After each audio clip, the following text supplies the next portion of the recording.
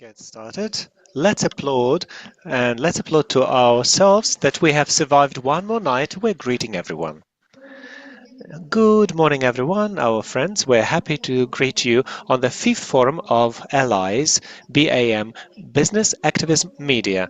We are here to unite our efforts and speak about variety, inclusion and tolerance in the community, together with representatives in the sphere of politics, community sector, law enforcement and media.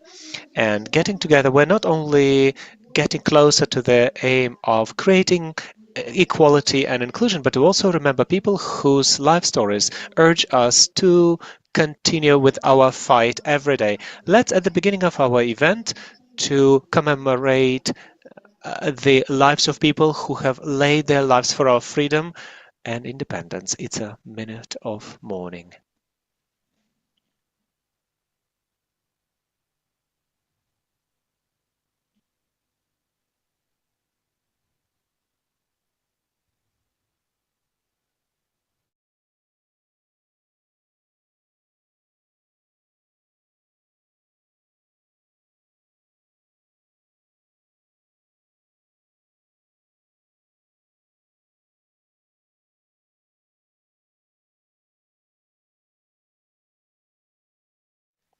Thank you.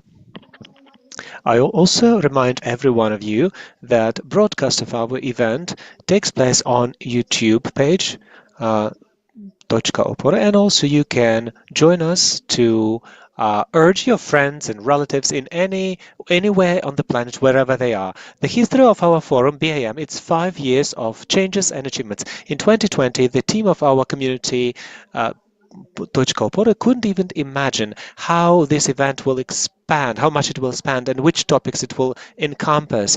That's why, sincerely, I would like to welcome here on the stage not only a great person, but also the person who is doing so much for the Ukrainian community, is the executive director of Opora, Tanya Kasyan. Your applause, please. Thank you. I still don't know honestly what to say, because when I was thinking about what I would be standing on the stage, for a few weeks I've been thinking what messages to get across to you, and every time they would change depending on the situation. So when I'm looking back 5 years back in 2020, that was the COVID year, the pandemics. Who remembers about that? But back then, we were like, oh, we had to invent a forum, an event, how we would get it done. Everyone had migrated online. Everyone is stumbled and unaware how we are going to go ahead. And then there was the year 2021 online, and then 2022, and then we created our third forum during all complete blackout here in Kiev, after the massive airstrike on the 24th of November. We also made it, and also we understood that the Opora, it became the invulnerability point, because we had a Wi-Fi, we had power supplies, and the warm blanket, and the power station. And every speaker who would join us, they stayed until 5 p.m. when the light and power resumed. So what I want to say is that sometimes you can be light to somebody in this darkness in order for this other person to become light to you. It's all about being allies. That all what stands for, what being ally stands for. Today you are for someone this light, and then somebody is light to you. And I'm happy that some of you are staying with us since 5 years back. Now you could see the familiar faces on the pictures, or also among our guests. And also I'm happy that some politicians are joining us, because back in 2020 we were only speaking about that. Possibly one day we're going to have some law on civil partnership, and now we have it. Thanks to our cooperation, thanks to cooperation with politicians, with our LGBT military people. And this is a challenging path. And when I was asking in journalism, when I switched from journalist to activist, I asked one American activist who has been for 30 years in feminism topic. How do you go on? Aren't you feeling bored? Why aren't you leaving? There's no burnout. And look at what was in America back in 1960s. Racial segregation. Women had to receive permission from their husbands to open a bank card. And where are we now? We had first black president. We had the candidate. Now they have one more candidate who is non-white. And and we celebrate small steps. Yeah, celebrate small steps on this journey. That's why we develop this scale, and you see that visually there is an aesthetics on this forum. It's a torchlight or limelight that expands because we started small from just a handful of people who were having fun, who were chilling near the elevators on Hromadske television, and back then we were only speakers and just a few organizers. Now it's you, now it's people who are watching us online, and I'm sure that thousands of people will be able to watch it. As every year, it's the first forum that we are so cautious that we have migrated online because we're scared. I'm really scared. I'm telling you honestly. First of all, because of the airstrike threat, and also because of one of the topics is LGBT. And you know what happens at such events. So I'm happy that you're here, fearless, and our allies, men and women, and let's expand this circle and let's expand this light, scope of light, because we need it so badly. Thank you. Thank you, Tanya, for such an inspiring speech. Every word is lighting with light. Let's applaud once again. But today I'm hoping that light will be enough during the day for everyone. We will be charging ourselves with this resource from each other. Let's agree. Nowadays it's quite challenging. So now you will be listening to inspiring speeches and exciting discussions where you will be able to ask questions. And I'm hoping that we will meet the timing. So let's applaud once again for you being here. And the first panel discussion will be dedicated to the topic of equality, business as the driver of social changes. We will be speaking about how business, how it can and should play an important role in forming society where everyone has equal opportunities. Before our speakers and moderators come onto the stage, I would like to say that it's not the first day that the community organization Точка Опоры provides the index of corporate equality, and today it's the last chance to complete the questionnaire of the Ukrainian index of corporate equality, just to identify the top companies who adhere to the variability. And so if you know any companies who haven't done this questionnaire, please make sure they know. The link on this inquiry on this and for moderator, I'm inviting Uliana Pcholka. She's a community activist. She's a deputy of group of League of Strong People and the Superhuman Center. Your applause, please.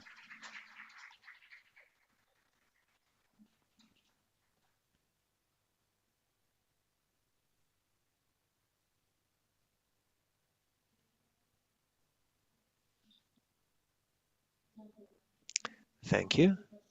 I had I had to be not the first one, but our dear speakers, Ms. Tatiana and the ladies. You're welcome. Please take a place on the stage. Pause. And let me introduce you, my dear speaker people. We don't have male speakers. I'm Uliana Pcholkina, as you could understand, as you understood from my getting on the ramp. But we're trying to build them ideal, but this one is not ideal, though. I would like to introduce you to the speakers who we're going to be speaking with, and the topic is going to be quite interesting. Economical barrier, economical driver of unlimited power, because it means all of us. And in front of my introduction, I would like to introduce you to my speakers. I will be asking them You will be preparing with your questions. You will have ample time, and we're going to have a bit of a conversation. So please welcome Olka Sidorina Wilkins, Diversity, and Marina Dudnik, DI Coordinator in Telius, Olga Novikova, Deputy of Social Organizations Altogether Jobs and Agency More Than, and Tatiana Berezhna, Deputy of Minister of Economy of Ukraine. Welcome. I am, as an ally of LGBT community, I've been always curious and interested in the theme, in the topic of corporate responsibility, not only as the representative of of people with disabilities, and also as representative of females, of women, and also I've been interested in corporate solidarity. Are we looking at LGBT community? Are we paying attention and considering that people with disabilities among war veterans, that the topic of veterans is the most relevant because we have been living in the state of war and Russia continues to kill Ukrainians. Today, this night, we had an airstrike on a civilian building. They just threw a bomb on the civil house, and the child got killed by Russians. But somehow we are separating that our communities. Somewhere there is one community, and over there's another one. So it's a kind of separation. There are some other people over there, and because we are a kind of unified group of people, we quite often forget. Businesses start to make sure they take care of people with disabilities, and they follow this vector, and they forget that there are people of among people who are disability people, they're also veterans and LGBT men and women. We're often referred to as individuals, like to depersonalize and making an impression that I am as a woman, I cannot look after my reproductive health, etc., and gender quotas in the jobs without taking into consideration that a woman with disability can perform this quota. No, I will be following the people with disabilities and we as for women, okay, I could be talking further because if we're talking about quotas, because nowadays things are quite uncertain. However, the quotas still work. It's a positive discrimination, I would say. Yes, unfortunately, they exist and they are present and they work. Yes, I would wish to use the method of carrot rather than stick for the social responsibility so that you could have some bonuses. It's not so that you're good, but also that you could have something in return. Besides, there are also global research into it. So the more diverse the company is, the more the product will be better. It will be selling better, it will be more efficient in the market, and the economic drivers are all about this. And Apple and Google and this kind of huge, large companies, they say it's beneficial. You invest and then you can benefit from it. And possibly I would like to start off from, okay, you're just job givers, employers, and I would like to ask Olga, look, you're not new people in terms of barrierlessness. Of course, we had already met before. We talked about multiculturalism, and you're talking about different people. And I know that you deal with such issues. What actually pushed your company to start working in the direction of barrierlessness and to develop policies and practices? Please share with us. Thank you for your question. It looks like in the first place, the company intuitively started to work to provide initiative because they responded to our corporate code, its culture.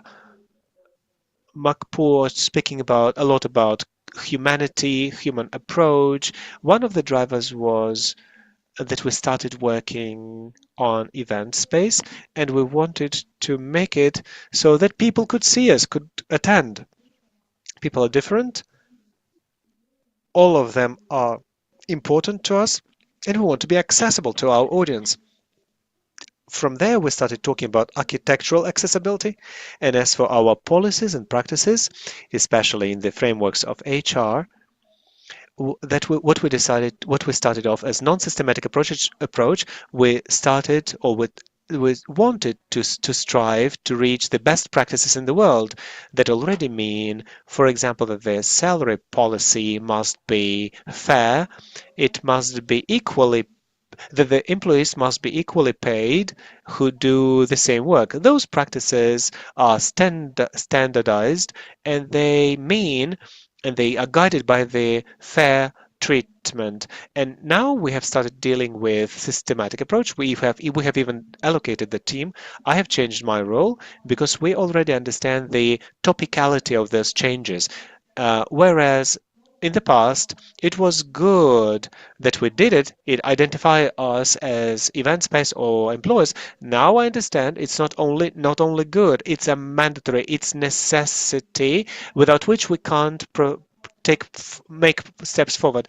Yeah, we're talking about bearlessness as the element of social responsibility. It's important to highlight that it's not only about social responsibility and maybe not so much about social responsibility, but more about how we run businesses and how we reach our efficiency. It's not how to make something good, some charity. It's all about how being competitive and successful in what we do. Thank you. Do you have any cases that you would wish to look into? Or would you need to take time? Okay. I have another question to Marina. Forbes identify you as the best employer. What have you done inside of your company for you to be recognized externally as the best employer? And what criteria of evaluation were? Did they take into consideration inclusion, diversity, the way we wish? Yes, let me greet you. Thank you very much for your invitation. I'm happy to be among of you here, and I shared with my colleagues already about the fact that during the panel discussion we are meeting at other panel discussions and we also discuss a variety of topics because inclusivity is a very wide topic. Thank you very much for your question. It was a questionnaire and the questionnaire envisaged on my part I can say that quite standardized questions, basic questions. Does your company have such and such policy? What the company implements, what can you share? But what let's take a step back to the origins to your questions about quotas, this contestable question as it is. I want to say that we are making use and we're guided by as follows. The inclusivity is what we do, what we create, but diversity is what we receive. And I think as of now, particularly for our company, it's the most optimal approach, the most balanced. So what we started off in 2021, everything started off that we started moving in this direction and we started thinking why we started because I completely agree with my colleague that the business topic that it makes the company competitive, especially if our company gets onto the global market and the company be must meet the international standards because in Ukraine they're not international fixed, but on the global level it's an absolute norm that that every company has to obtain, which is thinking of the international market. We started off from including equity, diversity, and diversion. We included this into the values of the companies, and by doing so, our internal commitment and public commitment, it already gave some rhythm to the path that we're going.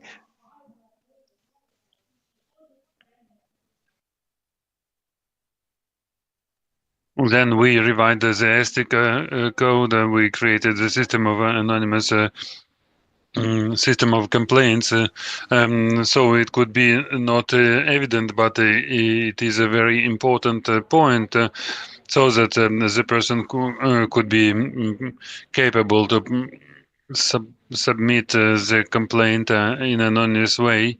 So the different hiring policies without discrimination, and also we thought that and understood that it's important to take into account the support of the experts that work for alone in this field, and so UN women, they are very well present and for a long time, and they have the toolkit that we can use. We can analyze our company and understand where we are now and where we move. And so we signed in 2022 these principles of development of the rights of women, and we had the result of 14 percent. So it was the gender equality result in the IT sector. So you understand that in IT you have the place to move and develop it, because in Europe it is in average 25% for women. So we started at the beginning of this panel to just to come to this equality to get this 40%. We need of course about 100 years. So the quotas can be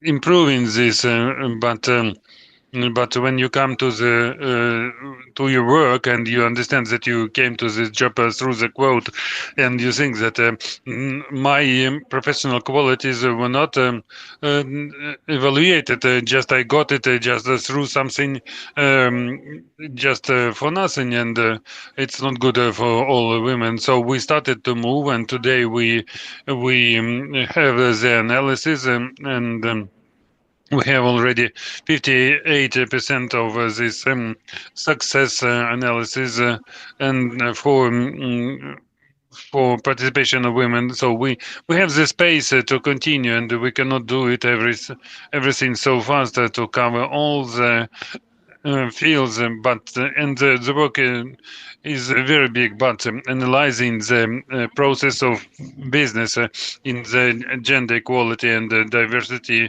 business in Ukraine, so we have a very good result, and we forget it very often because we are in our bulb always. But if we step aside and look at ourselves, we can praise ourselves that we did a good job and we get quite a good result here in Ukraine. So I can and talk so much. So you got 10 minutes, and mm, I would like to reflect the realities in our country, and we have women everywhere, almost in the majorities. So these gender quotes in the work spaces, I think that the Ukraine will become the trend setter in the world. How the women would be capable to perform the men's work, and so the Ministry of Economy will share with us how it can be done. So we have too many women in the market, and so we have still some inequality. Maybe we'll have the problem where to get men. What it is now. So let's get acquainted with our speakers, and I would like to ask Olga and ask you what was the idea to create this platform. What was the driver for you, where the different employers can find employees and vice versa. Who were the experts with whom you worked? And so when I looked at your platform, I didn't find very well-known faces. So for me, it's interesting. Where did you get these topics? It's very important, because when we hear the previous speaker, so it was for women. What was important for you? Thank you for this question. Hello to all. Yes, I am the founder of All Together Jobs public organizations, and we created the platform for job search. And the question is asked to me, what is the difference?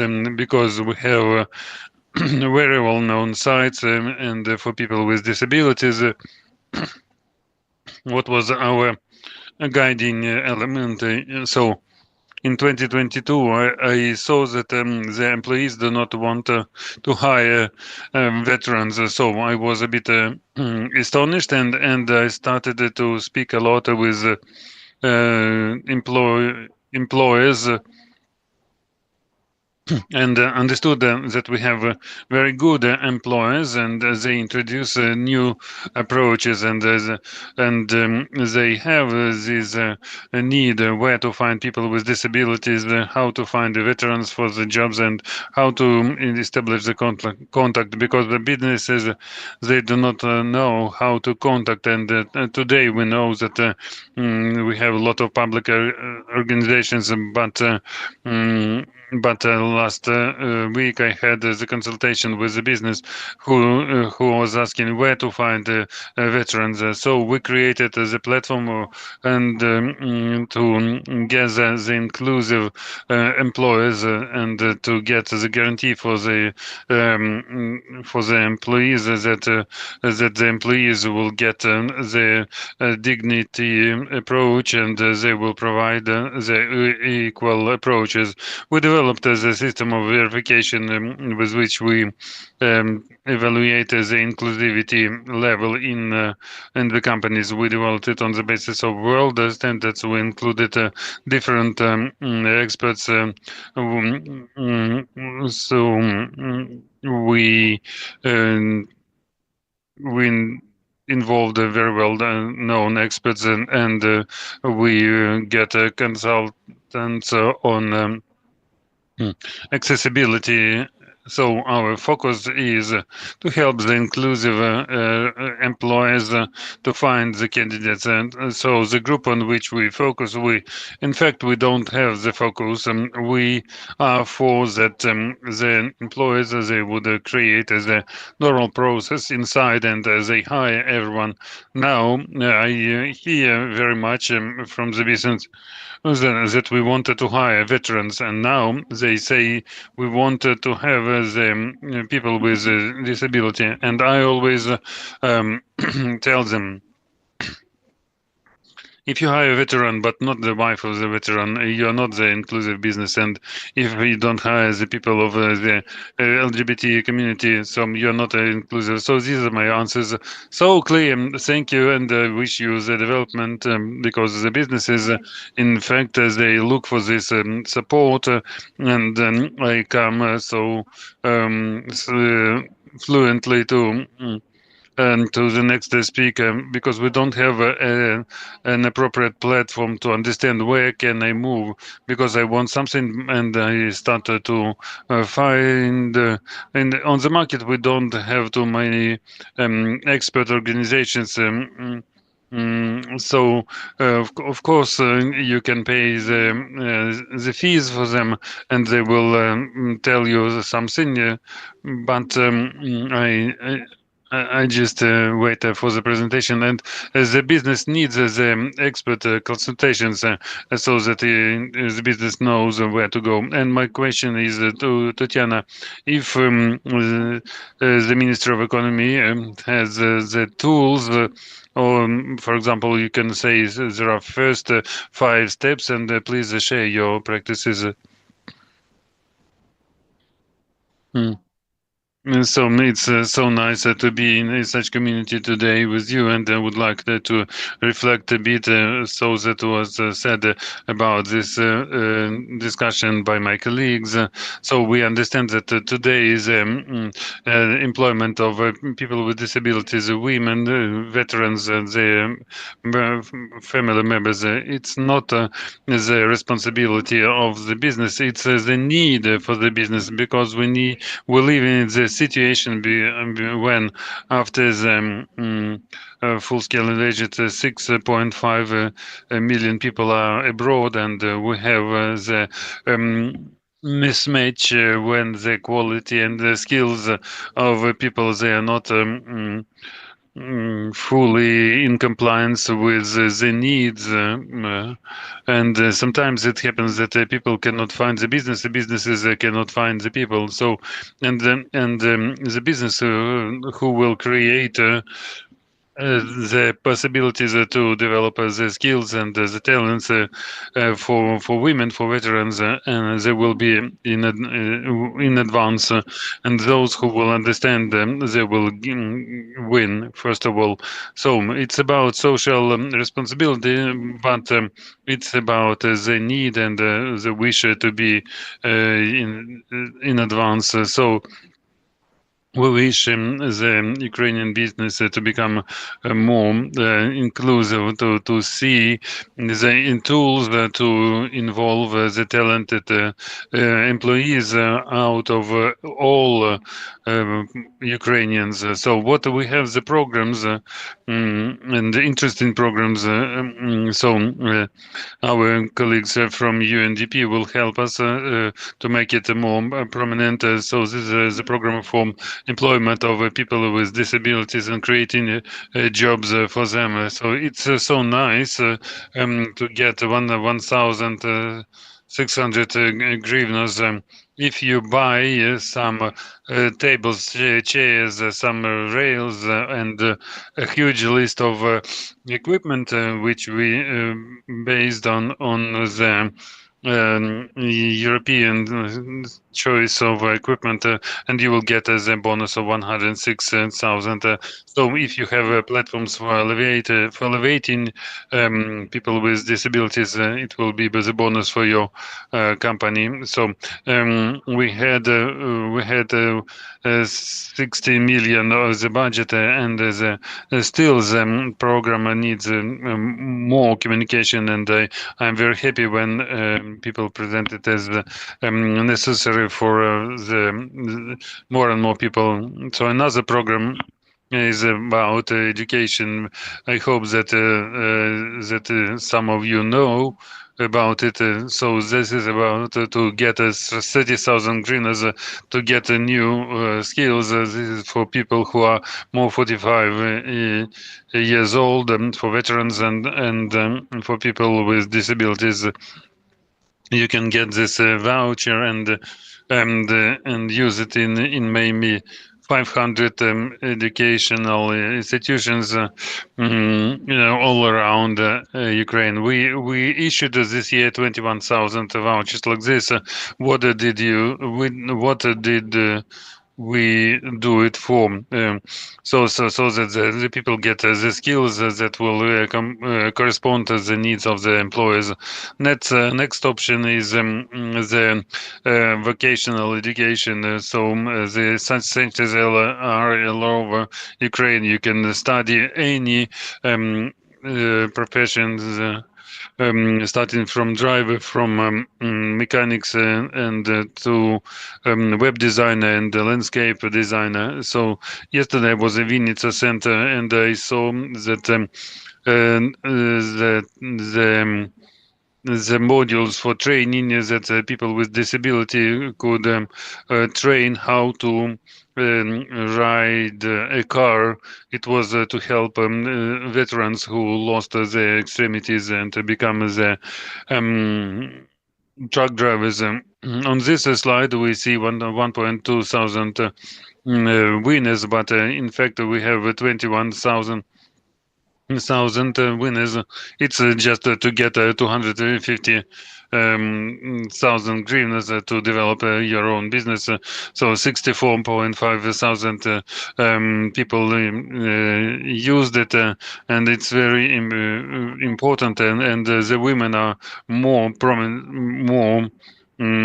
prominent in these numbers, and sometimes women they won or more often, but they asked for less money, and the money for women were less loss less big.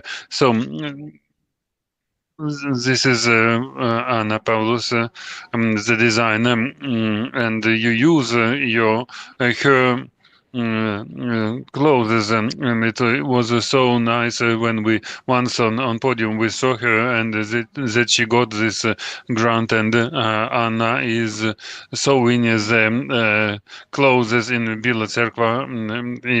That is very required during our times. So we have also the program for veterans and their wives, and so it's more than um, so for 1 million hryvnias, so you needed to create a job, you needed to just to pay the taxes and create the job. So out of our winners, we have an Andrei. So he created a school for children. This is the general information, and I hope you just took photos of QR codes but what interesting, if you speak about the quotas, and if you look at the electing legislation, it is not said that and it's only 50% of women, but it is written that on every 5 candidates you should have 3 and 2 candidates of different sexes. So if a woman is coming to a job, she should not feel that she was accepted through some quota. But what we do, we just promote the businesses take the correct decisions. What I think always is we live in a very difficult situation for our an economy, and every day we live with more and more challenges on the market of labor. So I would like to stress once again that the business who will make steps towards various barrier-free access and barriers-free in the minds of the owners, first of all. And so when we ask the employers every day, they say that the biggest problem is the absence of finances. And now they everyone says that the biggest problem is the lack of people. So the openness will help us to solve this problem. Thank you, Tatiana. So I listen and I hear and understand that barrier-free access is the new slogan for the society. And one of the 6 fields is one of the main fields. So for me, barrier-free access for me, who is a person with a disability for more than 20 years. So and I got it when I was adult, and then I understood that I could not do some things. So, and economic barrier-free access just very good because when I understood it when I decided not to use the public transport but to buy a car for people with disabilities. So now we should understand that the veterans they have some disorders, and even those who live in Ukraine through bombing, shelling, and missile attacks, we have disorders, bigger, stronger, or smaller. Everyone has a psychology that reacts differently, but everyone ever has the outcomes, aftermath of the stress, lack of sleep, and so I have this idea that, as Tatiana was saying, and so the businesses who will not become the barrier-free access you will disappear. You will not be capable to continue. But for example, if you have in your job description 20 requirements, but as a person can perform 15 points, did you think that you could be flexible? Because people who with disabilities or just were born with disabilities, they lack some skills and they lack the qualifications. The veterans, they lack them if they were laying asphalt all their lives, but now they need to do something else. So the new skills, how to get new skills, and the businesses should become flexible. Otherwise, we will not survive in our own country. And the question is to you. We, the IT business, and today, maybe it is not the field. Which is not ready for this challenge because the format is normally of online financing and the budget to create an office is very uh, possible to do. What is important? Every often we were saying when people ask us, do you have vacancies for veterans? Do you have vacancies for people with disabilities? But in fact, we have the vacancies for all, and I do not imagine that the vacancies for C++ developer could be written that this is for the veteran. But what happens very often and what we introduce on our website, we have a career site. We make a separate blog so that we say that EDI is one of the main values of our company. We show the commitment where the company says it is about the inclusivity and the equality. And in every vacancy, we have a paragraph that says that we open for the hiring people with any background, and the main idea that the candidate is capable and compatible with the requirements and correspondence to the values of the company. We don't judge by any other background. So people, if the person has the skills, professional for this vacancy, so we open for the hiring. So if we speak about the IT sector and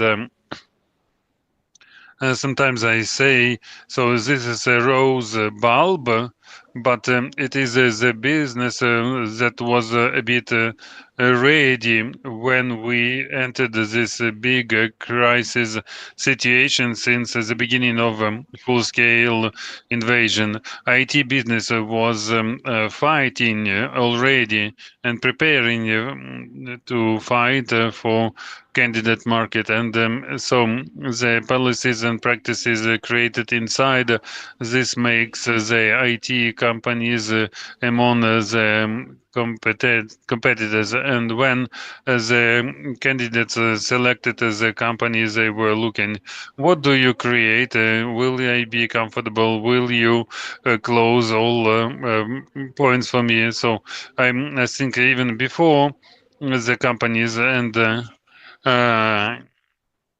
before the COVID, so the companies were tried to introduce beauty salons in the offices. So the IT field was fighting for the candidates. So now, if we speak about the businesses who go on the global market, the situation is a bit different. The IT business in this sense now is a bit in stagnation. But what is important to communicate outside? Saying that the company is capable, communicate about it and put it into your vacancies and on website through the resource. of communication about your vacancies. Very briefly, do I have a chance to go for a training program? So for example, I have completed some training courses and go for the apprenticeship program in your company because the chances are limited. Because what one of the project encountered in IT industry with people with disabilities, because they had lots of hard skills, but as for soft skills, it's just kind of to mail, just to say like, my name is so and so, I want to work. They're just lacking in them, and the person is not competitive because people are they usually grow in isolation, and those soft skills or subordination or getting themselves oriented that they can announce their own availability. Uh, so there are different situations. Is in general, do you consider such opportunities? For example, look, I'm the veteran. First of all, I've got cases where a truck driver completed some training programs in the Silicon Valley. So they train people, like a couple of people a year, manually, I would say. Uh, So they have received opportunities. They have purchased a computer for them, and now he can be able to earn money, receiving some neck injury. Yeah, as of now, we're talking about some active companies or projects where we train people and also help people with employment. As of now, in our company, such active projects are not available. But how we're trying to sort this problem out? We cooperate with charity organizations and also get involved as mentors, coordinators in order to extend and facilitate such skills, expand such soft skills as you are speaking about them, to like just to let people know what is happening there in reality, to help them, to accompany people, to go through the training program, to receive their qualifications. If I'm not wrong, we were in the panel discussion in the project Budj B. It's a very powerful project from in science where women also study among men who also want to strive to receive their IT profession, and we cooperate with InScience in order for our colleagues who either work in technical directions, so for them to change to become mentors or coordinators. Also, we cooperate with Vona Hub. It's the organization. It's also about the same. They train women who suffered violence. They train them to receive IT and technical specialties, maybe non-technical ones, and also they're looking for people specialists who will be able to support them. So now we cooperate with community organizations, charity organizations, and our colleagues help assist with such mentorship assistance and services.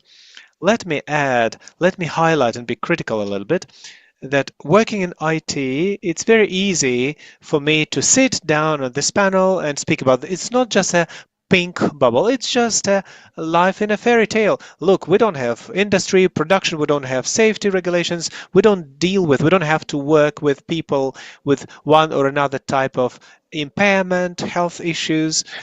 But with the obsolete rules, no, we can't. It feels like. So we're very, very free to organize new jobs for a vast group of people, for everyone.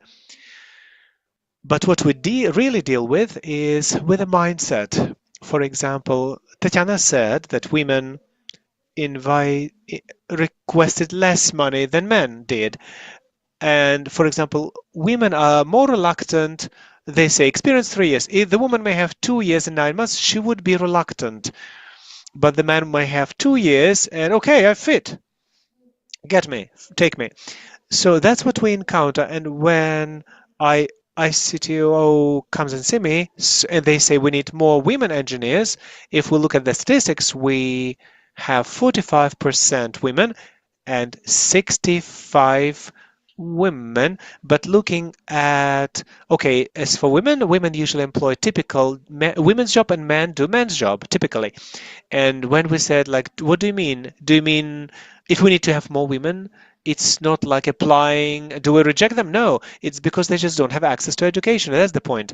And what you said, they don't have access to education. with people with disabilities. We can make the most accessible office, but how does the person will reach that office, both physically and I mean in terms of education? So what we're planning to pay attention, our focus of attention to, is providing opportunities for education, to educate women, people with disabilities, people without experience, for them to be more competitive on the labor market, and we could invite and employ them. The easiest way is to get it realized with people who are currently in the military service. We could, because we have access to them, and we offer them after their return. They could have some reskillization or career consultancy, etc. But also we need to work with this more in a more systematic approach and provide access to education and to these jobs and to those categories of people who historically have less access to. Thank you. Here, Ms. Tatiana, and then because you raised your microphone first. Okay, I would like also to give a comment on this point. Yeah, really, you said that IT is a pink bubble because I think that we all live in a pink bubble. Big, at least those who gather at such events, people who have the voice to speak, and we've got to push our narratives and messages, push them forward where our friends on Facebook can't reach. So when we're speaking about the access in women to jobs, high-paid jobs, we never think about such aspects where stereotypes come up. In the first place, why, for example, when a child is born, a girl, we present her toys, but as for boys, we present them constructing toys. Somewhere there, those problems stem from, those aspects that form those stereotypes where we live. And we, the Ministry of Economy, together with the First Lady, we started the first campaign to curb the gender gap between payment. What does it mean? You probably know very well that women in Ukraine receive 18.6% salary less for working for doing the same work. These statistics come from the state government statistics, and this is calculated on the methodology. That means for on one every 1,000 hryvnias that a man gets paid, woman's salary accounts only for 800 something hryvnias. So we wanted to figure out what happens. And the first one is imperfection of the labor code. We're going to change this code because we're living in the code that regulates the labor code that was adopted in 19 back in the past when Ukraine was definitely not the one it is, and we had a total different economy. Another aspect is definitely stereotypes, what we spoke about, how we start to raise boys and girls, why women are so much more present in the pink collar workers, but men are so much prevailing in the STEM jobs. They also have lower payments in service jobs, but STEMs are paid better. So we need to make decisions and we need to fix if it's really not caused by our stereotypes. And the number three, difficulty of combining personal and professional abilities, capabilities, and responsibilities, because our responsibility, because looking after a child in Ukraine is a woman's job. And again, we have to change our mindset because according to the Robota UA experience, the caring job is about 100,000 hryvnias if we speak about all services provided, babysitter, cooking, cleaning, etc. We never think about it when we take over this job. And respectively, I kindly ask you to pay attention to our Zvisno Zmożesz network, our Instagram page. We're going to have landing soon with all opportunities to women. We can in Ukraine, that's how it's called. And soon, next month, we will be publishing on this land new all opportunities for women to train to get those typical man's jobs, and definitely they emerge so many now. And getting these women involved to do these jobs, it's not about the welfare of every particular woman, her better pay, but it's also the matter of economy, because economy requires women as never before, and globally it's our national safety, because employment of women into economy and payment of their taxes is definitely what we can use into the favor of our army, because as you know, all the money that we receive from our international partners, grants, etc., we can never pay it for our defense, because our defense is our internal taxes. Thank you. Yes, I wanted to share with you our insights from IT sector.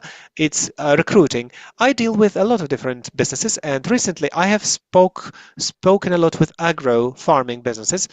And currently, the situation they have and the trend they have, agro businesses in Ukraine are very much suffering today from, maybe even more than other businesses, from shortage of staff.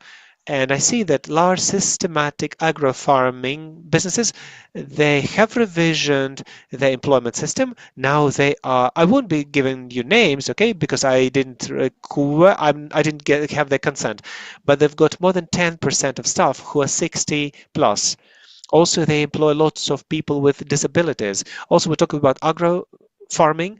Please find tractor drivers. We need such people and mechanics. We reject them because we say, no, no, no, let's develop the system of training because they're ready to employ people with disabilities, with amputations. Modern tractors and modern equipment allows for such people to work. Such business people are looking at people to employ more variably, and this trend is available. And even small businesses are looking very much into this direction. Thank you. Also, they should communicate that they are ready to employ LGBT community because that's important in communication. Look, involve, for example, we involve everyone. Look, and we say, but we're not friends with these. No, no. And how about this one? And with this one, yes. Veterans are more popular. It's more popular. People with disabilities is also a beautiful thing. But here, no, no, no. Because people will have some misunderstanding. And I have respectively a question to you. There is a month of pride. Lots of businesses are proud that on my Facebook page, maybe I am an ally, maybe I'm an easier person here, and I have some pink bulb as well, bubble. Maybe you have some experience of your companies who you work with. Maybe Tatiana, maybe you have some experience with your business. Maybe you as a business I have got a question on the official level. For example, a month of pride you support, right? Because, for example, the month of cancer of breast cancer, maybe it's more beautiful. Pardon me for such a comparison, because you won't be punished. You won't call for from the radical commentators for you to have this kind of rainbow flag on the main background of your page. Okay, let me start. Let me take the flow. Okay, one of the focuses, and we've got the strategy, I and strategy. I've got one of the focuses of the strategy is gender equality. Uh, Accessibility and inclusivity, respectable parenthood, and support of veterans. In frameworks of gender equality, the main focus, approximately 80%, I think, it's exactly the topic of women, supporting women, and expanding rights and opportunities of women. As for Month Pride, this year we communicated externally. We changed our avatar. We made respective posts, why explaining why that's important, why this topic should be raised, what attitude of our company is to this. Then we had some training, respectively, in English and in Ukrainian. Also, we invited Maria Tyakuch. She was responsible for this training, more in the training in the form of workshops, because it's more like an hour and a half communication, active communication, right? Because lots of questions that we would wish to find out, to sort out and resolve, how to correctly, even from the perspective of ethical communication, how to behave. We had lots of colleagues. Let me say right away that in English and in Ukrainian there were more questions than in English, because for our colleagues abroad, especially if we're speaking about western part of Europe and the States, for them it's a very basic thing.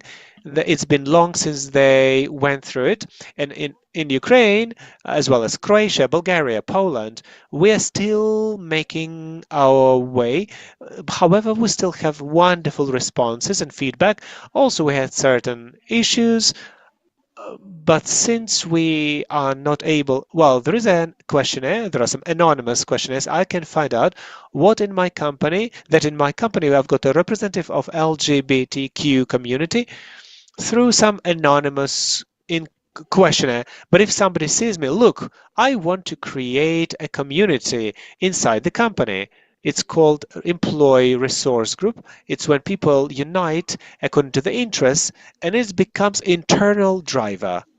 How, and for me, it's very important and very valuable when people see me and say, look, I want to do something. I'm a representative of LGBTK plus, and I want to understand what instruments I can receive within the company in order to for this topic to be pushed. Can you imagine how valuable it is? Because the person has been working for a year or two and has been quiet on it in within the team internally with people who he or she worked. But with this Pride Month that we supported this month, I know at least two of our colleagues, representatives of LGBTK plus community, who made the coming out in terms of the team internally, and then this colleague also said about how she got married officially and having a baby. I want to say that this is such an inspiring thing. You understand that this basis, this fundamentals, okay, the training, okay, so what? And then there was kind of event campaign, external and internal. Okay, so what? But in reality, that's a very important thing that the representatives that work in your company, those who are potential candidates and potential specialists in your companies, they're looking and saying, look, somebody's waiting for me. There are excellent conditions waiting for me to take. And at least it inspires me. For me, it inspires me hugely. And I want to say that at one of the meetings that we carried out in the Ukraine language, there was a colleague, a military one. He joined from the front line. Why? Because one of the focuses is the helping the veterans. We are in touch with our military service people and we know where they are. I know those sounds, but he joins in. I am your ally from LGBTK plus Q plus, and in this moment I understand, wow, how rightly it was, how the good thing it was for us to run this training, which seems like just a training, but eventually it had some outcomes, some important things. Thank you. A massive coming out I started to have among my friends and acquaintances when I just posted a message of support. It's understand that we have been silencing these things by default, but when you're communicating, people still conceal their LGBT things. Uh, Disability is not a taboo topic, right? But LGBT, not so much. Okay, we're running out of time. Please, brief comments. I think we have some questions from our audience. Do you have any questions from our audience? Please raise your hands. Not now. Okay, so we now have 7 minutes more. You're welcome. Okay, this year, first of all, we supported Pride. We did it in our networks, and for several months, okay, maybe this year, and the main barrier was that we were worrying that we would say, oh, look, we would say that we support, and somebody will come and see and check us, and we would say, oh, we're not so good as we feel like, as we seem. So in this topic, what is important to support business organizations who want to do so, but who worry that they're not good enough. This topic very often comes across. What we did is we provided a training program. We have this internal digest, and we invited our colleagues who openly speak about LGBT status. So telling us their stories of their coming out status. And those stories that we posted, they became the coming out posts among our colleagues. Look, we keep track what feedback they have and what digests, how they're read. And this is our most popular post. And that was such a lively and brisk response that is so important to hear such stories. People feel valued, that they're trusted. People not afraid to share their stories. It was an important thing. It made a difference. But the main driver was that several years ago, one of our colleagues made a public coming out, and our colleagues, of course, knew about it, and nothing happened. No one turned their back to him. Nobody prohibited him from making progress on his career ladder. Even the opposite, he received lots of support. The people saw that it's not scary, that it is accepted. Then we started to speak more and more about it. and we finally managed to speak about this publicly. Do you have any more comments? Thank you. A brief comment, let me. Just an example. I know one great company. It's an IT company. It's a small company, 50 people. They're not in Kiev. We understand that the situation with LGBTQ plus in not in Kiev is a bit worse than in Kiev. So for 50 people, all varieties, as you could imagine, representative LGBTQ is, as far as I remember, like as many as 5 people who accomplish this coming out of 50. There is a lot of other diversities, people with disabilities and veterans, and very, very good. And how do you do it? For Ukraine, it's a very, very cool thing. And they said that from the beginning, it was their focus. It was the focus of the top management.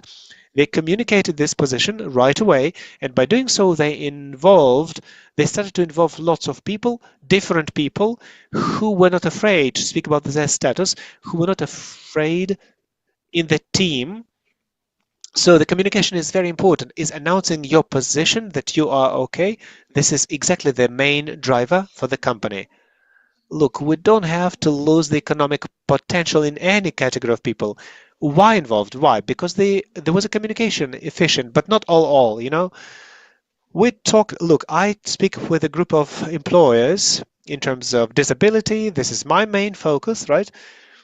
But sometimes this positive discrimination that you have to communicate across, that for you as well, and people feel they join in. For everyone, it's kind of for everyone, and people's attention is dispersed, and people don't dare through many, many stereotypes and bias, not only LGBT, but also disability. People conceal, especially if this disability is hidden. This is a category of people the most discriminated in our community. Mr. Tennant, do you have some comment? Because because we have questions from the audience. Microphone, please. I can support everything that has been said.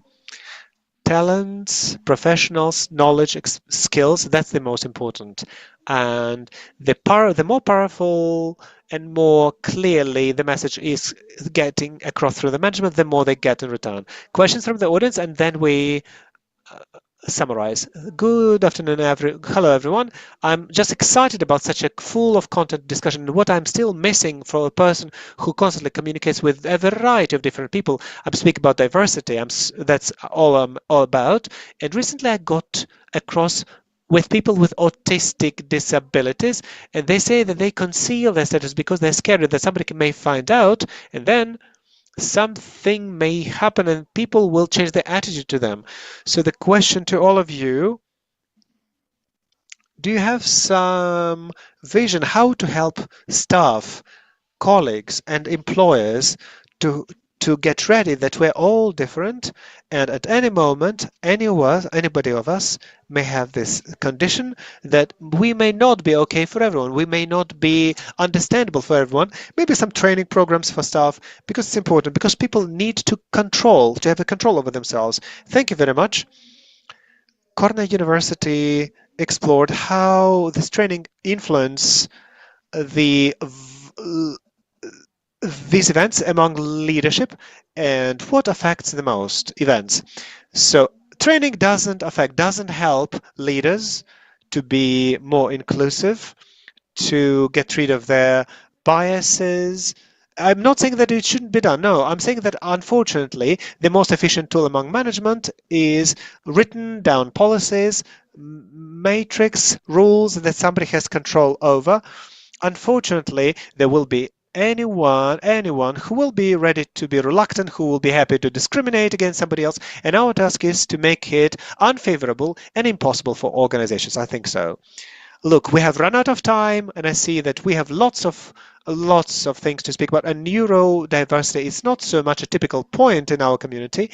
I'm hopeful that today, during our forum day, you will be able to hear lots of information. We're going to have cool speakers and speakers, both female and male ones. I'm grateful for your questions. I'm grateful to you for your work, for how we hear.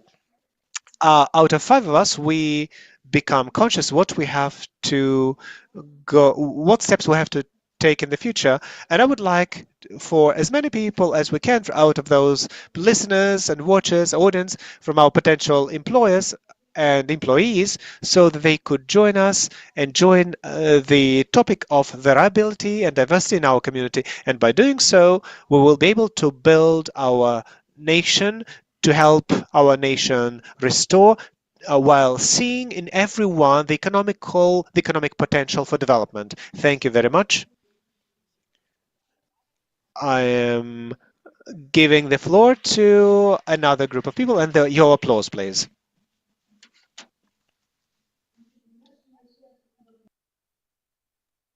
So to finalize, I would like to thank the speakers.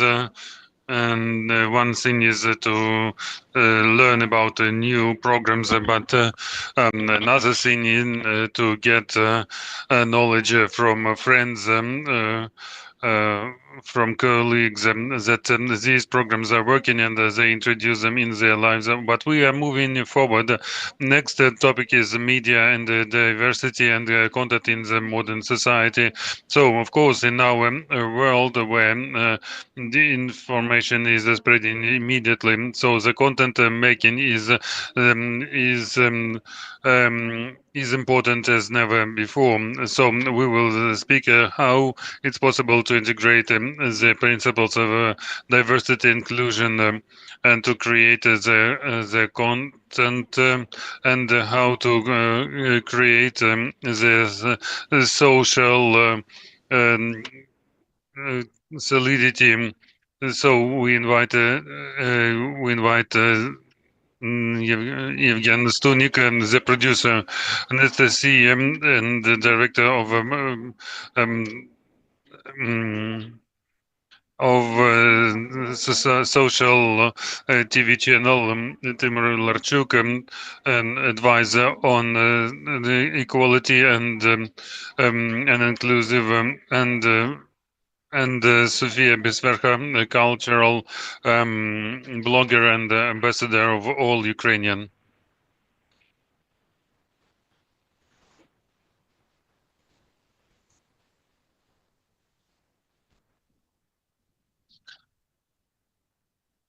Hello, I'm very happy to moderate this event. And so if we ask what the cultural blogger is doing here, when we speak about the differences and the content and the inclusivity, but in my blog, of course, I speak more about the culture, traditions, and the language, but I see often that I want very much to create such content, and I look for topics that are relevant right now, and to find the people and make people more open, more tolerant, because we see that not only the questions of let's say, to legalize the relations between the partners from LGBT community, but also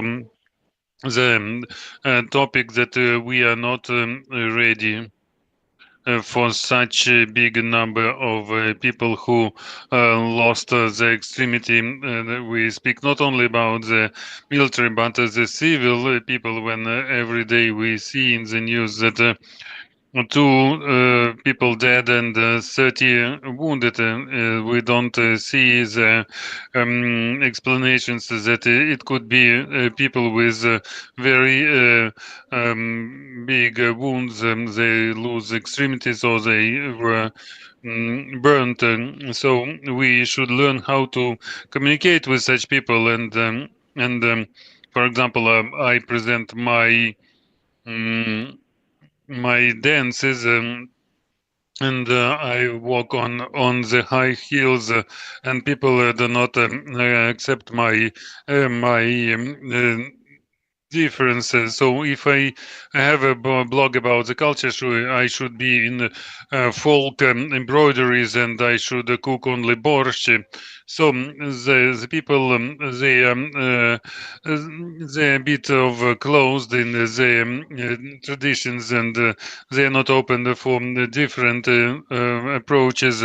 So the question to all of you, and we will speak about it separately. And so, why do you think for the recent years in Ukraine and in the world, we have more and more views that show that the different people, so the scandal about the black skin mermaid or any series from Netflix, there will be always a character on a wheelchair or just people from LGBT community. And why is there this interest, or just as this the tendency came to us that existed in the US and in the West for the last decades? Yes, I will start.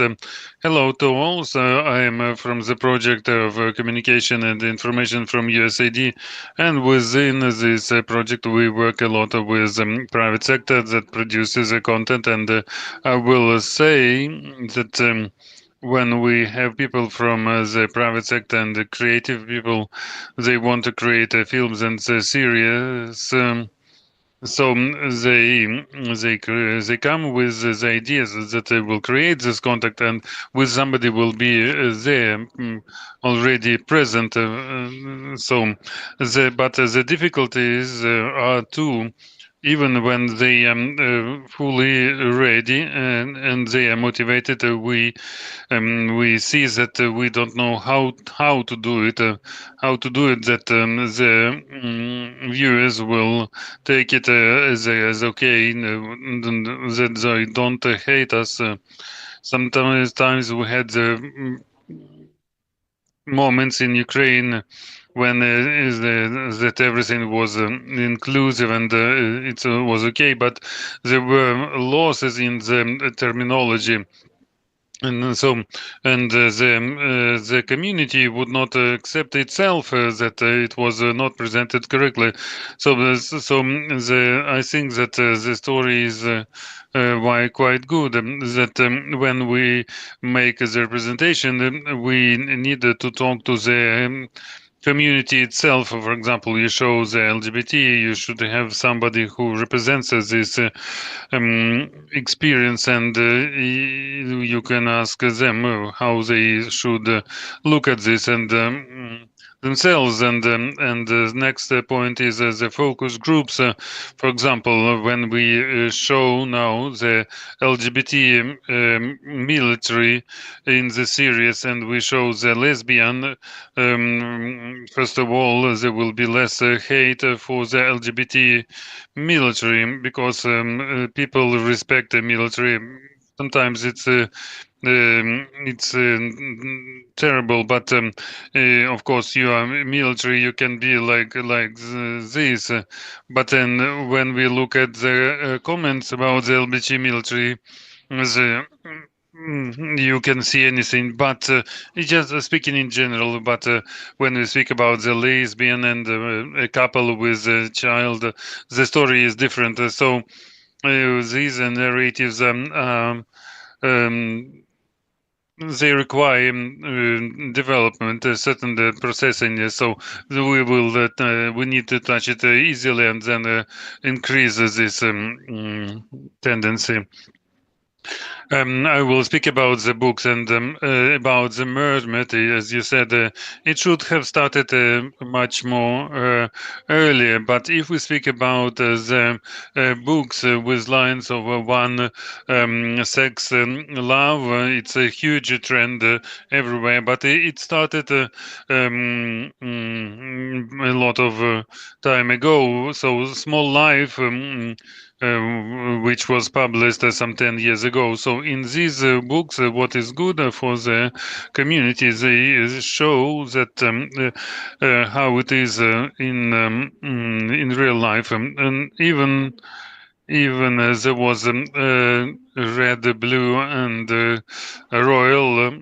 I just mixed the colors. But when you take the book and you think that you will laugh, but you see in there also that this person does not live as you live. So other books like Small Life, they show this side, and the more you have such books, just not a good thing. I will tell you. So the more we have TikToks that cry over such books, it's better because it is about tolerance, about understanding, about empathy, and as for any other person. And a perfect case that I have, there is a book by Philip Besson, autobiography story about his first love, when one character goes well, and he takes everything from him, everything. So the first love of two boys, it's not the first love of boy and a girl who can walk in the street. They should hide it. So. About this book, we have a lot of book clubs, and once I come to this club, there was an elderly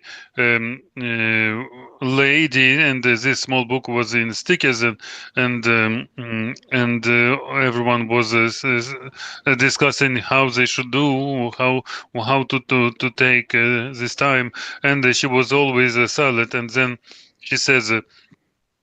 I am so happy to have this book. I was growing in other times, and nobody showed me, nobody explained me, and I couldn't even imagine that there are people for whom the first love, it's not the story that you just remember with butterflies in the belly, but this is the story when you should hide, you should be afraid, and you cannot show it. And when I read it, I was crying so much. I just understood so much for me. We need so many books like this. So please give us more content like this, more books, and I will agree that this content should be quality, because we had the cases when we selected a book. We cannot read it always. So once we could read it, and it was an old book, but if it has a beautiful one sex love, but in the same way, there are so many misogynes. So we understand that we need to keep the balance. So we need to work with such content so much. So I agree. We need more content. But do you agree that we have a higher bookshelf, a medium bookshelf, and some fan bookshelf, because I was studying as a philologist, and I'm so I know so much about Virginia Woolf and Faulkner, and I will not read the mass market authors that so many people will read, but it is not about the quality. But I think that today it should be the music with different genres, and the books, they should have them, and the series, because we should replace everything Russian. So I agree. Our market was so much under Russian expansion, and we started from zero. It's very important for us that every niche would be closed. Otherwise, in some years, the Russians will invent how to do it. To load our book shops with their literature.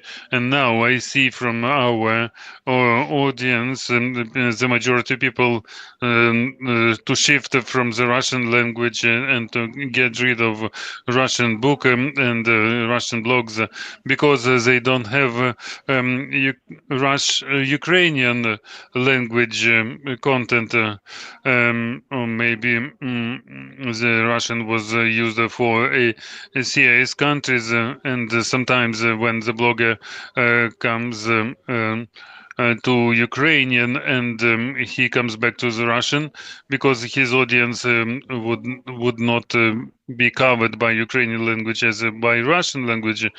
So so creation of new content, it will help people to shift to Ukrainian language. The more you read, the more you watch in Ukrainian language, the more you have the need and the practice. I would like to add that Monroe, the blogger, she created a blog about other bloggers that.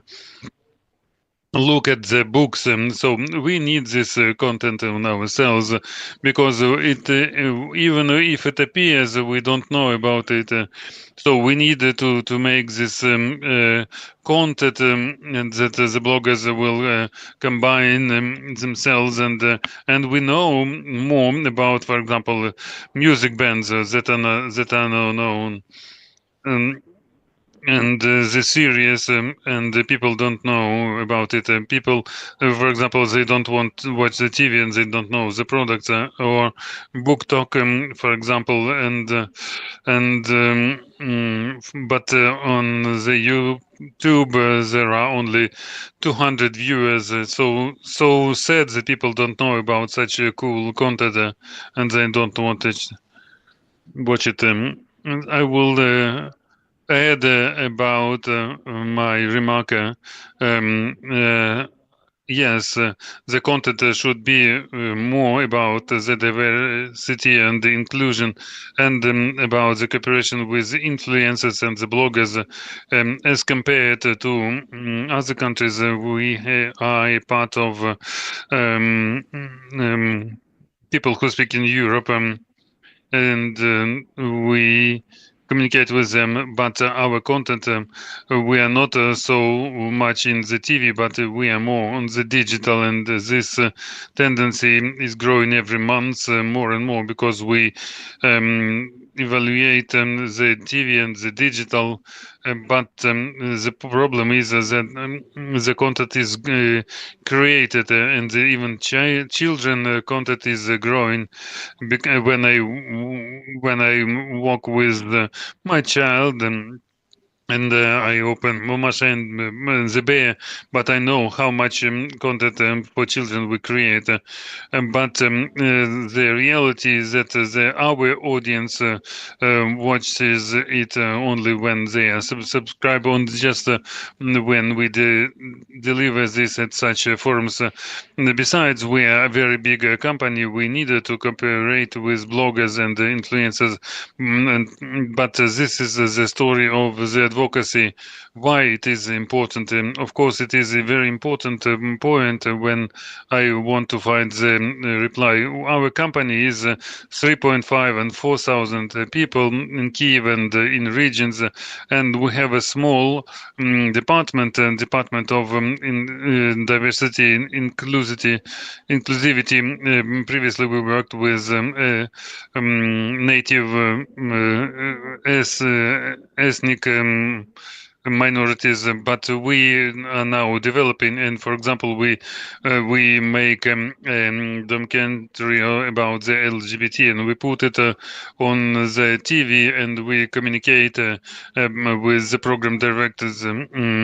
We say that it's not obligatory that it after the midnight that the people, the children do not watch it.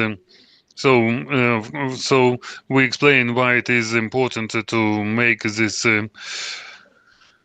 advocacy, why we need the influencers who will show that this is about values as well. So it's very important which arguments and we find.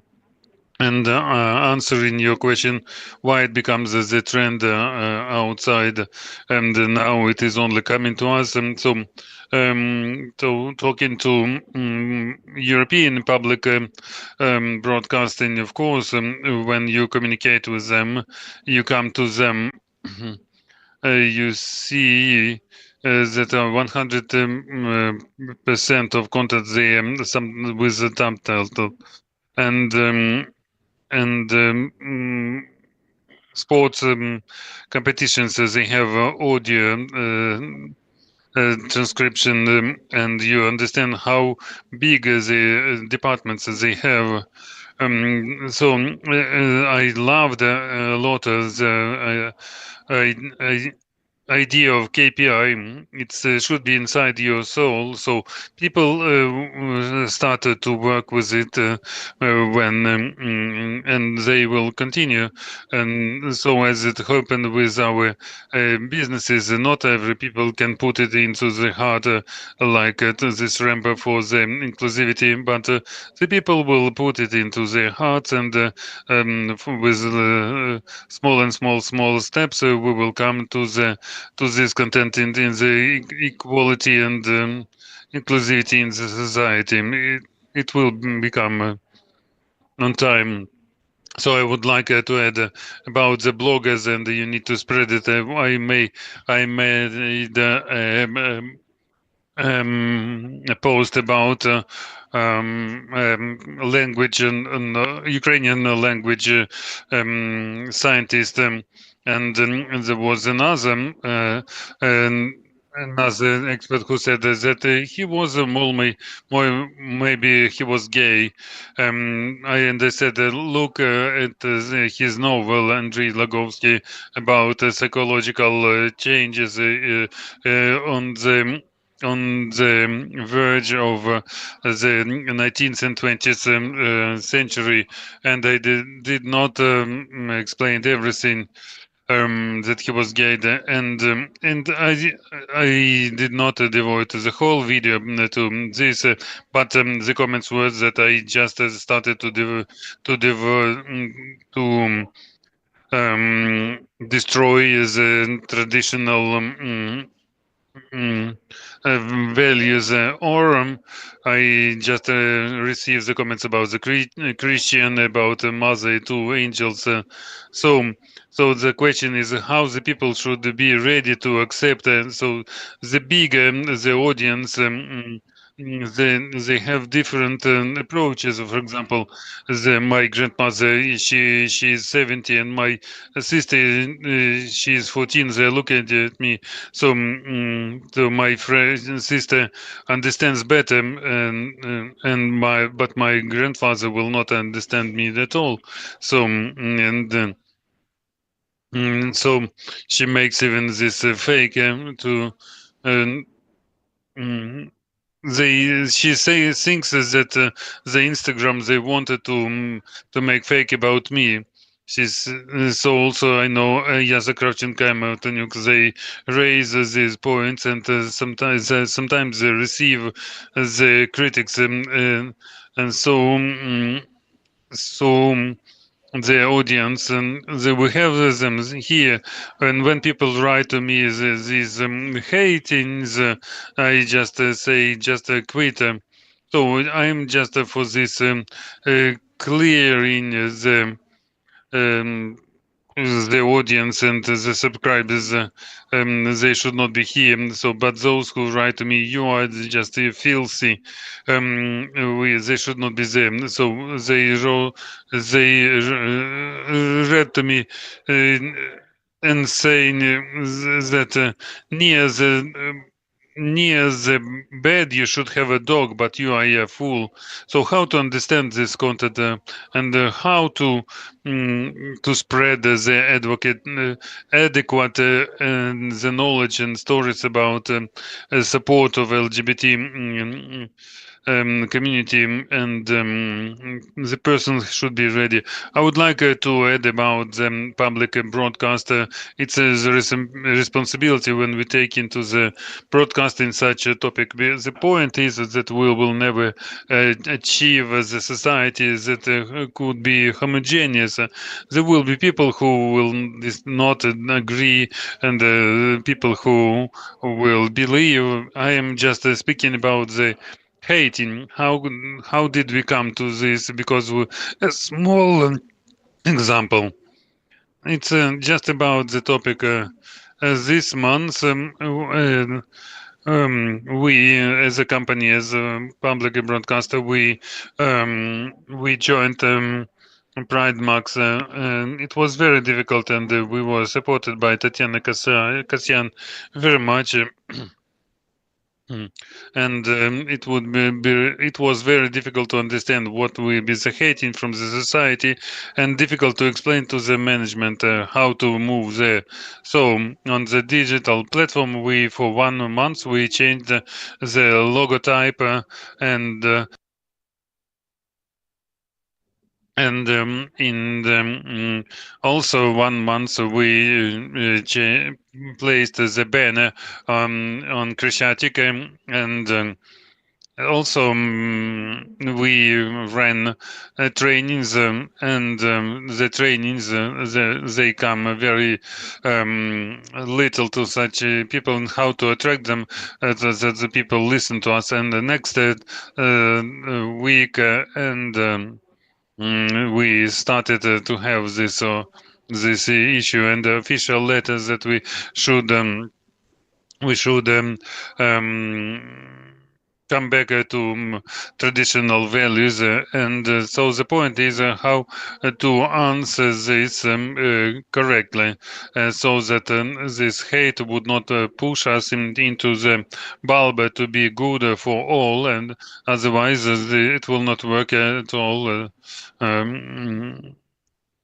So everyone is so beautiful and clever. I don't know what to say. So I come to come back to the question of the beginning of our era. So so why is the tendency and trend for diversity becomes so popular in the West and comes to us?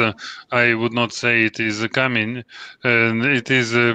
Crawling with small steps. For example, I come into Netflix, and I see the category LGBTQ plus series or the topics, but and if you come to our channels, you will never see such a selection.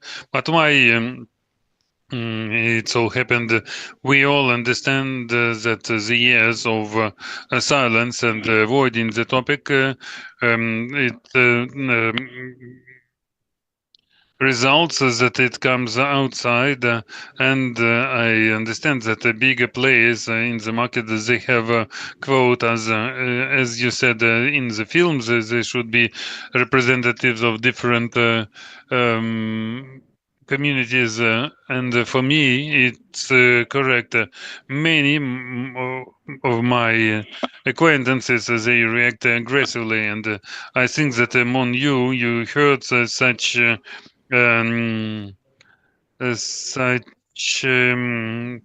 remarks. So mermaid and the world gone mad.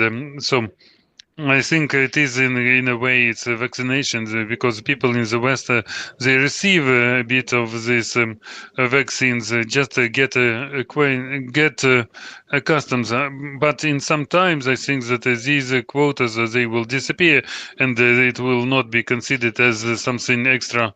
For example, in the film, in the series of there could be the black skin, and gays and the lesbians, they can play, and the queen can do anything. So this thing you can disappear so that it would but so that they understand it is okay, they need some time to pass. Even in the west, they just put this give them this vaccine, even if they understand all this. But what do we have here? Myself, as a person who tries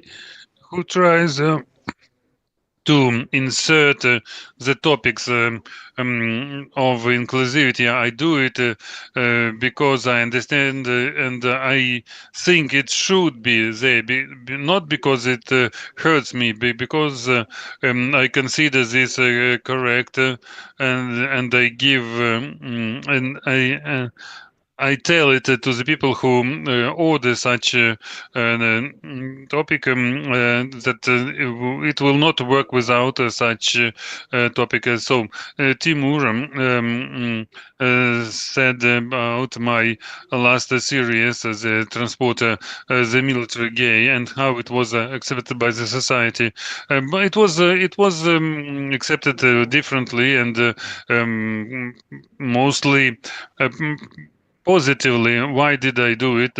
Just I do it on purpose because I understood that it would be nice uh, um, and so the viewer, who is the homophobe, would look at the first four series and would say it was so nice series. But I did it on purpose from the beginning, and I did it because I saw it from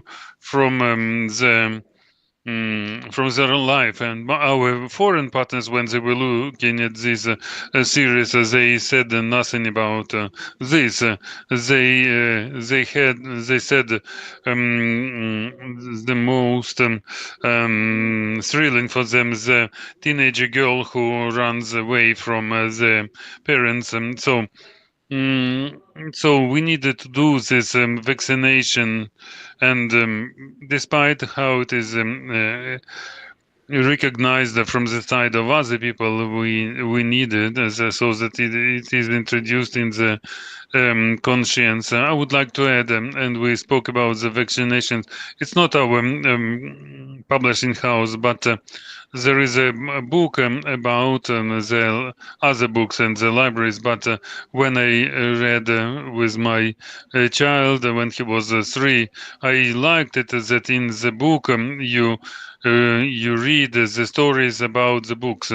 They run even almost no people.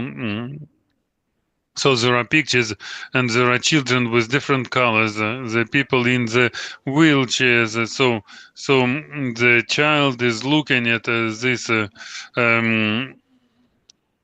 this situation, and it for him it becomes fully clear this diversity, but not as it was before. When you open the old books, you see always the white children, and so and it doesn't written. It is not written in this book that so look, this person is different, and the child looks in the book and understands that it should be okay like this. Also, I would like to add, my sister is 14 years old, and some 2-3 years ago, and she said. Says that there are books about the health, and it is written that the girl should be with long hairs and not with short skirts, and they should be thin, and otherwise she will provoke, and the boy should be with her short cut hair, and now and they look at these books with their parents, and they say that if you go into into a small town, the people will look at you as differently. And when I remember when I was a teenager, I bought a raincoat of a violet color. It was so different, and my father said, "I will not go with you if you take this raincoat." And but now the people they see in the streets, the people on the wheelchairs and the people without extremities, and they we need. To teach them how to react and not to take off the eyes as I did when I was the girl. So then now we need to explain it how to behave, and the parents should explain it. It should be in the metro, the rights, how to behave, what to do. As you started this topic, I would like to continue about the approaches, about the ways. How to do because I think there should be no there should be quota in any content, but any company decides if they show this. We in Star Media we decided that we will speak about this on in the corporate level and in the level of the content, but that depends how we will show it because aggressive method our society does not accept. So if we show um, and on the serial on the central channel a series or a film in the prime time about the LGBT topic. I just invented a pride time. It will not be accepted. So even if we put so much money, we will be doing so strongly. We will never find such marketing hooks to present it correctly. So, for me, it should be integration in. Other levels of society, so not to hide the eyes, we should introduce in perception of different communities. My example is Alexander Terran, who became a bachelor. So the military who lost the extremities and in the women's program, he became the biggest character. So for me, for the people, the military who lost the extremity because they are the heroes of our last 10 years. They should be everywhere in the most pop forms of content and the higher forms, more intellectual. And this comment that you show um, in and you saw and you saw in the Facebook that when the Alexander became the bachelor, so there was a comment: if this guy goes to Donbass, he will be useful there.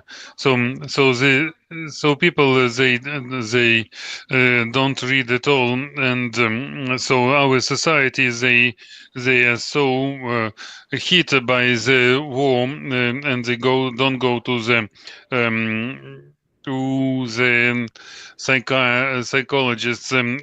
People in small towns they don't go there at all. So people they are hit by the war, and they cannot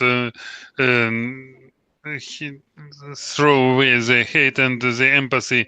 The people they don't feel at all empathy at all. So some people they write to me the hating comments and It's only 5%. So we accept it for as something very strong, positive. I just accept less correctly, but they write something bad to me. It will stay in my mind, and I can keep it for many months. People should learn to be empathic. So I would like to say about the cooperation with Ministry of Education. We understand that we cannot change the books for teenagers now. So we started to cooperate to create more educational content that we recommend as a methodologist of educational content so that they will be capable to show it in the school, because the last year my son and the book about the basis of the health so there were 5 pages. So if you are a girl, don't go late at night. Don't put short skirts, and don't provoke. And it is it's the beginning of the 21st century, and the teacher says, don't do it like this. And my son tells me, Mama, don't do it. So we understand how the ministry can influence the content and how to tell this society that we cannot make a series about the LGBT just in front, and nobody will accept it. So we have we had a character, and we selected for some series. There was a guy who came to us. So he was a red pants with red hat. So he understand he's not our hero, and the audience will not accept it. It will be like um, the same comments as for Alexander Terran. So he said he will not change the clothes.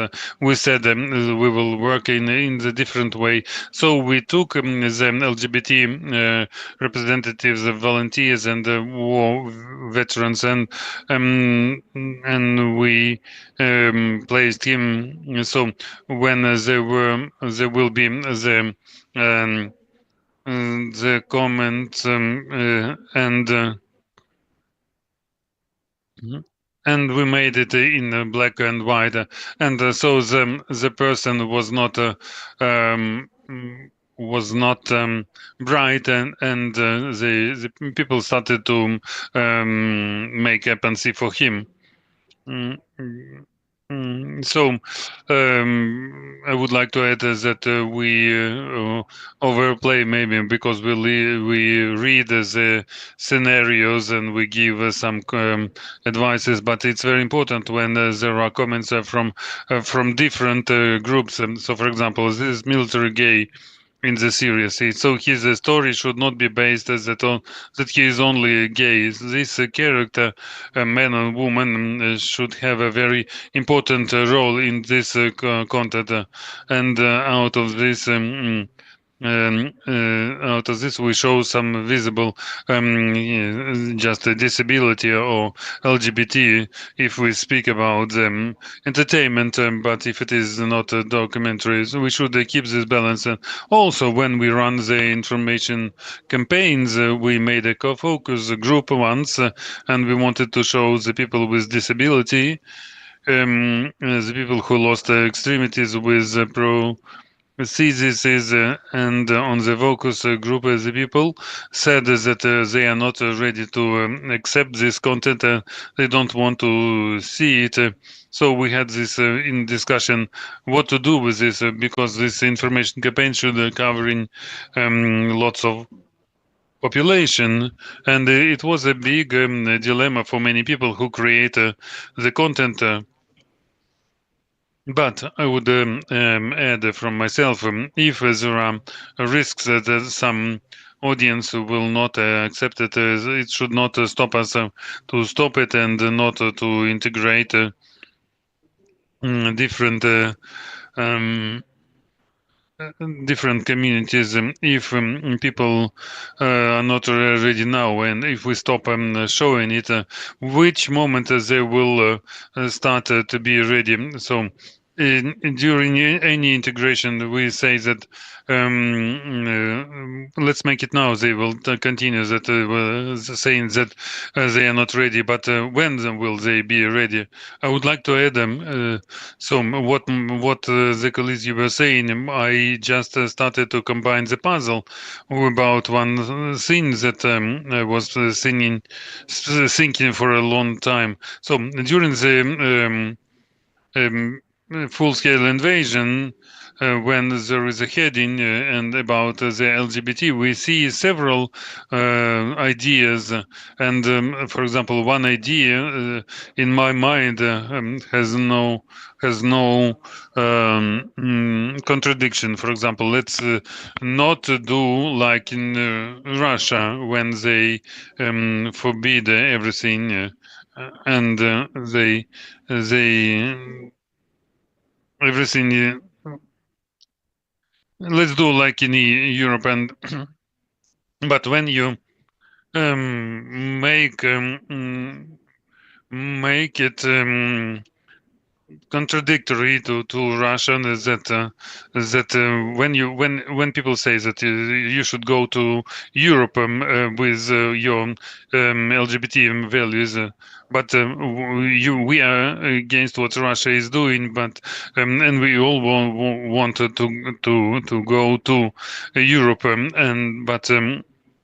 It is European values, but when children read in the book which how the girl should be, how the boy should be, and the children come to the family and they read it together, and when the child goes to the school and when the child receives the same thing as it was introduced during the Soviet Union or in the 90s. So it's terrible. We see the situation how different it is, how difficult it is to place it into the culture, into the education, into the Ministry of Education. Who writes this book? Who writes these books that correspond to the values of the aggressor? So this question, which I couldn't answer myself, it started to combine in one story, but the final is not too rainbow. So I just hum some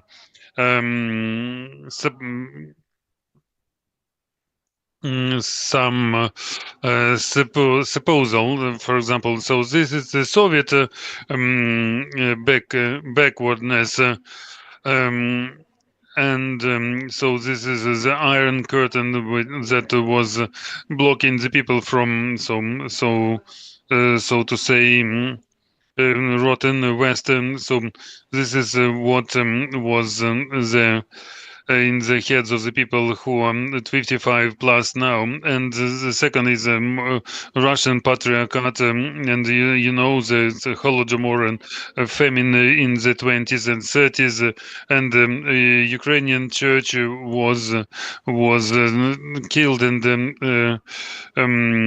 shot, and I was born. I was brought up in the family that went to Russian patriarchate, and it was. And it was not so much as prohibitions, and now it is like this. Under the blog of the person who about who was raped. It was written that why did you put these clothes on yourself? And so myself, when I was going to church, I could not wear trousers. I should not. I should wear handkerchief. And so these restrictions, the interdictions, and this is the same for my parents and for me and for my system not to make a blue hairs, and so this is a for interdiction from looking at the different people from different values, so including the LGBT people. So and the people who are writing to me, and the persons with there was the person 25 years older, and he was going into the Protestant church, but he was for 25 minutes he was telling me that it is not natural. But I'm telling him that it is natural. Look in the Bible, it is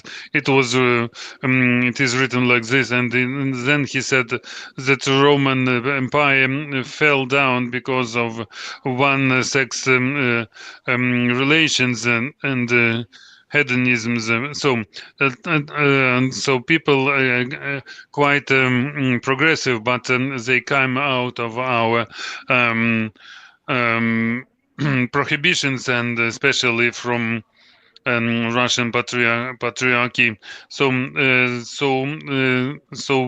The person like me who came out of the Russian Soviet culture, and I see this correlation with religion interdictions,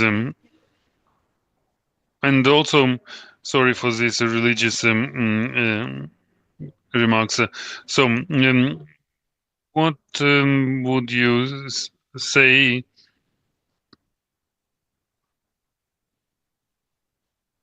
What would you say as the rules that we should use use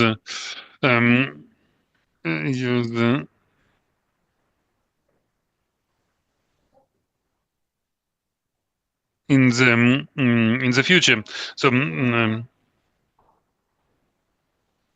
So I heard from you that we need not only say that this is an LGBT person, but from us with other roles.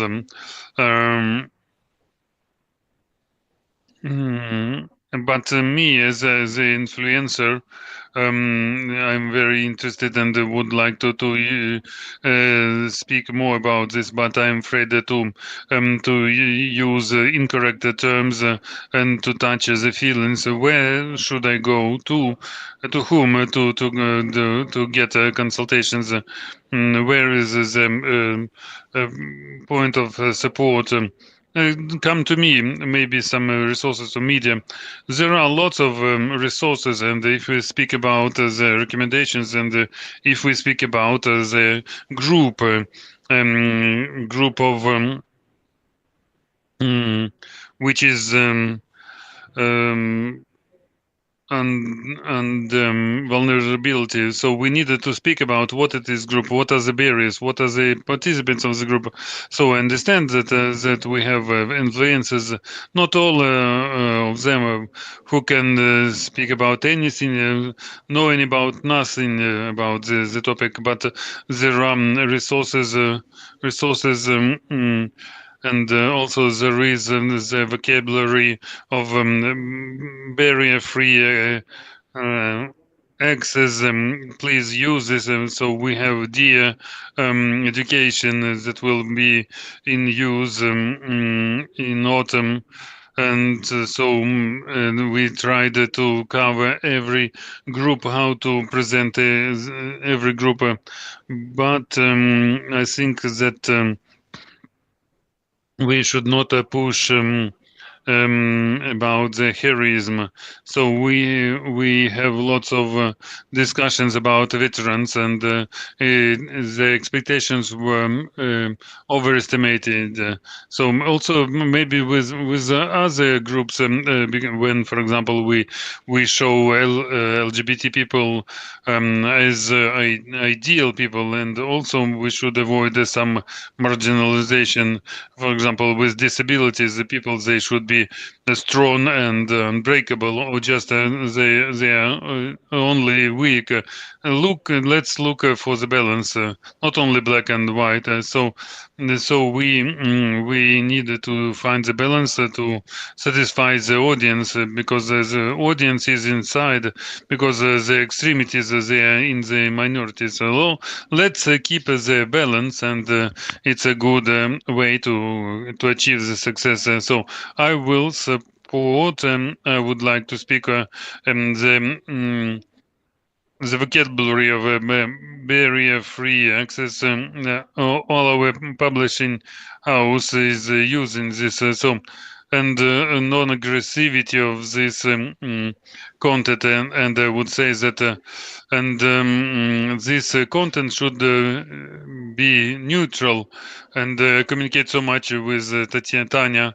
And when first our books were published, so we communicated and saying how to communicate about them. So we were saying, look, so if we say that it is LGBT book, it is not okay. My friend LGBT gay, he said it's about love, because when you come to the bookshop, you will not see that this is heterosexual literature, or just read this heterosexual book. So if we take out this sign LGBT from the books, and so we will do it more natural, and we do not speak about the LGBT, and even if we will not say that it will be one sex love. So um, um, we just say that Tom loved somebody, but sometimes it maybe it will come back to us. It will fall on us. But I think that this is a book about life, and summarizing. My son is 8 years old, and this year we were discussing this topic, and he summarized in a cool way. He came to me and he said, "Mom, I understand who are gays. These are who are them? These are the people who love people." Yes, there is something good in this. And also about the diversity, we have a lot of books, not only with one sex love, but we have books where they also small birds' hearts, and so they also wrote a book, a fiction book, and what a person will feel about it, and lots of books about people with different characters. So we should not shout about them, and we will hell in the comments. I would like to precise from you interesting question. Did you start to create these books or translate them, or? And I think that you work with Ukrainian also who proposed this topic. Did you start to work with this because there was the request from the audience, or just you want to create this request? I would say that we started from non-fiction, and fiction was our experiment, and we selected for the values of our team. So we have a women's team, and we have a lot of books for women's about women's experiences. So for us, it's important that it would not be entertainment, but it would give something more and create the empathy. Not always it comes like this, and sometimes we have some fails with such books, but we chose this way. Is the most important to the experience we show to the reader, and what to get from this experience. So we have only 5 minutes left to make short not to create the cultural reservation of this ghetto about which we spoke, Hungarian community, Roma community, not to make it on the big platforms. We can make it separate with a small text that a single audience would find it if they need it. Also, we should create as an Ambassador's Day in your editor's house, or if you're a blogger, it's for you personally. We would create this ambassador who would spread these topics and will spread them and to create them. And it was said precisely vaccination. We would say infect them and create around our editors team the field of experts to contact them directly. So everything will start from personal approach and finalize with state approach. So the story about the barrierless approach, absence of labels, it should become the state policy. So I said that we need to integrate the content. So as if it looks like I regret. So it looks like there is a acceptable contact, but we need to integrate into it. But I think that every person, every company, every media and the state on their levels, they take decisions if in their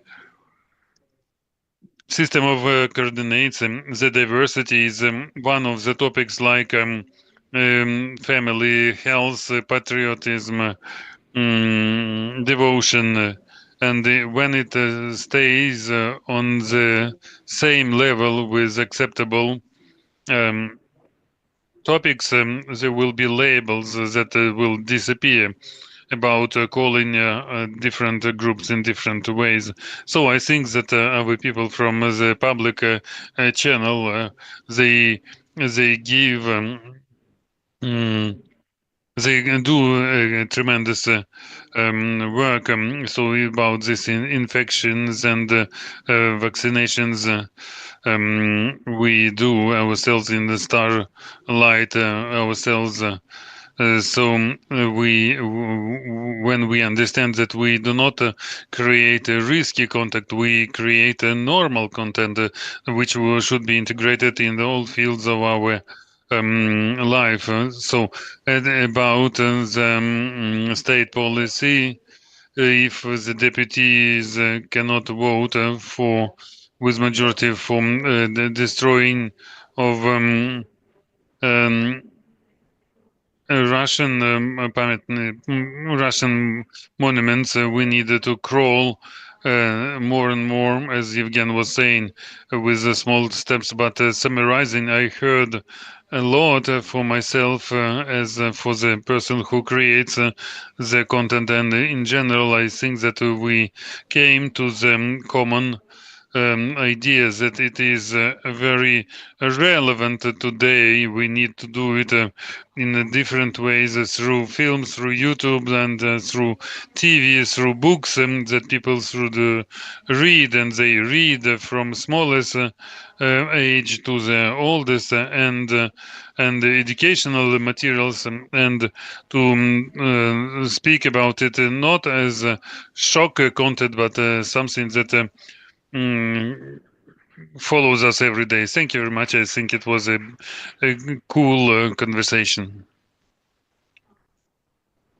So, dear friends and colleagues. So we spoke about the creation of content, and now during the coffee break, you can create it and take it with yourself, because in catering zone there is a very interesting place where you can make a photo and make it with it automatically, and the surprise will be the a collection of photos, and um, in you could make a your type on the scale where saying when you first time came to the BAM, and let's meet each other when again after the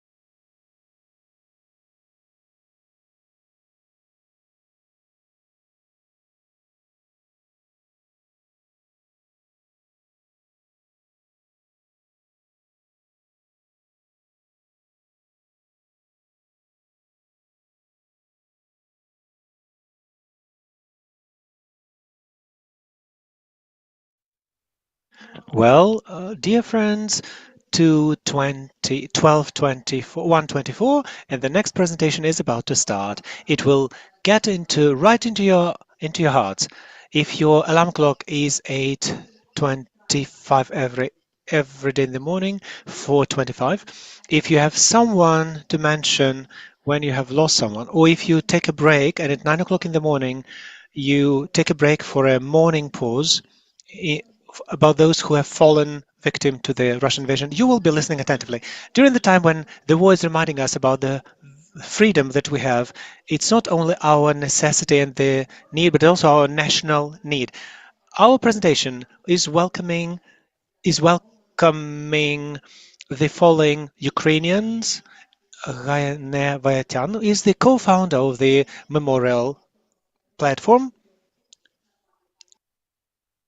and she will be speaking to us about how this platform will continue and survive in the future and what challenges it faces in the future. Please welcome Raine Vayatyan.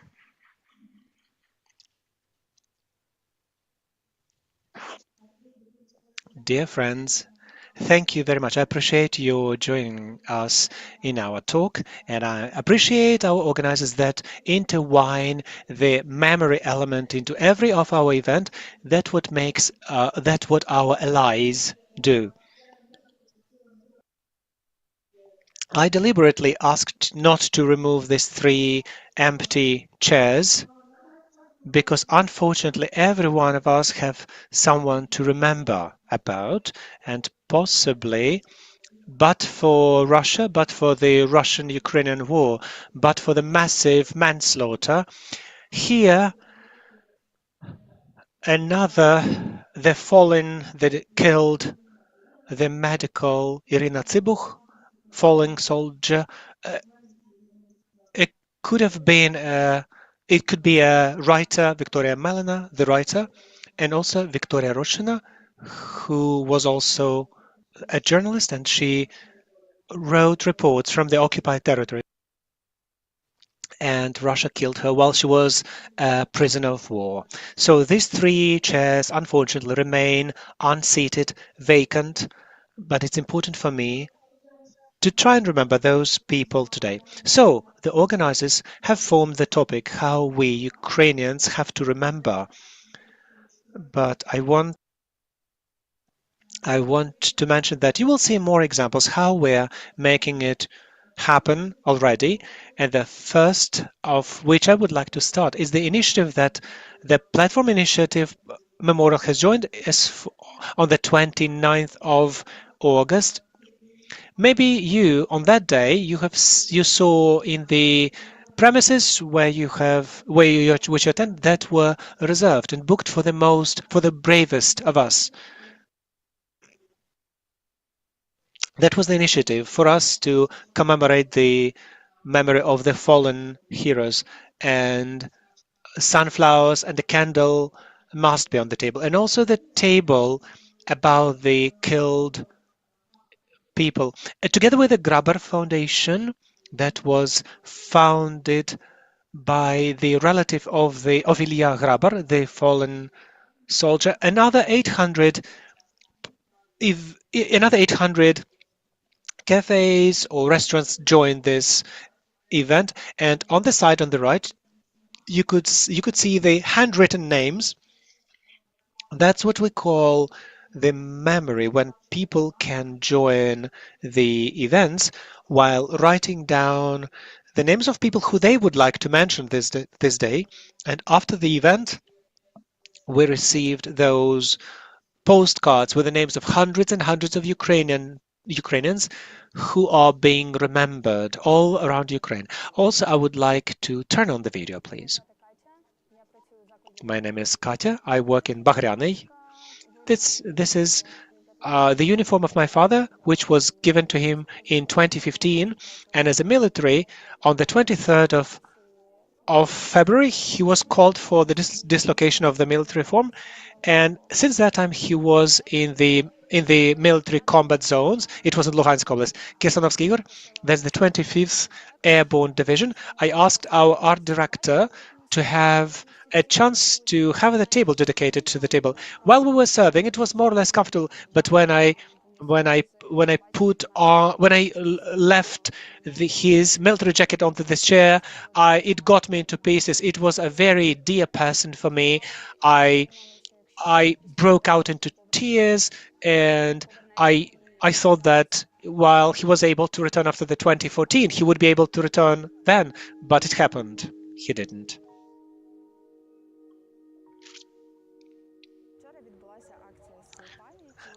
Yesterday there was an event, the Table of Memory. 800 cafes joined this, where a card was left for the names to be written into it. So we gave more opportunity to let people have more personalized memories. It was formed in a nice way. It was a touching event. It was a table of a mother from Kharkiv who booked a table for four. It gets me into tears indeed. We support this event for the second year now, and the social build is built on the fact that you can speak about everything. A war is taking place. Hundreds of thousands of people are getting killed every all so often, and why we are not talking about this, why we're not get involved. We need their memories to be prevailing here. This this campaign is important it's because my father was killed in war, and I want people to remember that there are heroes who have to be remembered, despite the fact that they are not influencers, key opinion leaders. They're just regular people who lived, apologize, who went to the war to protect their motherland, and they have to be mentioned, they have to be remembered.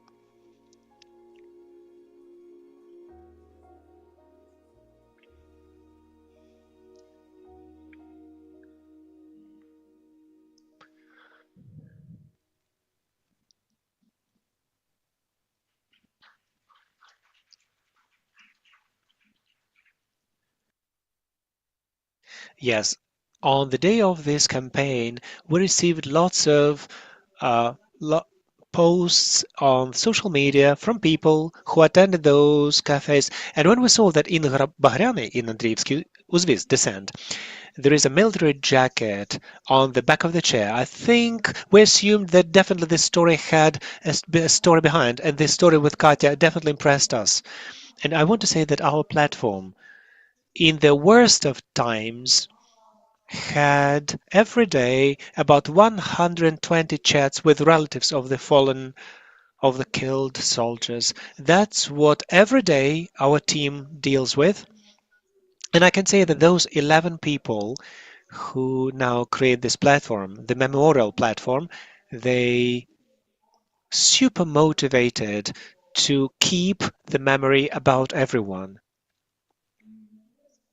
And today we have collected 8,500 stories and more about the killed people, both civilians killed by Russians and also killed military people who fought for the independence of Ukraine. We're just showing this figure. This is just to indicate that there is 3 years of our work, and a lot lies ahead, a lot of stories that we will yet need to speak about. Recently, we have had a talk with an Italian journalist who inquired if we know the real losses, casualties in this war. Can you produce any number that could be different from the one that is voiced by the authority, which is questioned? So we intend to say that it's not the numbers that we care about, but the names. And I would like to assure you that years and years are yet to come for us to be able to mention every name. And I would like to ask you to turn on the video, please. And I would like to say before that, the easiest way to commemorate the memory that everyone of us have is the minute of mourning, the national mourning minute that happens that occurs at 9 o'clock in the morning, and also what you did today before the event. It's the simplest, the easiest, but also efficient way to demonstrate that we do remember.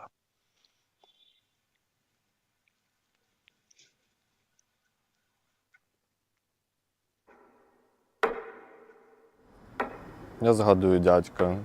Він був I військовослужбовцем. remember about my Щоб uncle його who was a згадувати, military мені service не person. потрібні якісь певні I факти. don't need some specific occurrences or situations to be able to remember about him. Here in Maidan, it's a natural place of memory which people created by ourselves. We have to get through this pain to the light. We have to. In urban culture, dead people are everywhere. It has to integrate into how we get by, how we live in the urban environment.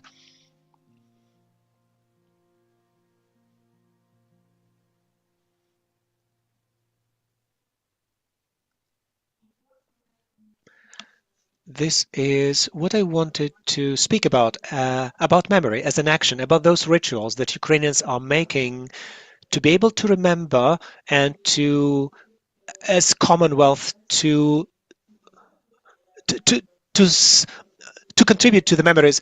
It's not present here in this room, but we've got portraits behind from LGBTQ community who have been killed for Ukraine. That's what Milana is speaking about in this video, that we inbuild in our space. We do not keep distance. We do not sweep it under the rug. We make it personalized.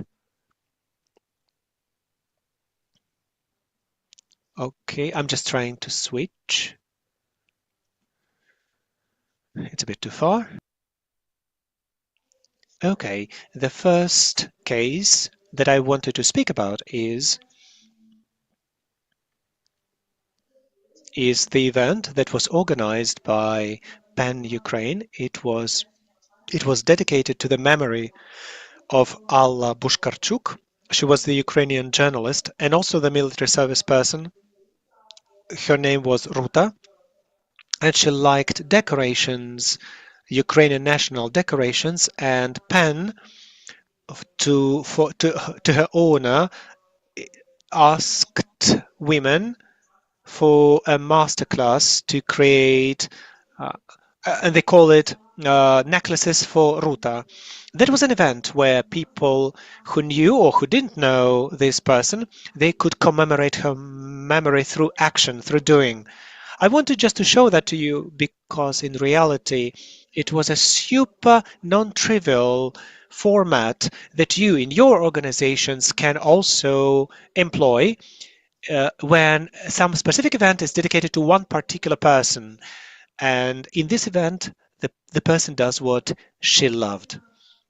This is a poster, a photo from our trip to Lithuania. In Vilnius, 1 month ago, in Lithuanian Sejm, the exhibition Lost Childhood took place. It was where 20 Ukrainian children who got killed as a result of war, which were killed by Russia. And in each of these stories, people could read what this child dreamt about, what childhood was lost due to the war. And in order to transform this memory into action, for it just not to be just a plain trivial event, we wanted these people who would read those stories. And please believe me, this story is really challenging. It's basically breaking hearts. We thought that what they could do is they could do something simple. They could write and sign letters from postcards from Lithuania and address them to the families of those children we spoke about with the words of support, with the words of compassion. This is that little action that they can do. We collected more than 30 feedbacks or letters that we were able to hand over to the families. This is a very famous case. Maybe you've seen it. It's the it's an example how business commemorates the memory who used to work for the enterprise. Victoria was killed during the Shahed strike in the residential house in the center of Kiev. Together with her, her husband got killed and her unborn child.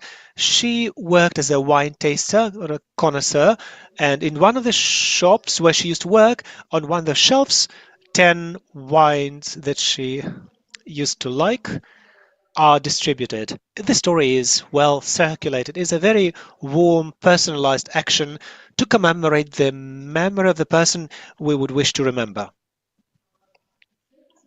This is one more example of a very lasting event of the memory of Danya Didik. It's a 15-year-old teenager who was killed in Kharkiv in 2015 during the March of Unity in Ukraine, which is also heartbreaking because he was a Ukrainian patriot and he was killed during the terroristic attack in this event. And to commemorate his name, Ruslan Horovy founded a memorial project which is called That's How Memory Works. And Ukrainian music bands during all these years since 2019 they create songs and dedicate these songs to Danya Didik, such as Sky, Antetila, and other famous bands. Maybe you have seen Alona Alona and many other songs that were dedicated to this boy, more than 150 songs as of now. This is an example where the memory is kept to last. And the death of this teenager is being remembered by the musicians. A tree of memory, possibly in your own home cities, you have seen such alleys to commemorate the fallen heroes. I wanted to say here that this is it's a very traditional thing because planting trees, very often trees have been seen something like a pre-image of the monument. It was a very typical thing to plant a tree on the or close to the tombstone. But what happened that the alleys of heroes they have stopped to be depersonalized. We can see that in Vinnytsia, in Lviv, in Kiev, there are trees dedicated to some specific person with a name. You could read up on that person. This personalization of memory, that's what coincides with our values of the memorial as well. If we have time, please go to the botanic garden named after Grishko. There are many young and also old trees that are dedicated to the Ukrainian heroes. It's another case. When I saw it in social media, it it it quite shocked me. During a charity Courage event in summer, this event had a special stand where people could print the photograph that they would like to remember who they are missing being around with. And they signed this photograph and they left it on the stand. It's a kind of little ritual, a little event that help people to overcome the loss, to share their emotions and to share the loss that they have experienced. And when we're talking about memories, for us it's important. So it's not just a formalized thing. What we're for the people to be able to show their emotions and to interact with the objects of memory. Here, it's a very interactive case which can be used in an event.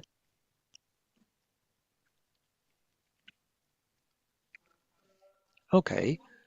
The memory as action may also be a personalized thing when it comes to the families of the killed people. Here on the slide, you could see two pictures of two different women. These are mothers, Olga, the mother of Alexander, who was killed in Mariupol, a Ukrainian hero. And on the right is Nina. She is the mother of paramedical lady, Valentina, whose name was Romashka, who was killed in the first week of the large-scale invasion.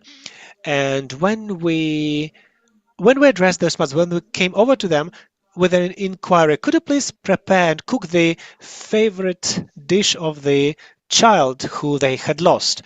And we were worried if it will not hurt them too much, but in the process of cooking, they told us about their children and they would share with us. And also, they cooked those dishes that their child would be happy to taste. So it could be a kind of memory, a personalized piece of memory about the families. Here you could see the initiative that continued after the death of the founder, Victoria Amelina. She founded in Donetsk Oblast, in the Ukrainian New York City. There was a New York City festival, and she worked a lot with the local teenagers and adolescents. And she believed that through this very type of work, through communication, she was able to change the destiny of this region, particularly this little city. And after she got killed, her friends continued with her initiative. They continued to gather teenagers from this area to organize camp sites, retreats, events. So what is it all about? It's what you continue the action of the person, and through this action you can remember to commemorate the person who was killed. I am signaled that I am about to wind up, right? Okay, yes, that's exactly the last slide. I want just to say that the memory unites us because you have someone to remember. And for us, it's important to continue to mention new and new names. Last week, we launched a new campaign that is called "Donate to prolong the memory." That was the first time when when we asked the Ukrainians for the memorial performance and operations. We are planning to raise 1 million hryvnias to create new products of things such as documentaries, films that you could see in the cinema, the videos that you could see on the trading center, Haleva, Zoom in the city center. Also the videos that you could see before the show in the movies when you go there. These are all new and new names that we want to pop to mention for the wide audience. Also, you could join and get engaged in our action. You can become our allies and donate to the memory. Here you could see the QR code, and you can scan me on my back on this T-shirt that I'm wearing. And also on this T-shirt, it says Homo memorans. In Latin, it means it's our idea that we have to be people who remember, and we want to live in the country that remembers. If you want to join us, to join the cause, if you are ready to cooperate with us and assist us, here all our contacts. Thank you very much for remembering. Thank you.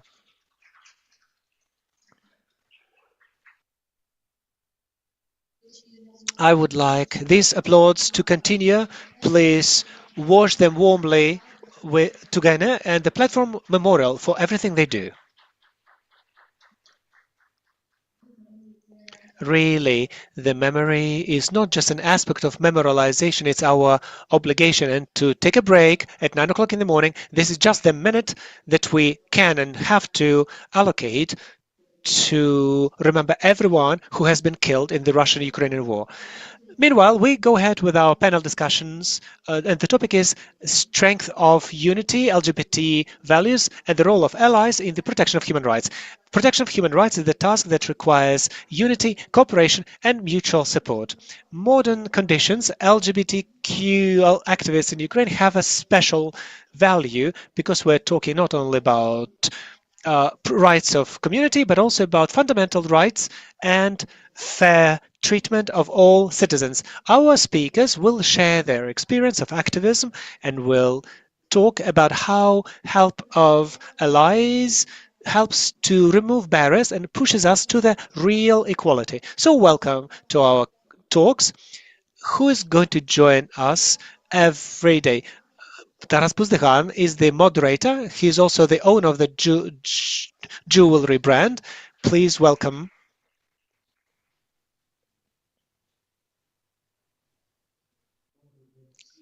Hello, everyone. I'm happy to see you all. I am grateful for being invited. So thank you, everyone in the audience. Thank you to everyone who's watching us online.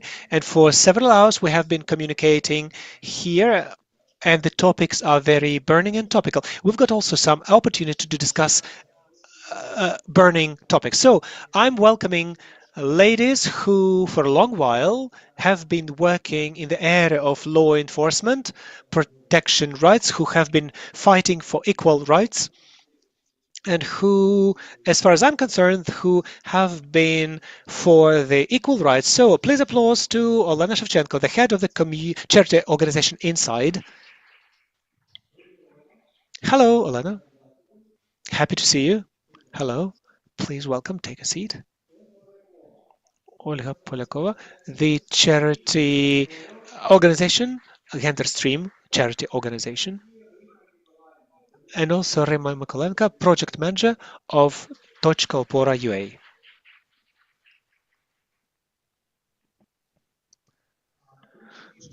A little bit, let's take turns, and then we will stream onto the interesting conversation. We'll have plenty of time to communicate. Okay, so Olena, it's I'm afraid to say for 20 years you have been dealing with LGBT activism, so you're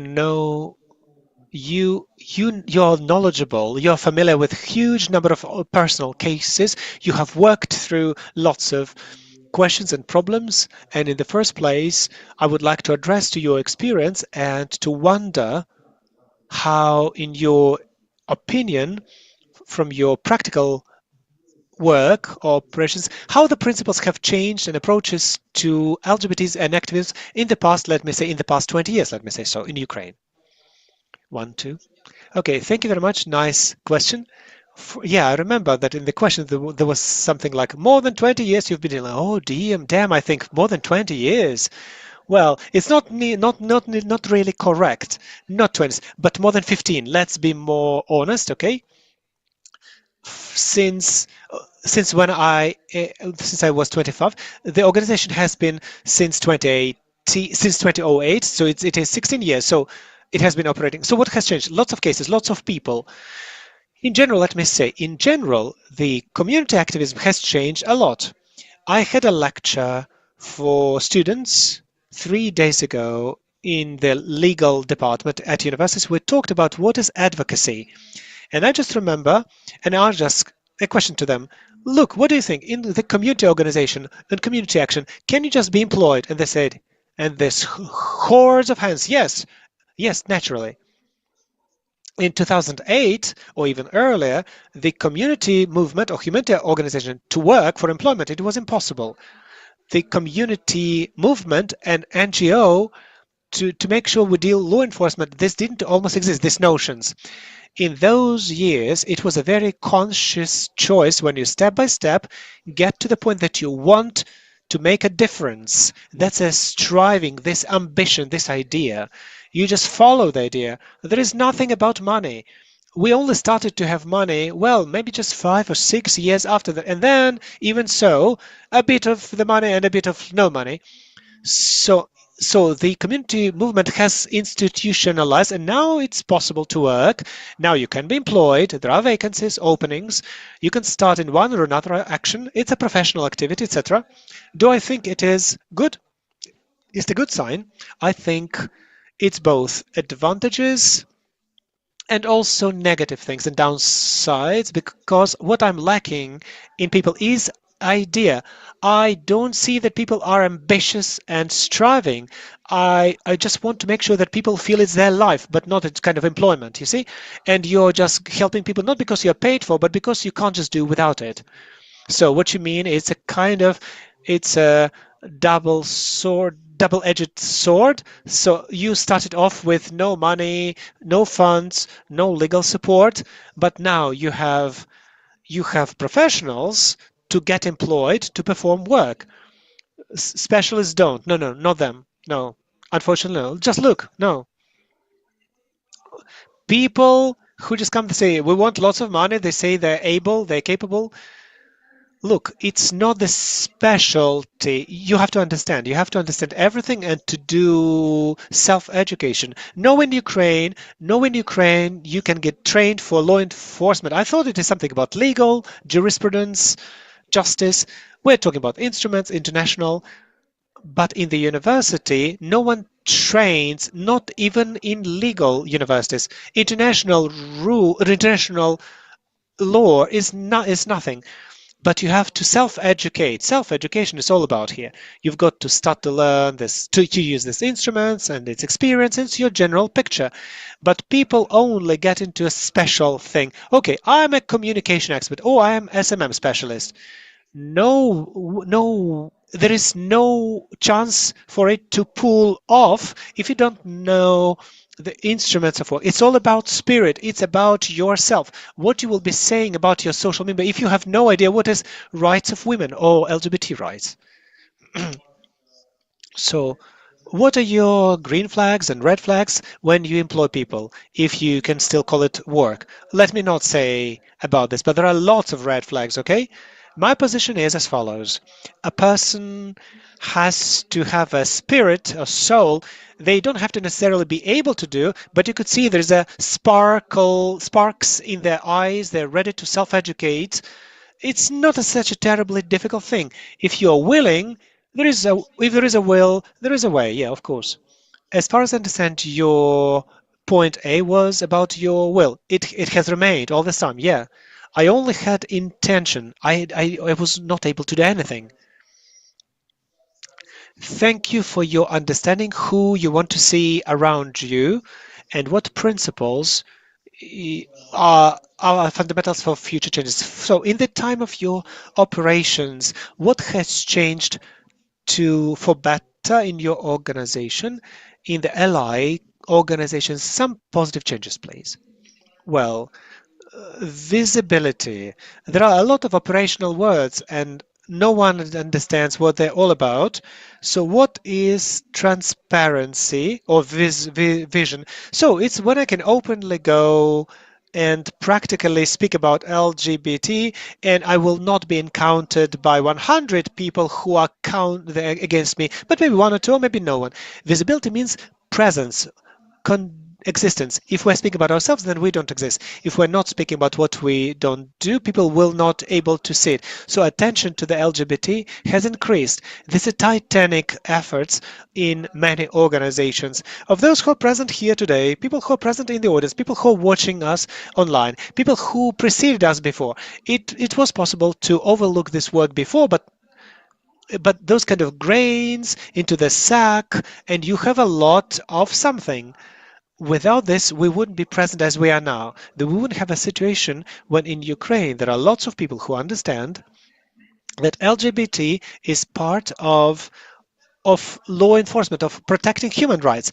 Possibly people don't understand what is human rights, but feeling there is something good about freedom, about independence, etc., and the feeling that it is something, a very good topic, a good cause, it's against authoritarian regimes and authoritarianism. It's all about it. And because we have become part of it, this is definitely the merit of our organizations. We have done a lot. We're part of the law enforcement and right protection roots, feminism and female rights. And the community is my personal point of view. It's objective in Ukraine. It's incredible. And that's what we have to rely on while making next steps. Ukraine has to demonstrate as different in other. We have to demonstrate that we have to control our authority, we have to control independent media, and everything is taking place. What instruments do you have that are the most efficient to influence your compatriots who previously didn't know what is protecting human rights who have never encountered LGBT people, etc. Because personally, I also have an impression that events take place for the sake of meeting, for to meet ourselves. It's a very provocative question, but that's what I feel. I'm also feeling how to cross the boundary and how to break this bubble. I don't know which events you attend. Where I attend, it's not events organized for people, organized for them, for ourselves. When I'm invited, sometimes I allocate 10 minutes of time. I can speak during events for ourselves, but I value my time very much, and I don't waste my time and my resource because nobody needs that. In reality, the instruments are many. Like event for the sake of the event, yeah. The example, the personal contact, when you provide assistance from hands to hands, when you speak to people, like I have no time, but I manage to find time to attend university lectures. Nobody pays me for that, but I do go there because I feel there is an interaction there. You can speak to people, they ask you questions, they're interested. Those webinars, personal meetings, face to face, you have to do it because it may take some of your resources, but organization for the sake of organization is useless. Organization is the instrument to help people. Helping people is telling them, becoming closer, providing assistance, and building those rapport and links. At the beginning of the large-scale war, you remember, all international organizations have fled, no help to us. Everything got totally ruined. And you think, why was it all about even? This kind of human rights, all those international instruments and partners, they just disappeared. But people remained personal contacts who just give telephone calls or they call you. What can we do for you? That's it. Thank you, Olena. For myself, I would like to highlight that exiting to other contexts is very efficient. I know it in my own experience. I'm the owner of the Tobi Można jewelry brand, and around our values, we unite people who, while buying some jewelry to themselves, I didn't support your values. I just bought the jewelry, and I say yes, it works. And our jewelry is all about LGBT. Yeah, somehow in this way. Okay, gender stream, feminist organization that implements inclusion and respect to difference of LGBTQ community. One of your directions is advocacy of the law 5488 on on fighting conflicts based on hatred. How does this law go on? How is it going? And what are the instruments that are the most efficient? Thank you for your question, Taras. I'm happy to see you. Likewise. Let's go ahead. I want to say hello to Tochka Poro. Where are you? Besides Rima, okay, here you are. On your fifth forum, and despite all those difficulties and crises that we have encountered, you are going on in this forum and you're doing lots of work which is invisible that we don't know about. I'm always your devoted fan. Applauds to you, Tochka Opore. By the way, I brought some flowers. Kasyan is walking with them somewhere. Let's believe you. We haven't seen them. Yes, I am his. I am her lesbian girlfriend. She's my heterosexual girlfriend. About international advocacy on all those serious levels. Let me put it straight. A very important, all of us, as Olena said, as this insight works in the direction of women in female organizations that empowers to enter the larger partnership level. It increases the number of people. It's not only making sure that we are in our LGBTQ bubble, it's expanding. We in GenderStream, we also support the idea to implement, not in this LGBT bubble. We have been working with the National Police, with the Ministry of Internal Affairs. We have been working with multifaceted partners who are not representatives of LGBTQ. Quite the opposite. We are aiming at abandoning this bubble. And yes, it's challenging sometimes when parliament members may sometimes tell us that they support us here in Ukraine and will be giving votes, will be promoting and advocating LGBTQ people, but some people encounter such a thing as electoral vote, or disability to work with their PR campaign. And what people say behind the curtains, they can't have the bravery or political will or anything, things to speak their mind.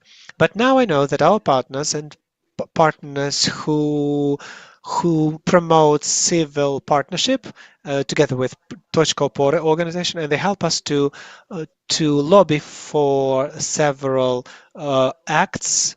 We have several initiatives, but we're not going to spill the beans. Hope we will experience 2 weeks. 2 weeks. Yeah, here we go. And the work may be different because gender stream in general and me, we go into the area where we work with people who are homophobic. People who, up until now, it was that last week when I heard such a saying when I introduced myself and I say, look, we protect LGBTQ people. And look, I enjoy, to get dressed of heterosexual. It's just a suit, and I'm wearing trousers, shoes, also lipstick, red lipstick, and I'm speaking, it's important, LGBT, blah, blah, blah. And this person is saying to me, look, do you know that LGBT are sick people? And I'm just looking, look, can I just give you a hug? And she says, yes. Do you share my point of view? Yes, I share your point of view. I'm hugging her and saying to her, now you're also sick. She was furious. She was extremely furious talking about things, but then she was explained by her colleagues that still not all of us are sick as she was with her homophobic attitude. Yes, we struggle a lot, but sometimes we also have some comfortable and easy days. We would see partners, and we protect LGBT partners, discrimination and things and problems with vulnerable people. It's a veteran group supports. It's people with disabilities, and say, hold on a second, Olga, we know everything. Where to sign? Oh my God, I've just prepared my speech with our team. We have done huge work, and you say like, okay, and you're saying ready, ready, sign.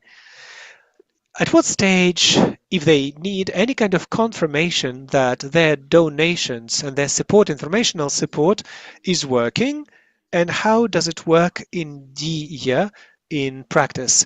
Do you mean who? Do you mean them? I mean international community who you get partnership from, directly your organization. If we're speaking about international partners, they're mostly people who are interested in quality reforms of criminal code, reforms of all ministries and system, both on the legal level and on the level of community comprehension and responsibility, because our responsibility in 2029 to still become part of EU, and EU Parliament, EU Commission, they want to see strong Ukraine, not only geographically, and this is actually people who increase their level of awareness, and they transform their legislation to take into consideration the need of all vulnerable people, people who need support. So our international partners, they need more support now when we are now in the martial state, in the crisis, when consciously in Ukraine. Look, I just don't support the idea that we violate human rights. When we speak about curfews, we have forced limitations of human rights. When we use, for example, curfews, or when we use additional survey into the vehicles, or when we check the documents, it's very important. And I want to urge everyone, when Some police addresses us to check our documents, to check our availability. Please help police. Show the documents. Show them your bonnet or boot in the car. And by doing so, we will facilitate and contribute to the safety of Ukrainian civilians. Thank you. Thank you. Let's talk a little bit with Rima Mikolenko. It's project manager of the community organization NGO Fulcrum UA. Once again, congratulations to you on the holiday and to all the team who are here. Once again, applause, please, to all the team. Okay, so directly, the topic of our panel discussion is making allies, how allies help, how alliance works with individuals, with stars, influentials, celebrities, and also alliances with the groups of people. Can you single out some bright cases when somebody made a coming out or publicly supported our community, and this led to audience, this expanded the boundaries or the case of grouping people? Thank you for your question. I just wanted to speak about alliance on different levels of life, because when we're talking about systematic changes, fortunately, we can be speaking about this not like about vision, but about some particular actions that we can do every day. Then alliance is important in every sphere, beginning from policy, because Tochka Opore is lobbying registered partnership, and thanks to the cooperation to our allies in politics, we know what incredible amount of work is behind the curtains and unseen. But this is really a huge amount of work, thanks to which we can speak about this law that really is registered, that we can advocate for. Also, Tochka Opore works for different government bodies, for example, with Ministry of International Affairs, a Council of the Human Rights works on gender equality and diversity. And thanks to this cooperation, for example, this year on the 17th of May, International Day of Homophobic Day, we had a huge forum involving embassies of different nations, and the outcomes of this forum was a mutual notion, the fight against homophobia, and it was signed by 25 embassies that currently work in Ukraine. This allows us to expand our opportunities on the international cooperation level. Next, we go further on the level of business. We had a wonderful panel discussion with our representatives from business, and you could hear how they work, how we work. So we approach intersectionally to this cooperation. We help businesses become more inclusive. We're speaking about different inclusion that is often overlooked when we speak about inclusion, and they only focus on people with disabilities, now also veterans, but we also include this aspect, and this is cooperation in the win-win strategy, when we help business becoming more inclusive and we help them with our expertise, and they help us to make changes and to be agents of change makers. Also, cooperation with media. There was a wonderful panel. Anastasia from Suspilne TV spoke about our cooperation in this room. Also, we have a representative in this room, the representative of Zmina, who we have excellent, fruitful project. And I want to speak about a case we are very proud of in Tochka in in August, together with Starlight Media, we made and launched 2 social videos to support the law, which was broadcast on New Channel and STB.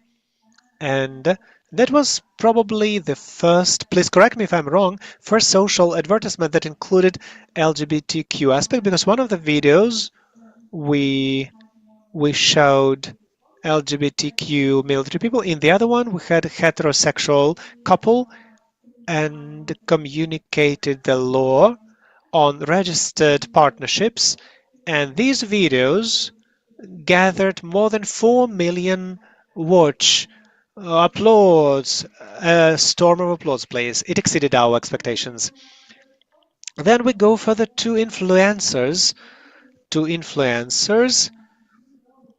and there was an idea that speaking about LGBTQ, the same people, and we are trying to expand this cooperation. And I, for example, keep an eye on influential in my bubble, and if I see that the person shares the principles of diversity, and if the person is not involved in LGBT community, so I try to do everything done to get them involved. So yeah, I was just about to ask you, who would rather would you respond to them, or they would respond to you? So far we respond to somebody more, because if the person is not seeing themselves as LGBT activists directly, then most often we have to give them a hint to show them where they can get engaged. At the beginning of year, we prepared a discussion panel in the frameworks of the cinema festival, Sunny Money, and we engaged Daria Chaika. She is the writer. She's a heterosexual writer who created Almost Good Guys, Almost Good Boys, with the leading line of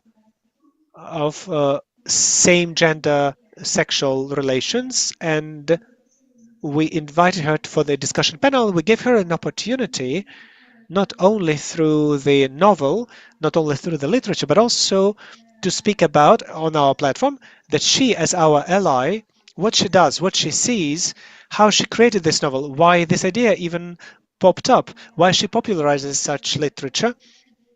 Also, in this panel, we had a comic, Max So-and-so, a comedian, and he gave such an in-depth insight and such a great perspective as an ally that we were so much impressed how influencers may understand, may be aware, and may be willing to engage. And sometimes you've just to grab them by the hand and get them involved. Thank you. And here I have a question. Personally, I have an opinion, an impression that unfortunately we've got such large-scale invasion and consequences of it.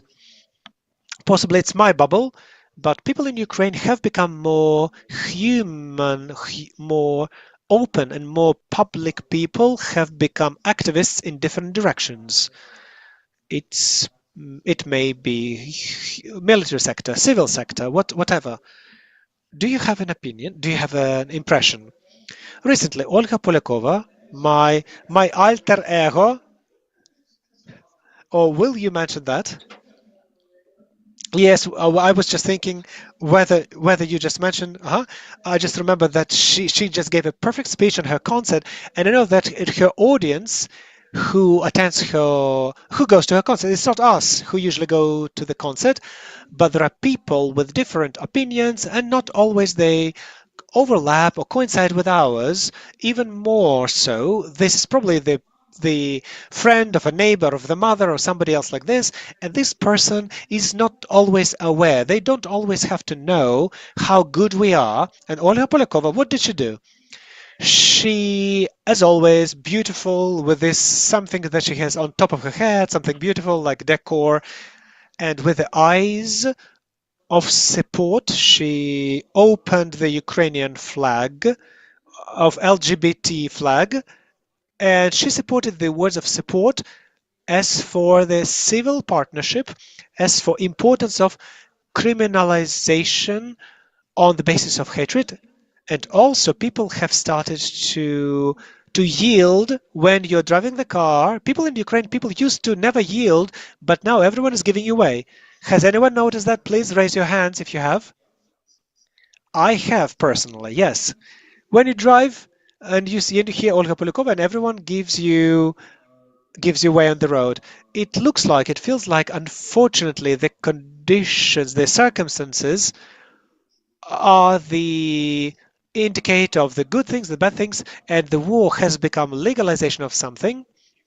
But for somebody else, it's an excuse.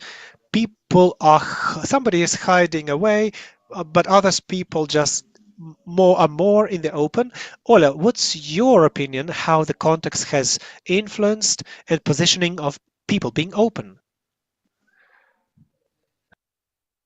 Look, war is a like backbone breaking moment when you classically analyze how wars affect social groups of people. This is the population of some particular nation. If we take a classical analysis, so it goes wave after wave. The same goes now in Ukraine. We observe it. So do you remember those first 4 or 5 months? Is a total unity of people. When I just remember, very often give this example. When on the level of corruption has had decreased. When people perceive this unity, and I perceived it on the streets, when people would to help to each other, people wanted to help, and this works even on the biological level. And this unity, this solidarity, that was huge. Next wave was when your resources somehow, you would say, they were not maximum, but when they were almost depleted, physical fatigue, moral fatigue. People had started to lose their family members. People started to form new community links, and we usually find them on the basis of common enemy. It's very good to have a common enemy. It's Russia, but sometimes it's just not enough. So people start to have quarrels within the communities. Some people have said the wrong thing. People have moved, left Ukraine. People have evacuated. Those are bad ones. Those are good ones. So that's the problem. When within your community, you're just looking for people with whom you need to get united against some common enemy.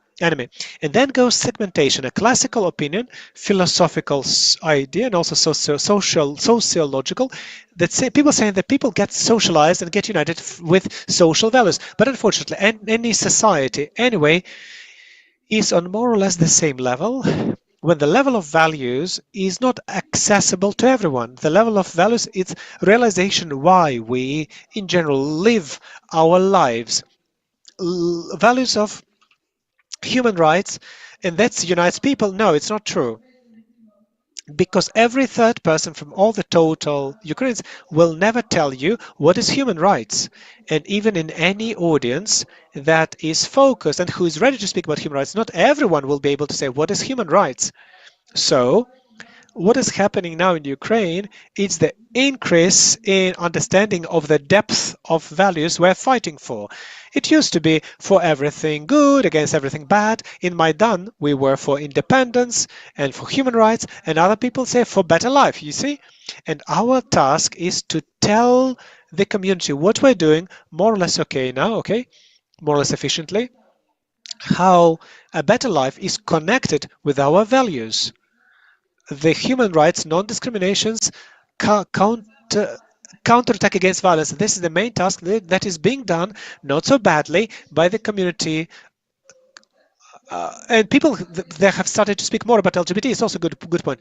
I think the audience is the Olga Polyakova's fan group is the my mother's neighbor. No, I'm not saying so. But fortunately or unfortunately, this is the audience of the lesbian community as well. Lesbian girls also listen to Olga Polyakova. Come on, like okay, so they like it. Okay, it's pop music, you know.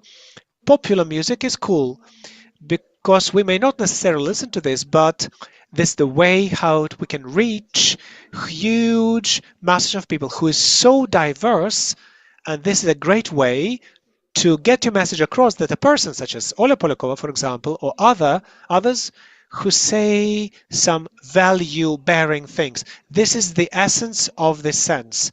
We can't we can't be able to make such an audience as she can or anybody else. So it's very important to knock their doors for them to speak about this with their audience. This is all about the education. It's about getting a message across so that we could understand what we're fighting for. You just touched upon a very interesting question, values. I personally, when I entered psychotherapy, they asked me about values. And before I speak about my values, they let me have this list. And I started to explore what is values, actually, what they are as such.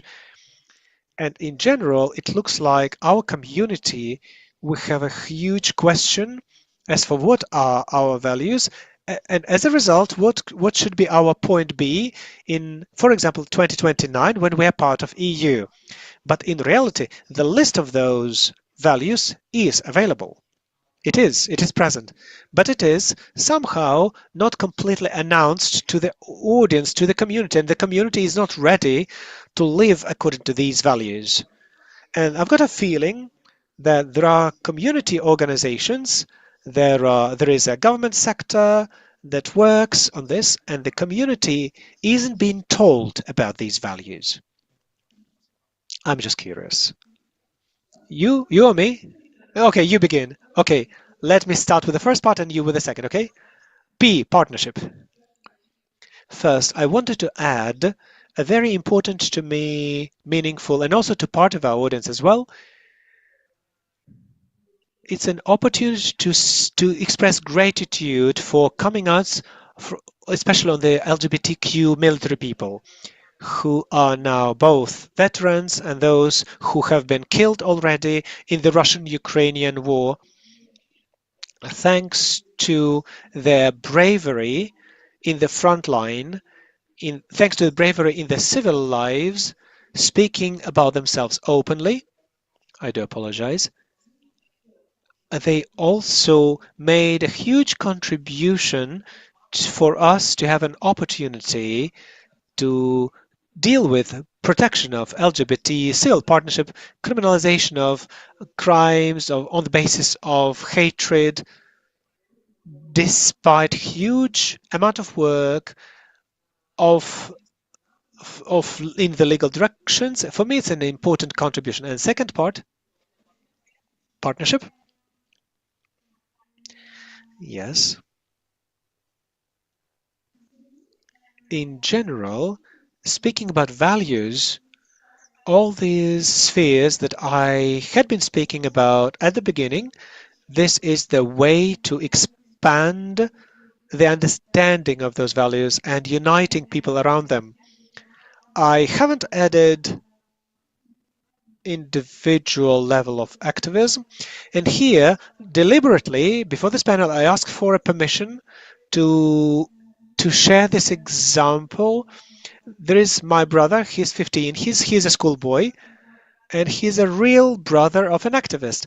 And when he goes to school and he hears some jokes, homophobic jokes, anti-Semitic or jokes based on gender and women, he gets involved with his peers, he asks them questions, and we sometimes would discuss what happens. And he sometimes says that his peers who are interested, who have heard about this first, and they approach him to talk to him, to ask him.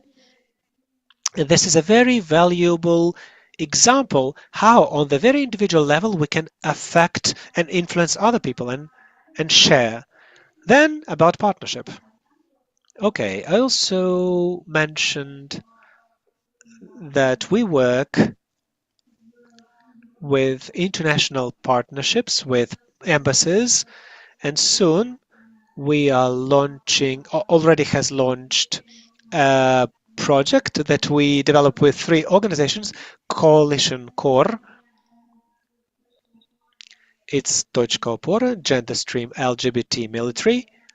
And in the frameworks of this project, we will be working with 3 ministries in Ukraine. Every organization is responsible with communication with every of the ministries, Gender Stream with Minister of Internal, respectively, Internal Affairs. And there's an opportunity to expand cooperation on the high levels, in the centers of making decisions.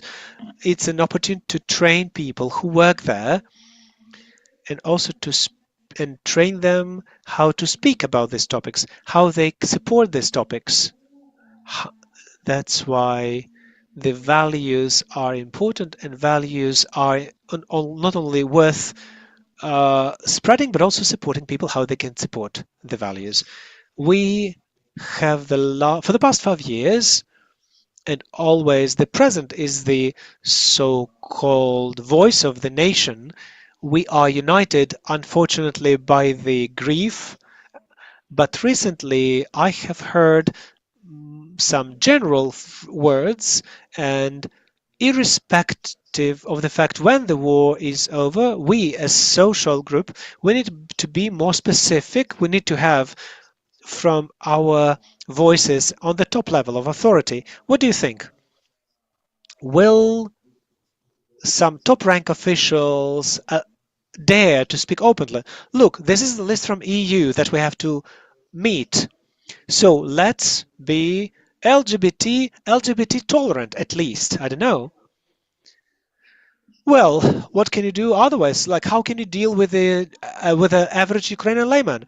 Yes, it's a very good question. I very often speak about this topic when we are at conferences with politicians, with community organizations when we gather. I very often speak about that we've got the process of Euro integration, and the process of Euro integration for the citizenship is the window of opportunity to speak about the necessity to adapt to harmonize the Ukrainian legislation to meet the EU rights. I don't want to overburden you with terms when we're talking about the European congresses and court ruling. We've got two human rights ruling that give conclusions that Ukraine violates European Convention of Human Rights, which we are subscribe, which we are undersigners, and also the Article 14, which is connected to Article 8.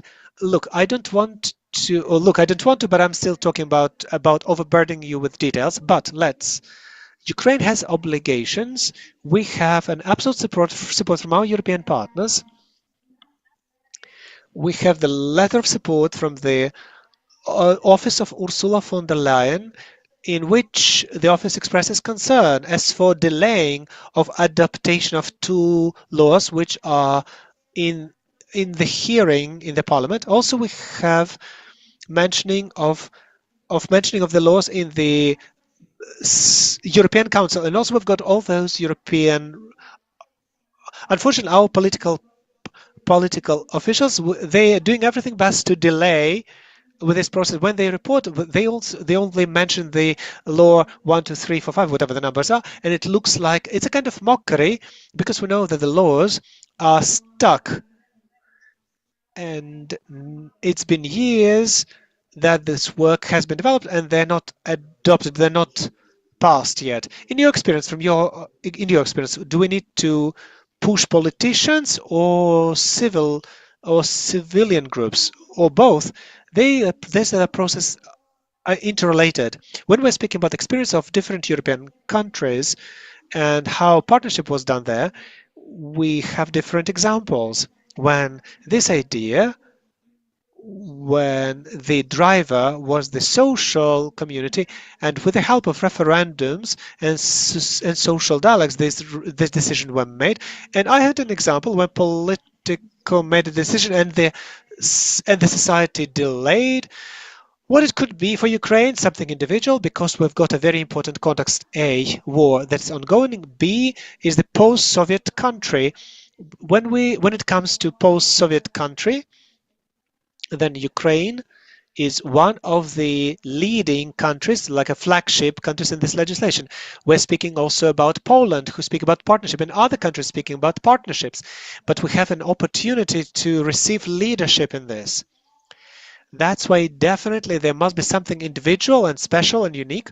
And I think that connecting of the political will and the opinion of social people and being aware of ourselves as social life, because in 2013 a huge breakthrough took place because people started to associate themselves with the Europeans. People started to identify themselves as Europeans. But finally it was announced, even though it was felt before 2013, it will be some individual formula. I feel so. I think so. And coming back to the voice of, I've got a question here. We Ukrainians and all as the nation, as the country, we do not completely understand what do we want while entering the EU membership, or what kind of people we should be while becoming EU member, or do we have to do 1, 2, 3, 4, and we will be A, B, and C, and D? That's, I think, the biggest problem because people not completely understand what are European values in the context of the topics that we are talking about right now. Look, I wanted to add, I think EU is preceded by NATO membership. That's one of our steps that we are speaking about the important significance of sustaining, preventing of the unity of Ukraine, its geographical unity, integrity, and other things. For this not to be like with Bosnia and Herzegovina, where now this year, 30 years since the territory is still occupied by 51%. Let's come back to the works that we do, or not together, sometimes not together, not mutually, in partnership. If we, one of the values of the gender stream and Точка опоры, it's the opportunity to reform. It's so important for, I mean, the result for us is so important that we are ready in the process to accept any decision, to make any decisions, to make decisions that lead to quality change. And I think this is it contributes to our the mutual work. And coming back to the original point, sometimes we can hear that Ukrainians are not ready to become EU members. No, most conscientious and aware people are ready, and in general they support feministic practice, but sometimes they just don't know how it is called, whatever you call it. People just have they have some old TV shows, experiences, the names that are not normal. For example, mockery of feminism or LGBTQ. I didn't even know about the advertisement of Точка опоры because I didn't watch TV for a long time. I need to watch it somewhere on the large screen. So some fresh cringy things. Yes, yes. And an important thing that I would like to mention that Rima is talking about is necessity of work with our parliamentary members. In reality, parliament members are ready, most of us are ready to vote for the requirements and obligations that Ukrainian has taken over in the process of the EU integration. And on those cases that Rima is speaking about, oh, by the way, we finally submitted to the ministry, to the cabinet ministry of the Euro Parliament, the analysis of the new law 11 something something, which does not include SOGI, that somebody wants to lobby and somebody advocates for. I would like you to put into perspective 11456. It says that it envisages the importance of all vulnerable groups. It includes everyone except, do you know whom? Yes, LGBTQ today. It excludes LGBT on vulnerability. That's why we submitted this claim for the committee of the Ministry of Euro Parliament to address the Cabinet of Minister.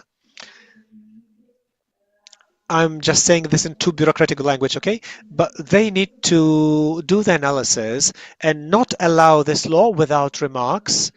11456, because if this law is passed before 4457 something, we will still have to work on advocacy of law, and that's very important because it's a huge number of community organizations and international organizations unfortunately have no resources or knowledge or time to learn why 11456 does not meet for you doesn't meet requirements for Ukraine, and why 11456 is an additional break in the or burden in the EU integration of Ukraine. If you read 11456, please pay your attention. Okay, I think no one has read it, so let me. In general, I wouldn't even call it numbers, but I would say like what it is all about, because it will be more, it will give you more context. I just don't like this number because nobody can remember them, but if somebody does, they will even forget. So let me come back to the point. The sense got lost somehow along the way. We talked about values, EU, reforms, etc. Let me get straight to the point. Structure. There are requirements of integration into EU. They're clearly laid out. There are requirements, mandatory. Let me remind you. 5488 9013 54. She's bombarding with numbers. It's because it's not the direct law, it's not the minimum standard. Please remember the countries who are EU members, including with Bulgaria, Romania, Hungary, and Poland, who do not have these minimum standards. But as for minimum, let's accept the partnership for LGBT. Those they don't have partnership either. So the condition is not accepting the 90103, the law of so-called partnership for LGBT. This is the main problem. Violence, crime is. If we get back to the values, it's important not just to mention everything that here, that values are important. What are the values about? The values is understanding and ethical and moral beacons that we base our life and our steps. There are levels of values and level of instruments and tactics and strategies, tactical steps and instruments that we use. Partnership is strategic tactics, instruments for in order to reach the aims. For example, being able to tell our community that human rights are important. What I mean, we use instruments of partnership. We establish coalitions, we create unity, and we advocate for changes. The ultimate goal of any advocacy campaign is the change to legislation or practices that exist. The purpose of the informational campaign may be the increase of human interest or being informed. Let's just not confuse our work. Let's not confuse soft and warm. Let's identify, and there is no point identifying the clear list of values. We need to identify what we're talking about. The values are improvement of quality of life. Yes, for us it's principles of democracy, for example. What is European values? We've got lots of problems. European values or Euro-Asian or traditional or less traditional. Can anyone explain what is traditional values and what is non-traditional values? No? So let's strike the balance. Let's find a solution. Because European values, do they have to be good, or do they kind of smell good in our Ukraine? Yes, they do, because European values are opposed to the Russian aggression. So let's speak about them. Because for us, it's human rights. And what is human rights? In human rights, it's about balance of community and individual, that every person matters and every person is different. And there are also social groups, and those groups have different needs, but all of us together, we create Ukrainian, variable, wonderful community that wants to live according to the principles of democracy. And democracy is the power of majority, limited by the rights of minorities, because I'm against the referendum for providing LGBT the rights to get married or not. Do you know why? Because I think that everyone in Ukraine don't have to decide whether I have to have the right to get married with my partner. Everyone in Ukraine, it doesn't concern. It's just my personal thing. The same about other minorities.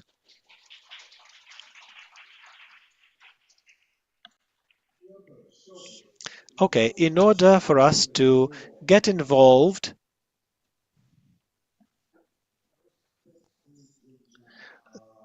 spreading, expanding values where everyone is interested in, which are useful for all Ukrainians, we have to involve allies. Rima, how can we find influencers, companies, groups of people, so that every one of us, every one of us can do to spread the values on which healthy community should be based on, where to find. You don't have to go into the streets. You could just pick up your phone and look in the media space. And I think now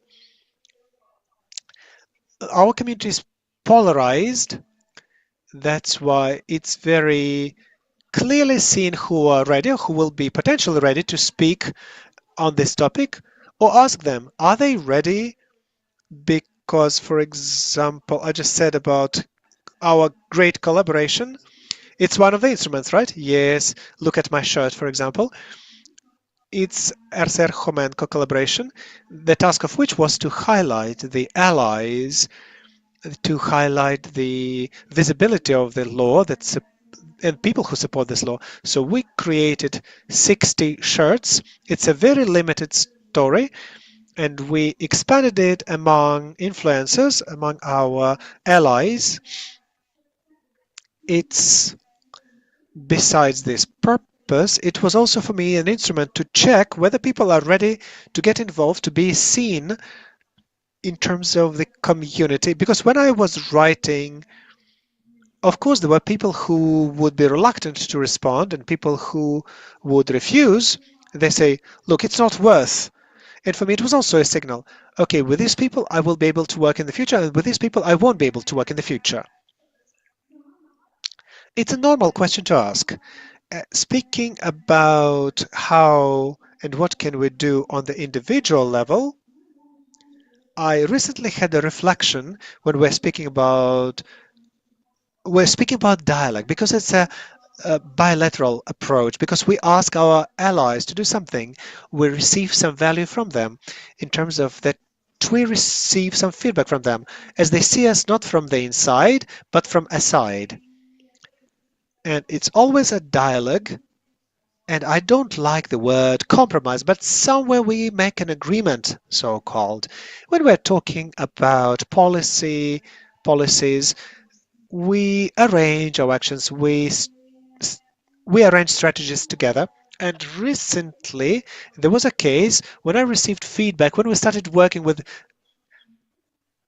on law 9003, they said write letters to people's to their parliament members, how to speak about parliament members and speak about what community wants. Recently, just 1 week ago, right, I received feedback on one of the parliament members, and the letters are many, letters are being written a lot, and this spams the inbox, and this sometimes prevents to see other letters. First of all, I'd like to say that letters are written by non-government organizations, but the community, people, just people who would need partnership, who would need this already a long time ago. It was time these partnerships had been arranged. It signals the high need of people, of community. And I would like just to mention our allies.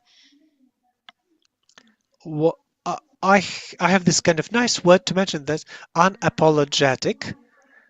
There is no Ukrainian word in the Ukrainian. I don't like this Ukrainian word because it's not good enough. When you work with LGBTQ community and you give the community the feedback, let the community not be apologetic for for when they speak about their rights. Well, don't let them apologize for when they speak loudly, when they are bright, when they spam your mailbox. Don't let them apologize for making sure that they are many. They seem to be many. Besides the risk that we encounter every day, all of us together, also there are additional risks of not being protected by the government, which also influence these things. Let the community not apologize when the community says it's not actual, it's not topical, it's topical always. Let the community not be don't apologize for them to be bright. or for them not to be bright enough, or when your expectation does not match for how they look, do not let them apologize for how they're different, because we're all different, but we're united by one mission. But at the same time, if you encounter some negative experience, do not transfer this experience onto this community. And it looks like in this we have a very big importance of the dialogue and the opportunity to build this dialogue, because we hear your feedback, because we respond to this feedback, we receive and we respond to this feedback, but also we would wish so much to have such a huge cooperation. Thank you, Rima. We are finishing. We have 1 more minute. Ola, Olena, please address all our audience, to the current allies, to the current one and those that are not born, and the future ones. What I want to say just now, I think I have said everything. Thank you, everyone, for you to be present here. I wanted to add that the panel, the discussion about partnership, and the partnership, it's not only to demand from our partners to do something to contribute, but also to have responsibility, to be ready to support then when you are struggling, and also when you're happy. So, Tochka Pora, congratulations on your 5th year.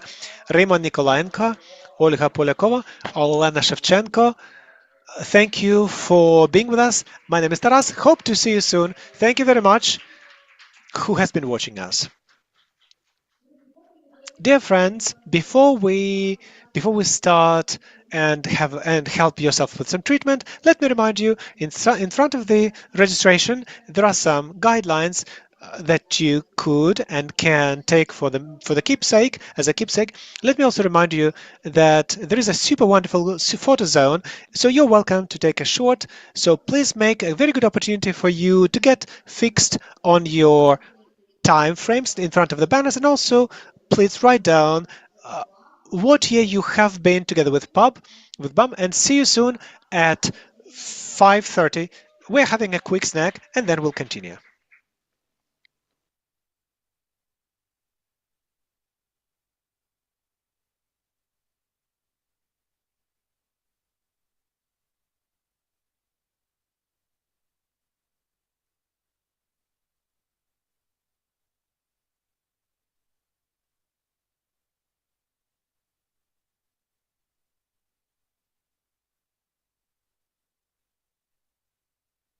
Це Олена. Вона виїхала з окупації, і зараз єдина її рідна душа – найкращий друг Максим. Вони як брат і сестра одне для одного, проте юридично вони чужі люди. Тому і права, які мають найближчі родичі, їм недоступні.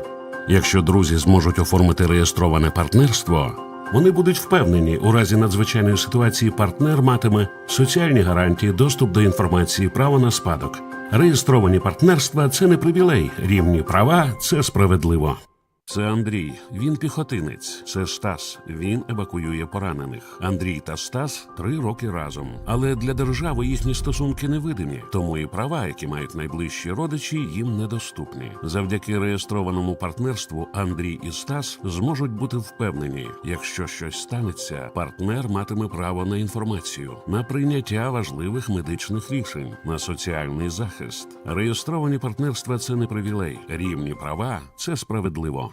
Це Олена. Вона виїхала з окупації, і зараз єдина її рідна душа – найкращий друг Максим. Вони як брат і сестра одне для одного, проте юридично вони чужі люди. Тому і права, які мають найближчі родичі, їм недоступні. Якщо друзі зможуть оформити реєстроване партнерство, вони будуть впевнені, у разі надзвичайної ситуації партнер матиме соціальні гарантії, доступ до інформації, право на спадок. Реєстровані партнерства – це не привілей, рівні права – це справедливо. Це Андрій, він піхотинець. Це Стас, він евакуює поранених. Андрій та Стас 3 роки разом. Але для держави їхні стосунки невидимі, тому і права, які мають найближчі родичі, їм недоступні. Завдяки реєстрованому партнерству Андрій і Стас зможуть бути впевнені, якщо щось станеться, партнер матиме право на інформацію, на прийняття важливих медичних рішень, на соціальний захист. Реєстровані партнерства – це не привілей. Рівні права – це справедливо. Це Олена, вона виїхала з окупації, і зараз єдина її рідна душа – найкращий друг Максим. Вони як брат і сестра одне для одного, проте юридично вони чужі люди. Тому і права, які мають найближчі родичі, їм недоступні. Якщо друзі зможуть оформити реєстроване партнерство, вони будуть впевнені, у разі надзвичайної ситуації партнер матиме соціальні гарантії, доступ до інформації, право на спадок. Реєстровані партнерства – це не привілей, рівні права – це справедливо.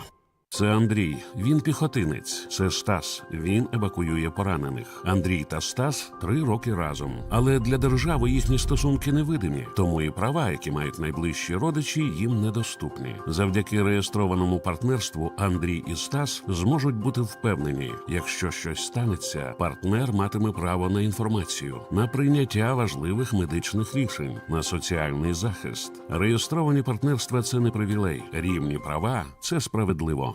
Це Олена, вона виїхала з окупації, і зараз єдина її рідна душа – найкращий друг Максим. Вони як брат і сестра одне для одного, проте юридично вони чужі люди. Тому і права, які мають найближчі родичі, їм недоступні. Якщо друзі зможуть оформити реєстроване партнерство, вони будуть впевнені, у разі надзвичайної ситуації партнер матиме соціальні гарантії, доступ до інформації, право на спадок. Реєстровані партнерства – це не привілей, рівні права – це справедливо. Це Андрій, він піхотинець. Це Стас, він евакуює поранених. Андрій та Стас 3 роки разом. Але для держави їхні стосунки невидимі, тому і права, які мають найближчі родичі, їм недоступні. Завдяки реєстрованому партнерству Андрій і Стас зможуть бути впевнені, якщо щось станеться, партнер матиме право на інформацію, на прийняття важливих медичних рішень, на соціальний захист. Реєстровані партнерства – це не привілей, рівні права – це справедливо.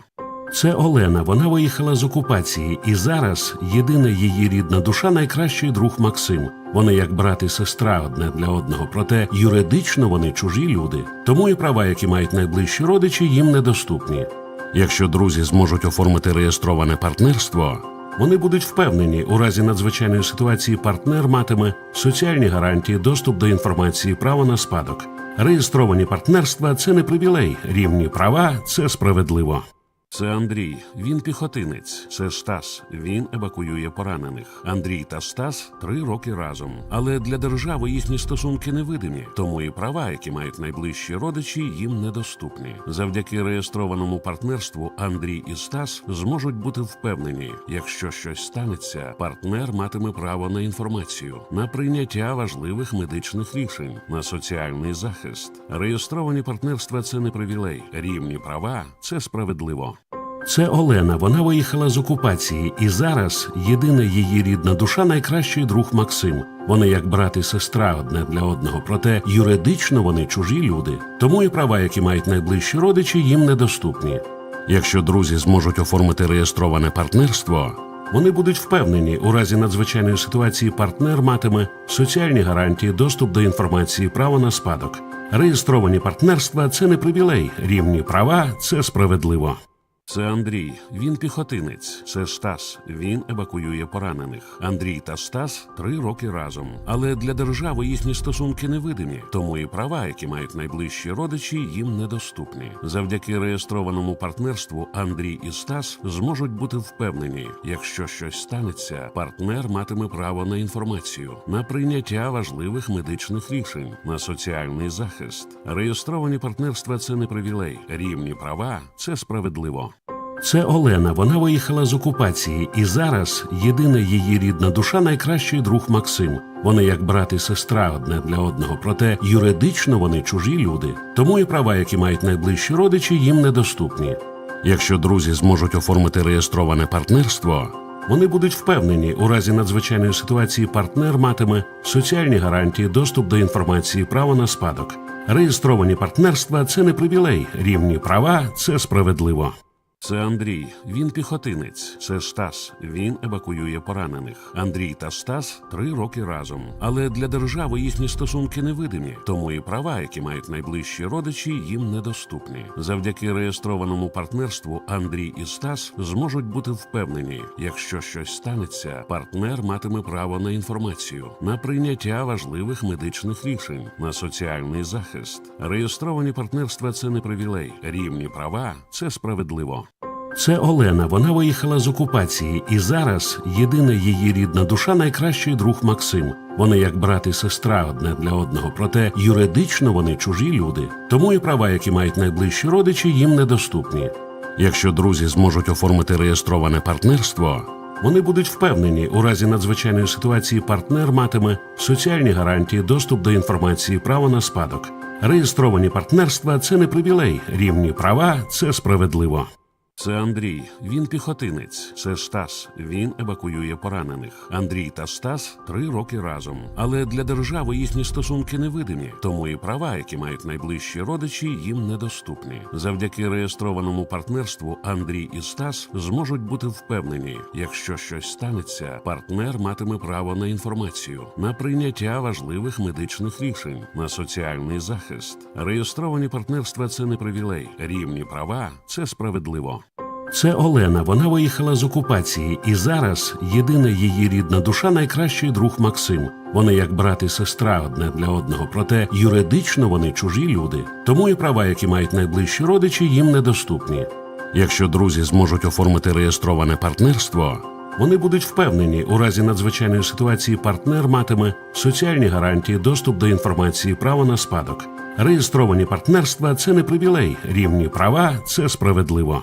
Це Андрій, він піхотинець. Це Стас, він евакуює поранених. Андрій та Стас 3 роки разом. Але для держави їхні стосунки невидимі, тому і права, які мають найближчі родичі, їм недоступні. Завдяки реєстрованому партнерству Андрій і Стас зможуть бути впевнені, якщо щось станеться, партнер матиме право на інформацію, на прийняття важливих медичних рішень, на соціальний захист. Реєстровані партнерства – це не привілей, рівні права – це справедливо. Це Олена, вона виїхала з окупації, і зараз єдина її рідна душа – найкращий друг Максим. Вони як брат і сестра одне для одного, проте юридично вони чужі люди. Тому і права, які мають найближчі родичі, їм недоступні. Якщо друзі зможуть оформити реєстроване партнерство, вони будуть впевнені, у разі надзвичайної ситуації партнер матиме соціальні гарантії, доступ до інформації, право на спадок. Реєстровані партнерства – це не привілей, рівні права – це справедливо. Це Андрій, він піхотинець. Це Стас, він евакуює поранених. Андрій та Стас 3 роки разом. Але для держави їхні стосунки невидимі, тому і права, які мають найближчі родичі, їм недоступні. Завдяки реєстрованому партнерству Андрій і Стас зможуть бути впевнені, якщо щось станеться, партнер матиме право на інформацію, на прийняття важливих медичних рішень, на соціальний захист. Реєстровані партнерства – це не привілей, рівні права – це справедливо. Це Олена, вона виїхала з окупації, і зараз єдина її рідна душа – найкращий друг Максим. Вони як брат і сестра одне для одного, проте юридично вони чужі люди. Тому і права, які мають найближчі родичі, їм недоступні. Якщо друзі зможуть оформити реєстроване партнерство, вони будуть впевнені, у разі надзвичайної ситуації партнер матиме соціальні гарантії, доступ до інформації, право на спадок. Реєстровані партнерства – це не привілей, рівні права – це справедливо.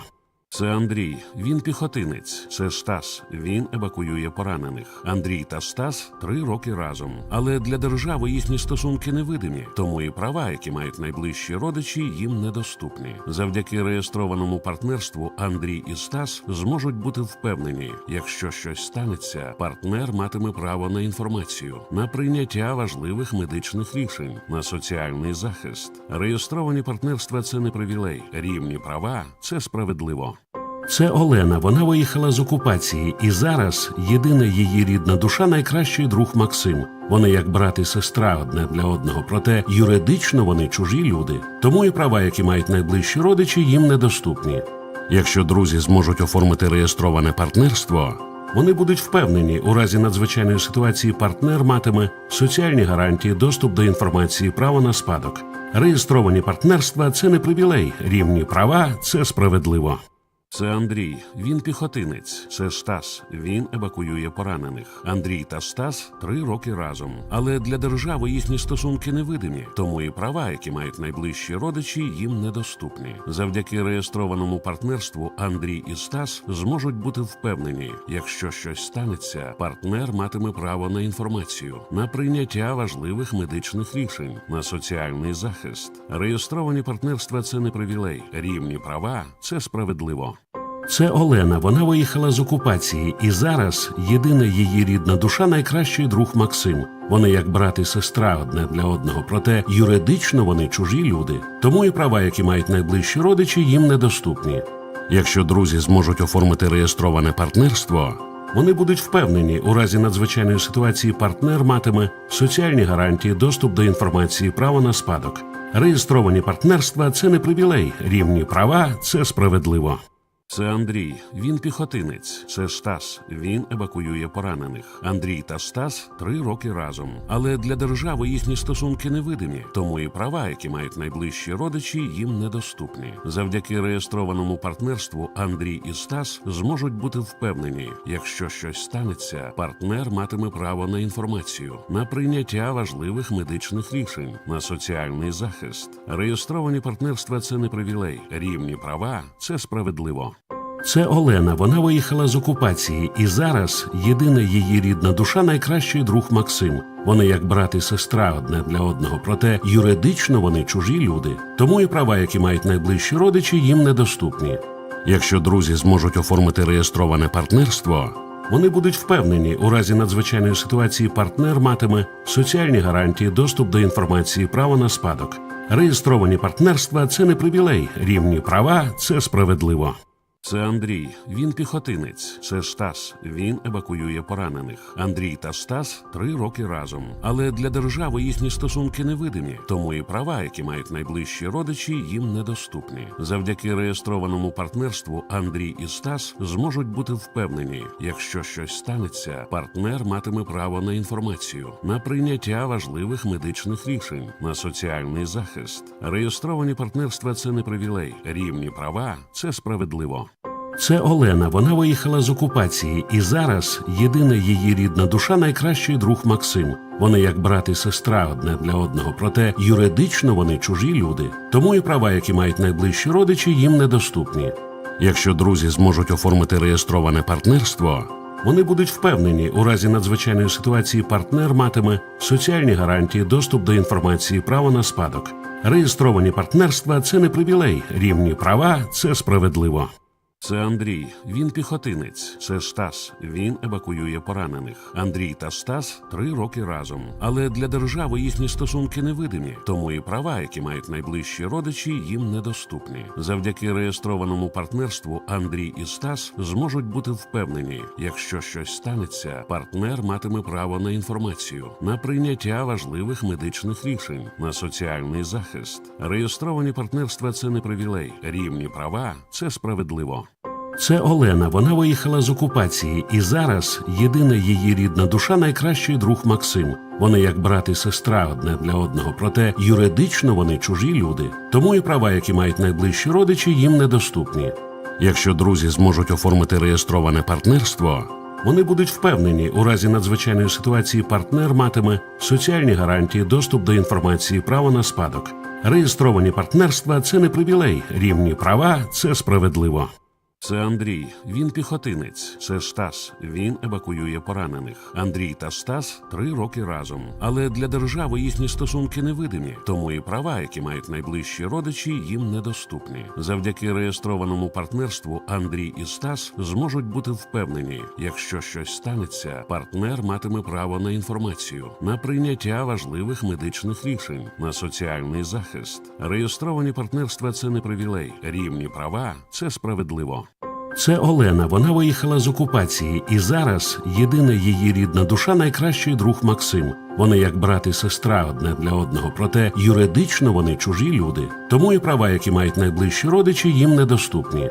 Якщо друзі зможуть оформити реєстроване партнерство, вони будуть впевнені, у разі надзвичайної ситуації партнер матиме соціальні гарантії, доступ до інформації, право на спадок. Реєстровані партнерства – це не привілей, рівні права – це справедливо. Це Андрій, він піхотинець. Це Стас, він евакуює поранених. Андрій та Стас 3 роки разом. Але для держави їхні стосунки невидимі, тому і права, які мають найближчі родичі, їм недоступні. Завдяки реєстрованому партнерству Андрій і Стас зможуть бути впевнені, якщо щось станеться, партнер матиме право на інформацію, на прийняття важливих медичних рішень, на соціальний захист. Реєстровані партнерства – це не привілей. Рівні права – це справедливо. Це Олена, вона виїхала з окупації, і зараз єдина її рідна душа – найкращий друг Максим. Вони як брат і сестра одне для одного, проте юридично вони чужі люди. Тому і права, які мають найближчі родичі, їм недоступні. Якщо друзі зможуть оформити реєстроване партнерство, вони будуть впевнені, у разі надзвичайної ситуації партнер матиме соціальні гарантії, доступ до інформації, право на спадок. Реєстровані партнерства – це не привілей, рівні права – це справедливо. Це Андрій, він піхотинець. Це Стас, він евакуює поранених. Андрій та Стас 3 роки разом. Але для держави їхні стосунки невидимі, тому і права, які мають найближчі родичі, їм недоступні. Завдяки реєстрованому партнерству Андрій і Стас зможуть бути впевнені, якщо щось станеться, партнер матиме право на інформацію, на прийняття важливих медичних рішень, на соціальний захист. Реєстровані партнерства – це не привілей, рівні права – це справедливо. Це Олена, вона виїхала з окупації, і зараз єдина її рідна душа – найкращий друг Максим. Вони як брат і сестра одне для одного, проте юридично вони чужі люди. Тому і права, які мають найближчі родичі, їм недоступні. Якщо друзі зможуть оформити реєстроване партнерство, вони будуть впевнені, у разі надзвичайної ситуації партнер матиме соціальні гарантії, доступ до інформації, право на спадок. Реєстровані партнерства – це не привілей, рівні права – це справедливо. Це Андрій, він піхотинець. Це Стас, він евакуює поранених. Андрій та Стас 3 роки разом. Але для держави їхні стосунки невидимі, тому і права, які мають найближчі родичі, їм недоступні. Завдяки реєстрованому партнерству Андрій і Стас зможуть бути впевнені, якщо щось станеться, партнер матиме право на інформацію, на прийняття важливих медичних рішень, на соціальний захист. Реєстровані партнерства – це не привілей, рівні права – це справедливо. Це Олена, вона виїхала з окупації, і зараз єдина її рідна душа – найкращий друг Максим. Вони як брат і сестра одне для одного, проте юридично вони чужі люди. Тому і права, які мають найближчі родичі, їм недоступні. Якщо друзі зможуть оформити реєстроване партнерство, вони будуть впевнені, у разі надзвичайної ситуації партнер матиме соціальні гарантії, доступ до інформації, право на спадок. Реєстровані партнерства – це не привілей, рівні права – це справедливо. Це Андрій, він піхотинець. Це Стас, він евакуює поранених. Андрій та Стас 3 роки разом. Але для держави їхні стосунки невидимі, тому і права, які мають найближчі родичі, їм недоступні. Завдяки реєстрованому партнерству Андрій і Стас зможуть бути впевнені, якщо щось станеться, партнер матиме право на інформацію, на прийняття важливих медичних рішень, на соціальний захист. Реєстровані партнерства – це не привілей, рівні права – це справедливо. Це Олена, вона виїхала з окупації, і зараз єдина її рідна душа – найкращий друг Максим. Вони як брат і сестра одне для одного, проте юридично вони чужі люди. Тому і права, які мають найближчі родичі, їм недоступні. Якщо друзі зможуть оформити реєстроване партнерство, вони будуть впевнені, у разі надзвичайної ситуації партнер матиме соціальні гарантії, доступ до інформації, право на спадок. Реєстровані партнерства – це не привілей, рівні права – це справедливо. Це Андрій, він піхотинець. Це Стас, він евакуює поранених. Андрій та Стас 3 роки разом. Але для держави їхні стосунки невидимі, тому і права, які мають найближчі родичі, їм недоступні. Завдяки реєстрованому партнерству Андрій і Стас зможуть бути впевнені, якщо щось станеться, партнер матиме право на інформацію, на прийняття важливих медичних рішень, на соціальний захист. Реєстровані партнерства – це не привілей, рівні права – це справедливо. Це Олена, вона виїхала з окупації, і зараз єдина її рідна душа – найкращий друг Максим. Вони як брат і сестра одне для одного, проте юридично вони чужі люди. Тому і права, які мають найближчі родичі, їм недоступні. Якщо друзі зможуть оформити реєстроване партнерство, вони будуть впевнені, у разі надзвичайної ситуації партнер матиме соціальні гарантії, доступ до інформації, право на спадок. Реєстровані партнерства – це не привілей, рівні права – це справедливо. Це Андрій, він піхотинець. Це Стас, він евакуює поранених. Андрій та Стас 3 роки разом. Але для держави їхні стосунки невидимі, тому і права, які мають найближчі родичі, їм недоступні. Завдяки реєстрованому партнерству Андрій і Стас зможуть бути впевнені, якщо щось станеться, партнер матиме право на інформацію, на прийняття важливих медичних рішень, на соціальний захист. Реєстровані партнерства – це не привілей. Рівні права – це справедливо. Це Олена, вона виїхала з окупації, і зараз єдина її рідна душа – найкращий друг Максим. Вони як брат і сестра одне для одного, проте юридично вони чужі люди, тому і права, які мають найближчі родичі, їм недоступні. Якщо друзі зможуть оформити реєстроване партнерство, вони будуть впевнені, у разі надзвичайної ситуації партнер матиме соціальні гарантії, доступ до інформації, право на спадок. Реєстровані партнерства – це не привілей, рівні права – це справедливо. Це Андрій, він піхотинець. Це Стас, він евакуює поранених. Андрій та Стас 3 роки разом. Але для держави їхні стосунки невидимі, тому і права, які мають найближчі родичі, їм недоступні. Завдяки реєстрованому партнерству Андрій і Стас зможуть бути впевнені, якщо щось станеться, партнер матиме право на інформацію, на прийняття важливих медичних рішень, на соціальний захист. Реєстровані партнерства – це не привілей, рівні права – це справедливо. Це Олена, вона виїхала з окупації, і зараз єдина її рідна душа – найкращий друг Максим. Вони як брат і сестра одне для одного, проте юридично вони чужі люди, тому і права, які мають найближчі родичі, їм недоступні. Якщо друзі зможуть оформити реєстроване партнерство, вони будуть впевнені, у разі надзвичайної ситуації партнер матиме соціальні гарантії, доступ до інформації, право на спадок. Реєстровані партнерства – це не привілей, рівні права – це справедливо. Це Андрій, він піхотинець. Це Стас, він евакуює поранених. Андрій та Стас 3 роки разом. Але для держави їхні стосунки невидимі, тому і права, які мають найближчі родичі, їм недоступні. Завдяки реєстрованому партнерству Андрій і Стас зможуть бути впевнені, якщо щось станеться, партнер матиме право на інформацію, на прийняття важливих медичних рішень, на соціальний захист. Реєстровані партнерства – це не привілей, рівні права – це справедливо. Це Олена, вона виїхала з окупації, і зараз єдина її рідна душа – найкращий друг Максим. Вони як брат і сестра одне для одного, проте юридично вони чужі люди, тому і права, які мають найближчі родичі, їм недоступні. Якщо друзі зможуть оформити реєстроване партнерство, вони будуть впевнені, у разі надзвичайної ситуації партнер матиме соціальні гарантії, доступ до інформації, право на спадок. Реєстровані партнерства – це не привілей, рівні права – це справедливо. Це Андрій, він піхотинець. Це Стас, він евакуює поранених. Андрій та Стас 3 роки разом. Але для держави їхні стосунки невидимі, тому і права, які мають найближчі родичі, їм недоступні. Завдяки реєстрованому партнерству Андрій і Стас зможуть бути впевнені, якщо щось станеться, партнер матиме право на інформацію, на прийняття важливих медичних рішень, на соціальний захист. Реєстровані партнерства – це не привілей, рівні права – це справедливо. Це Олена, вона виїхала з окупації, і зараз єдина її рідна душа – найкращий друг Максим. Вони як брат і сестра одне для одного, проте юридично вони чужі люди, тому і права, які мають найближчі родичі, їм недоступні. Якщо друзі зможуть оформити реєстроване партнерство, вони будуть впевнені, у разі надзвичайної ситуації партнер матиме соціальні гарантії, доступ до інформації, право на спадок. Реєстровані партнерства – це не привілей, рівні права – це справедливо. Це Андрій, він піхотинець. Це Стас, він евакуює поранених. Андрій та Стас 3 роки разом. Але для держави їхні стосунки невидимі, тому і права, які мають найближчі родичі, їм недоступні. Завдяки реєстрованому партнерству Андрій і Стас зможуть бути впевнені, якщо щось станеться, партнер матиме право на інформацію, на прийняття важливих медичних рішень, на соціальний захист. Реєстровані партнерства – це не привілей, рівні права – це справедливо.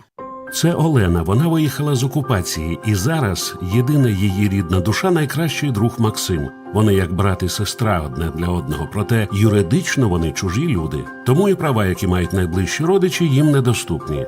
Якщо друзі зможуть оформити реєстроване партнерство, вони будуть впевнені, у разі надзвичайної ситуації партнер матиме соціальні гарантії, доступ до інформації, право на спадок. Реєстровані партнерства – це не привілей, рівні права – це справедливо. Це Андрій, він піхотинець. Це Стас, він евакуює поранених. Андрій та Стас 3 роки разом. Але для держави їхні стосунки невидимі, тому і права, які мають найближчі родичі, їм недоступні. Завдяки реєстрованому партнерству Андрій і Стас зможуть бути впевнені, якщо щось станеться, партнер матиме право на інформацію, на прийняття важливих медичних рішень, на соціальний захист. Реєстровані партнерства – це не привілей. Рівні права – це справедливо. Це Олена, вона виїхала з окупації, і зараз єдина її рідна душа – найкращий друг Максим. Вони як брат і сестра одне для одного, проте юридично вони чужі люди, тому і права, які мають найближчі родичі, їм недоступні. Якщо друзі зможуть оформити реєстроване партнерство, вони будуть впевнені, у разі надзвичайної ситуації партнер матиме соціальні гарантії, доступ до інформації, право на спадок. Реєстровані партнерства – це не привілей, рівні права – це справедливо. Це Андрій, він піхотинець. Це Стас, він евакуює поранених. Андрій та Стас 3 роки разом. Але для держави їхні стосунки невидимі, тому і права, які мають найближчі родичі, їм недоступні. Завдяки реєстрованому партнерству Андрій і Стас зможуть бути впевнені, якщо щось станеться, партнер матиме право на інформацію, на прийняття важливих медичних рішень, на соціальний захист. Реєстровані партнерства – це не привілей, рівні права – це справедливо. Це Олена, вона виїхала з окупації, і зараз єдина її рідна душа – найкращий друг Максим. Вони як брат і сестра одне для одного, проте юридично вони чужі люди, тому і права, які мають найближчі родичі, їм недоступні.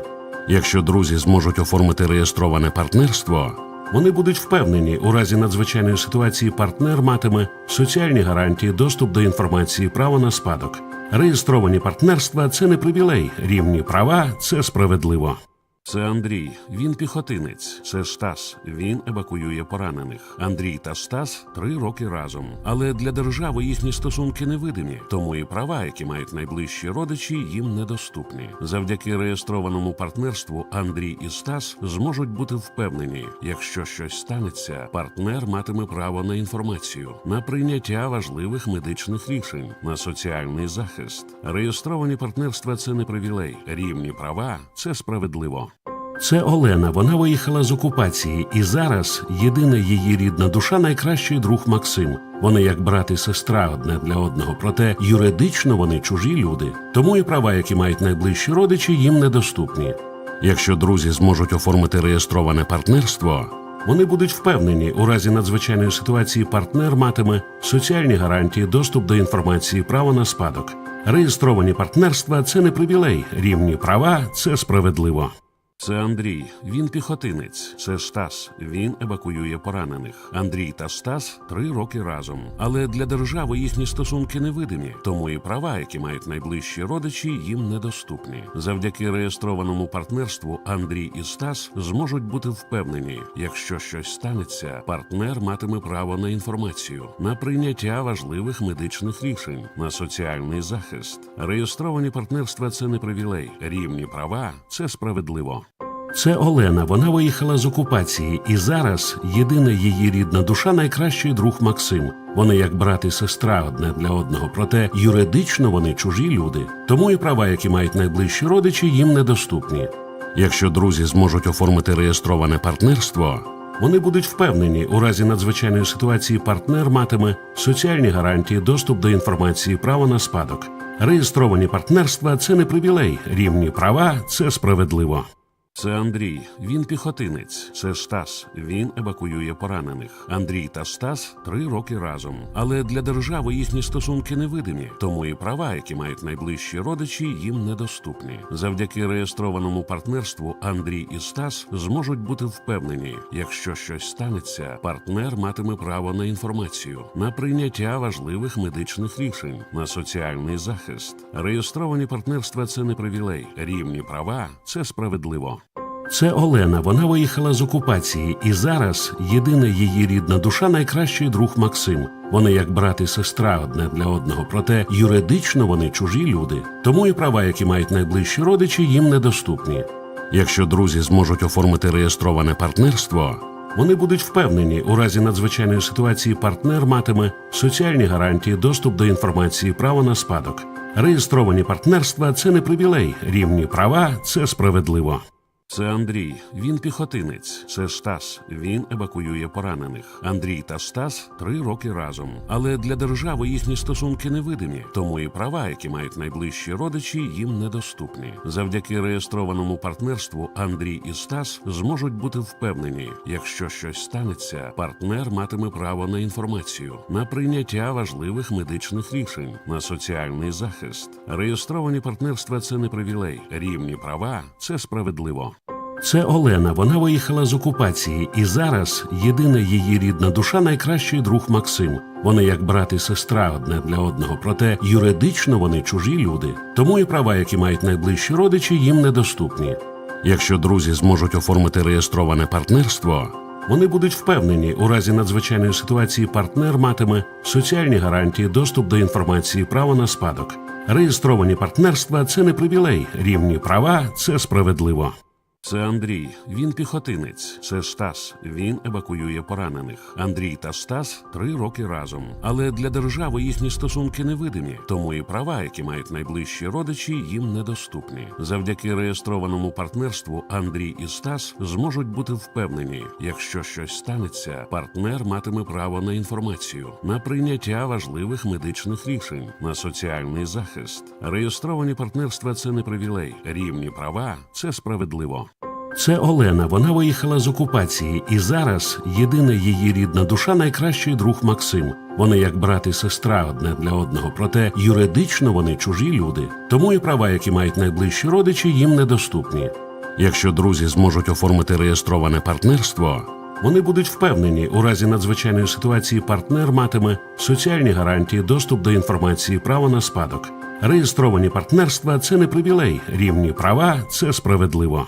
Це Андрій, він піхотинець. Це Стас, він евакуює поранених. Андрій та Стас 3 роки разом. Але для держави їхні стосунки невидимі, тому і права, які мають найближчі родичі, їм недоступні. Завдяки реєстрованому партнерству Андрій і Стас зможуть бути впевнені, якщо щось станеться, партнер матиме право на інформацію, на прийняття важливих медичних рішень, на соціальний захист. Реєстровані партнерства – це не привілей, рівні права – це справедливо.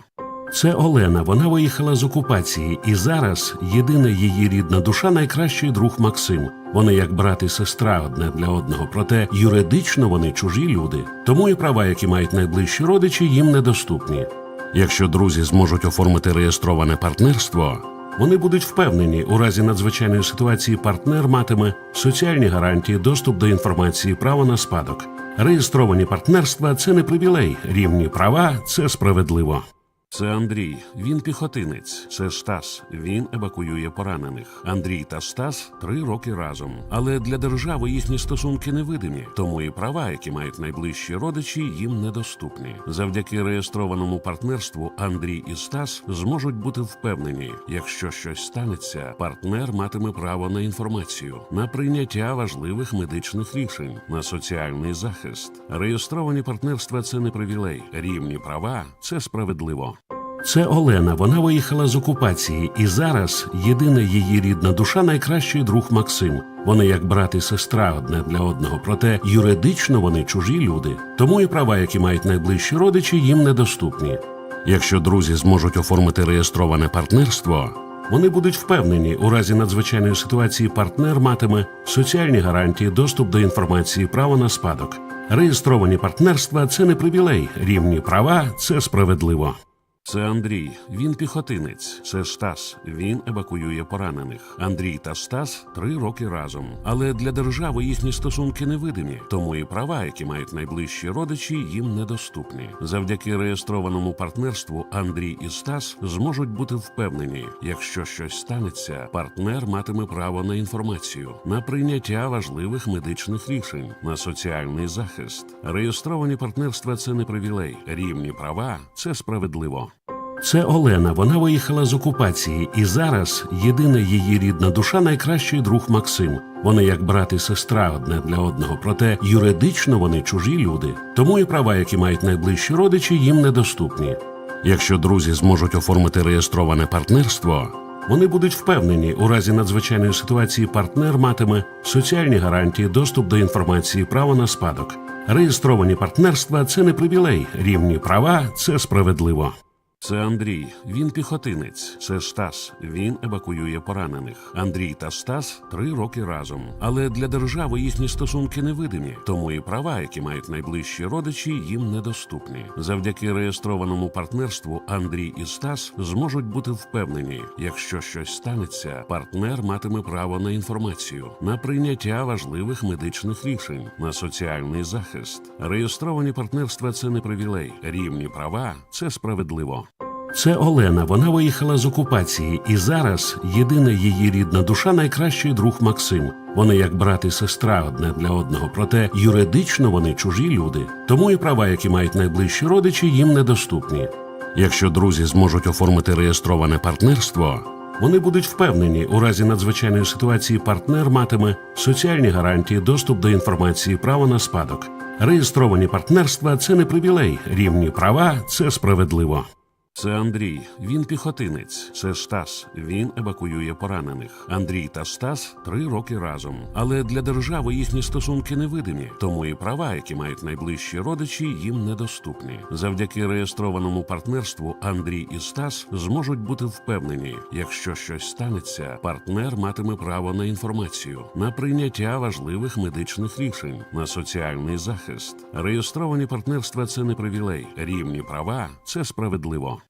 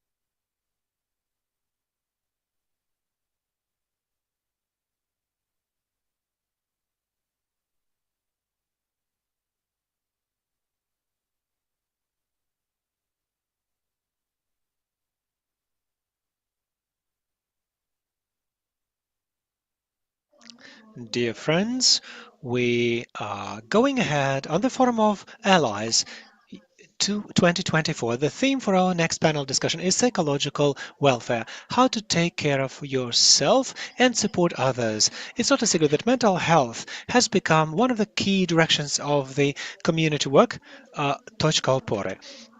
It's important to have access to support, and for that, Точка опоры is providing free psychological consultancy and also creates chatbots for US It's Not Okay called. This helps to identify bullying, discrimination, and other cases of mental well-being. Large-scale war has affected our well-being and mental health. This has been proved by the different research. Compared to 2024, there is an increase in those who suffer fatigue, helplessness, being lost, being desperate, and loneliness, and has been a decrease in people for feeling proud, etc. Mental health it remains to be the challenge for the next 5 and 20 years. That's the results of the outcomes of the research of First Ladies and Gentlemen Summit. This sad statistics is going to be disseminated because the moderator will definitely be able to be light-minded and speak about such hard topics in an easy way. So we're going to be speaking about mental health and support others in this not a simple way in the frameworks of our next discussion, which will be moderated by Monroe and psychologist in the mental health coaching.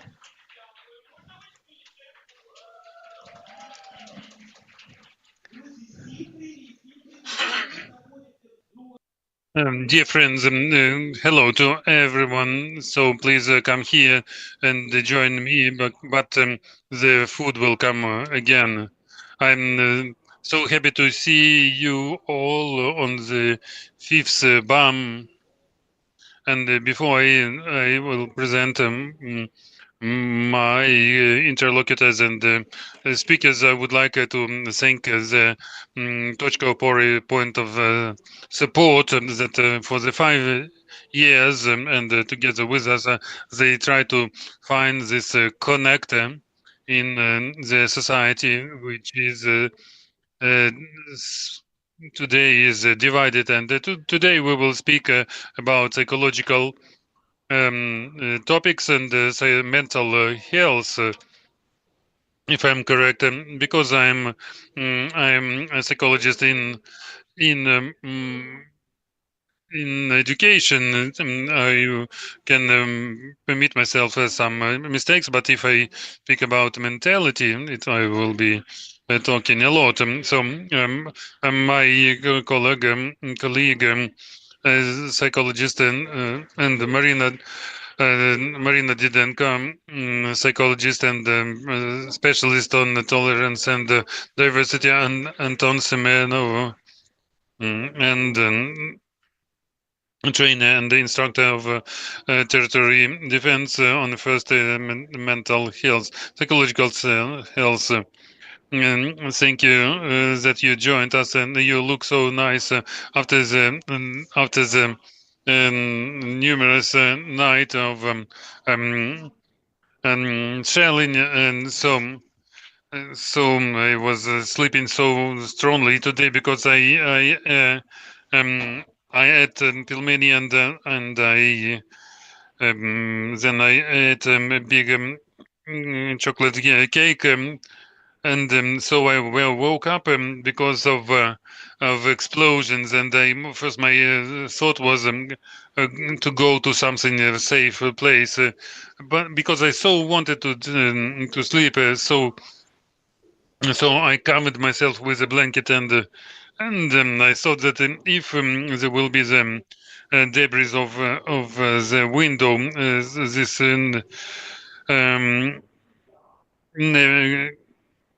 blanket will protect me.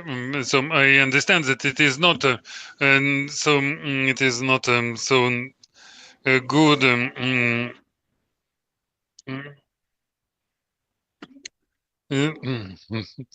So it was not so correct from the point of view of safety, but I slept so well, and I finished sleeping so nice. Thanks to everyone who joined us in this live broadcast. And my question is to ask to you, and what is the phase now of an average Ukrainian citizen? I know, I understand the 5 phases of acceptance. Where we are now, is it anger, depression, or maybe acceptance? At what point are we now today? Where are we moving? So, as I was listening to you, Monroe, I think that we are sleeping in the same way. I always like to sleep. I love my face. And I have nice drugs, so we will sleep well. But from the adequate attitude towards sleep, towards understanding, so we girls, we teach each other how to take care of us, but can we have this normal and adequate feeling about something if we live in the war for the 3 years? And so at what stage are we now? So we are stuck in the phase of negotiations because we had already anger. Now sometimes we fall into depression for several times, and then we came back to anger, and so this falling in and out. This is a stage of negotiations when you try to negotiate with your blanket, and this state does not leave us. And doesn't go anywhere because we live in abnormal situations for 3 years, and of course it is not said in any research. We are all different. Everyone is at every different stage. But what you describe and myself, I am at the negotiations when we accept when.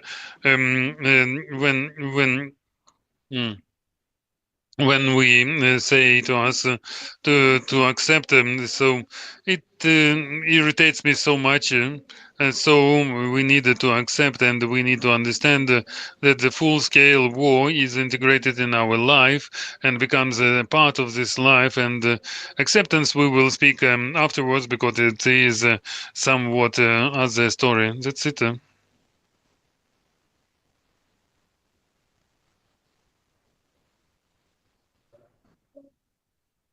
So I think so.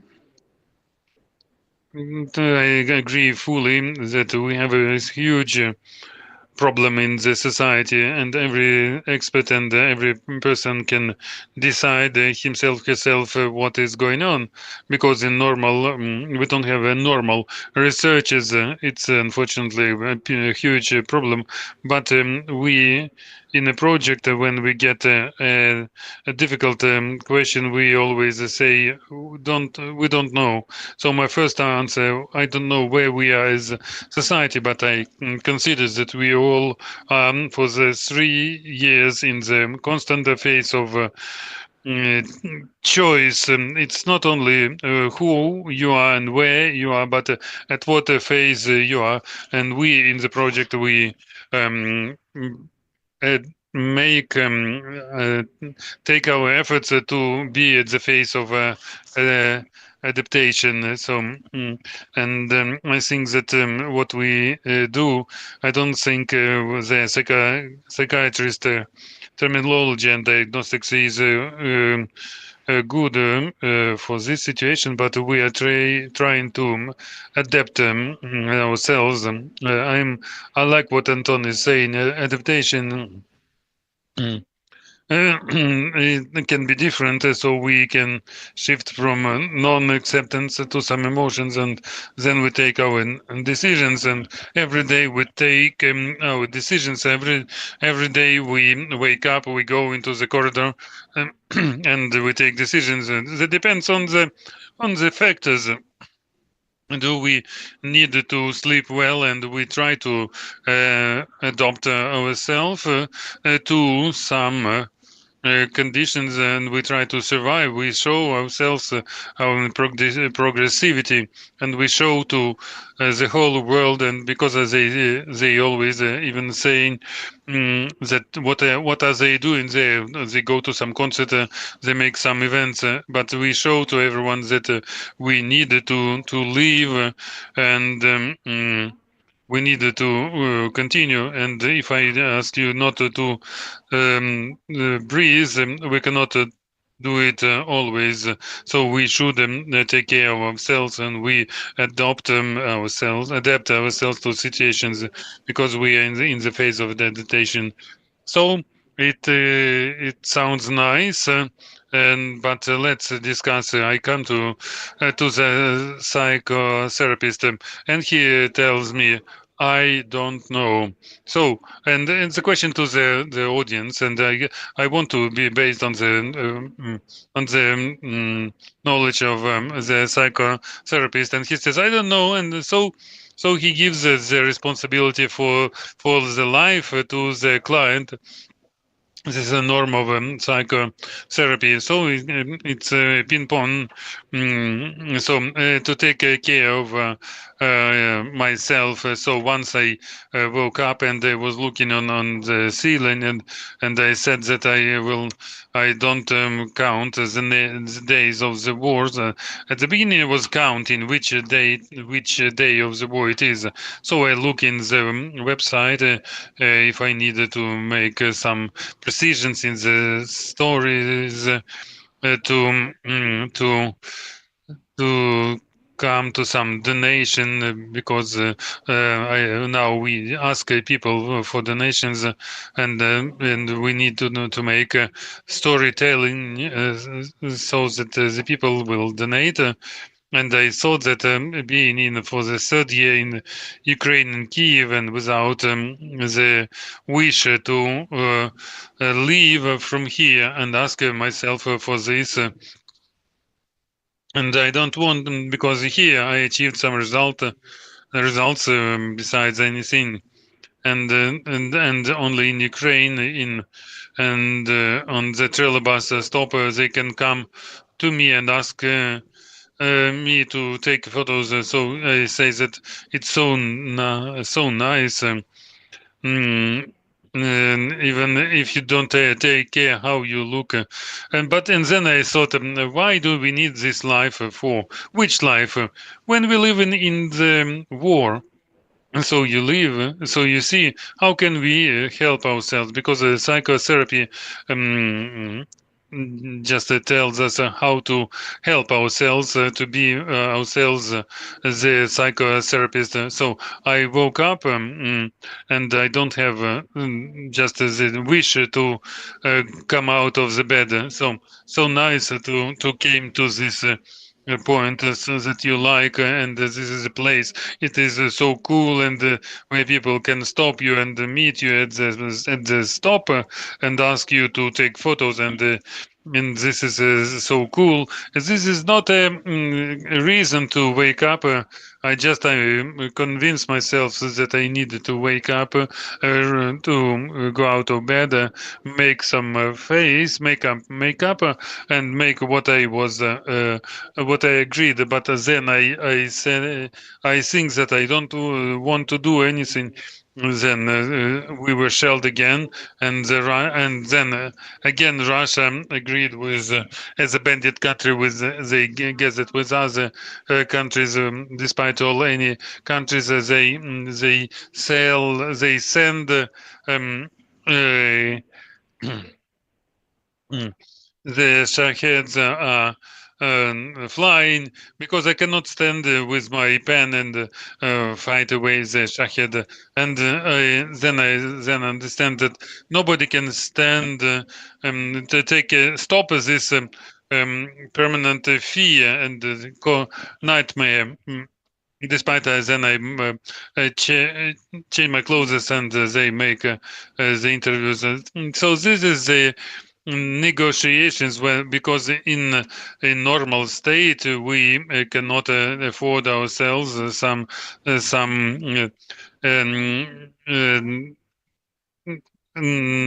loneliness but in normal state you cannot wake up and you cannot go out of the bed when you feel something bad and but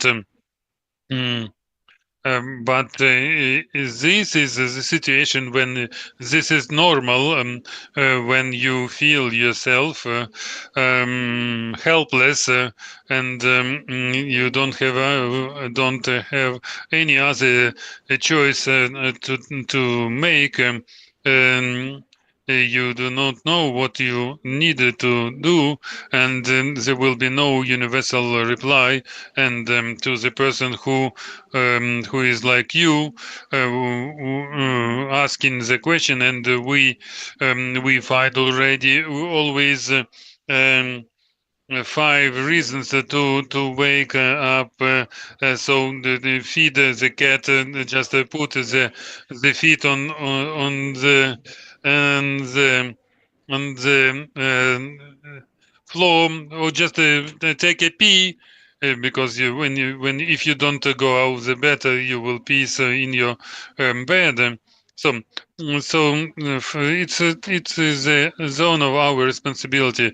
So one of the zone of responsibility, how many shaheds were delivered, but we it's no, this zone is huge, but we have our own zone of influence, and it's small, and and sometimes it is very important. So you feed the cat.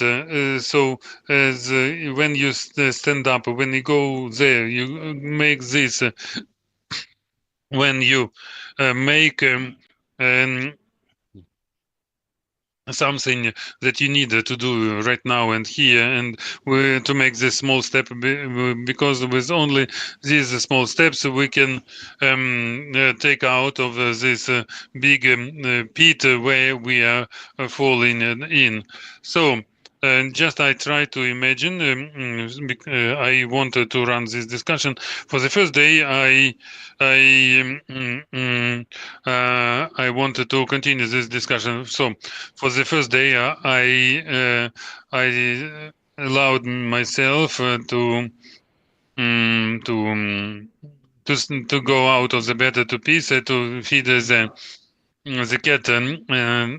But the next day I wouldn't want to go out of the bed, and I stayed in the bed for 1 week, and I pissed in my bed.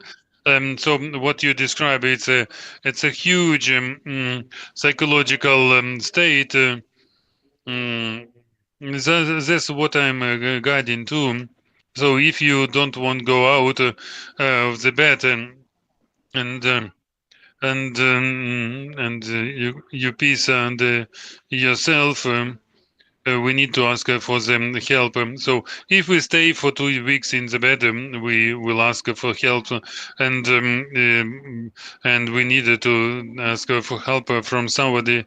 But if we need, if we see that we do not recharge, even the computers should be recharged, and when we see that we go out of our norm, and some our friends and neighbors can ask us what is going on, and they can see about myself, and can ask me what is going on with you, and you see other people who can, good people, social support, they will help you with some ideas. But we don't have ideas, we have solutions that work for a long time, that works reliably for the long time.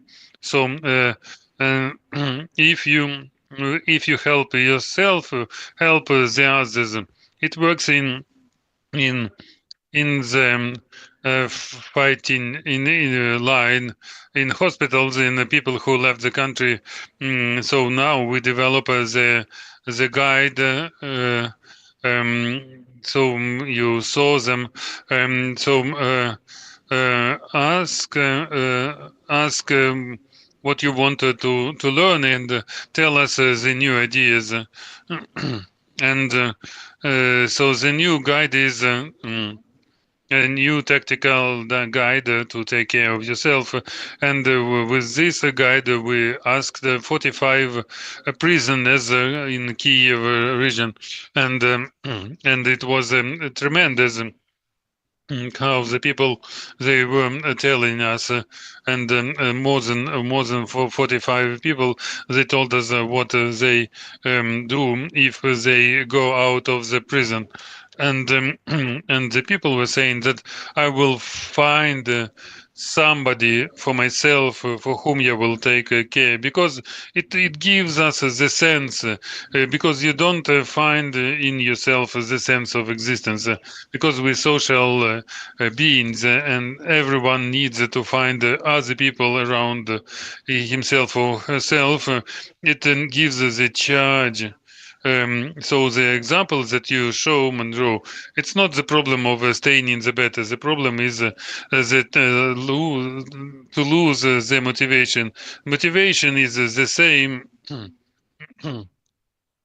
And for those for young boy who is frightened in the trench, and the people who are without two extremities in the hospital, and his clinical depression. But when they see the need for somebody, they revive. So it means when you are needed. You will see the sense of your life. So do not ignore and don't be irritated when people ask you, how are you? Just remember that people need to know how are you. How are you is irritating in 50% of cases. We don't advise to ask how are you. We ask we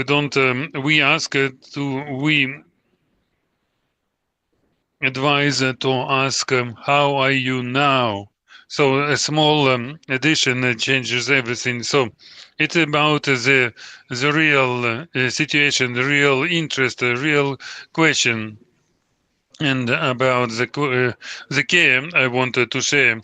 Just recently, we just found out with veterans. It was a very important moment. We didn't think when the military they demobilized. There are two groups: those who lost the connections and those who kept the connection. And it's very important the veteran who kept the connections. So he has work, he has a wife, he's got a community. So and there is a veteran and he is got nobody, and so he can come into a town and go into the train station and nobody, and find nobody. So so they just tell the veterans, if you are okay, just ask the other co brothers to help them. If you are okay, stay okay. But if you have nobody, ask your brothers in arms. So because of this, the loneliness kills. So let's keep to each other. So the next question will be to you. How will we find we, the civil people, as the communication points to communicate with military and veterans? And this barrier does remain, and it is spoken a lot about, and the civil people just don't have experience how to respond to the person wearing the military uniform. And any recommendations on Facebook, they have no application, no applicable value. And still, in those discussions in the social media, definitely we have to put two and two together and make sure you don't have five. And still there is a feeling, there is a distance between civil people, I'm not saying men, women, irrelevant, just civilians, and the military ones and the veterans. How not to lose this certain kind of, what do you call it, like wave, like to see eye to eye, to be on the same page with a person. Well, first of all, you've got to accept that this has been lost in the first place. You can't demand what does not exist. You can't demand from a person who just doesn't have trust in you. The person doesn't know you. We are all changing all the time. And if you haven't seen the person for several days, you don't know what kind of person this is. It's not important. It's not even a military. Oh, it sounds so dreadful. There's nothing scary about it. No. You have got to adopt and say, look, yeah, the time is such. We start from having no trust. While before the large-scale war, it was okay to start from trust, credit of trust, because we belong to the same space. No, not now. We've got to accept that if I'm in contact with a person and we haven't been interacting, so this person has a bit of lack of trust in me. So she or he doesn't know who I am because I'm changing every day. What's happening to you today? After after you have woken up, what kind of person are you now? After today's shelling and airstrike, is the person who believes in the blanket, but not the person who was yesterday. It wasn't the first time. I just gave an example. It was just a very eloquent example, wasn't it? Well, yes, I agree. And if we normalize this basic lack of trust, we cancel 90% of mistakes. Because if we believe that this is okay for the person to have changed, we need to restore our relationships. So we are renewing our relationships. We're speaking about ourselves, about our conditions, about our changes, about our plans, aims, targets. Aha, understandable. And how are you now? And that's it. And now we're talking. So the key is not to have to demand relationships where there is no place for them or they have deteriorated. Look what I'm thinking. It got me thinking. When we're talking to little children, that's an association that I have, we really work on establishing trust with them because the child doesn't know. Even though if we have seen with the child, they tend to very quickly forget. We say like, well, look, what your name is, my name is, what you can do, what I can't. And with people who are in different contexts and who are experiencing different experiences, we tend to all of a sudden jump to the short, amicable, oh, so how are you? So to go deep into the source, no, no, no, no. Now we've got to make sure that we have to take time to establish contact. Somebody's stressful reaction is to approach, to get closer, for somebody else to get alienated. But we need to strike the balance comfortably, step by step. We restore trust and we establish communication. If with a person you're not familiar with the person, you won't go into some deep ideas, of course, unless as long as you're adequate. Something safe, something about here and now. This is the key principle, how you're feeling now. Because we don't know. We know that it works, but we don't know why.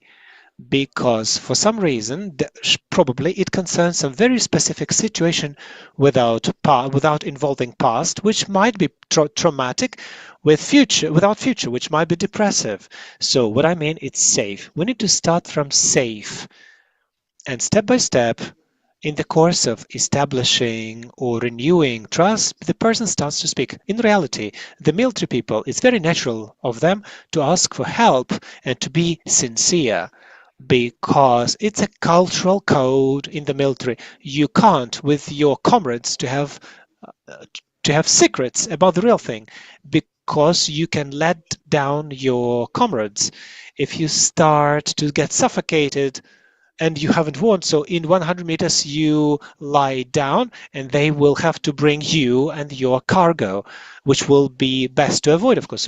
So people, look, I'm feeling bad for some reason. Look, I've got a corn on my foot, or I'm running out of ammo. I forgot how tourniquet works, anything.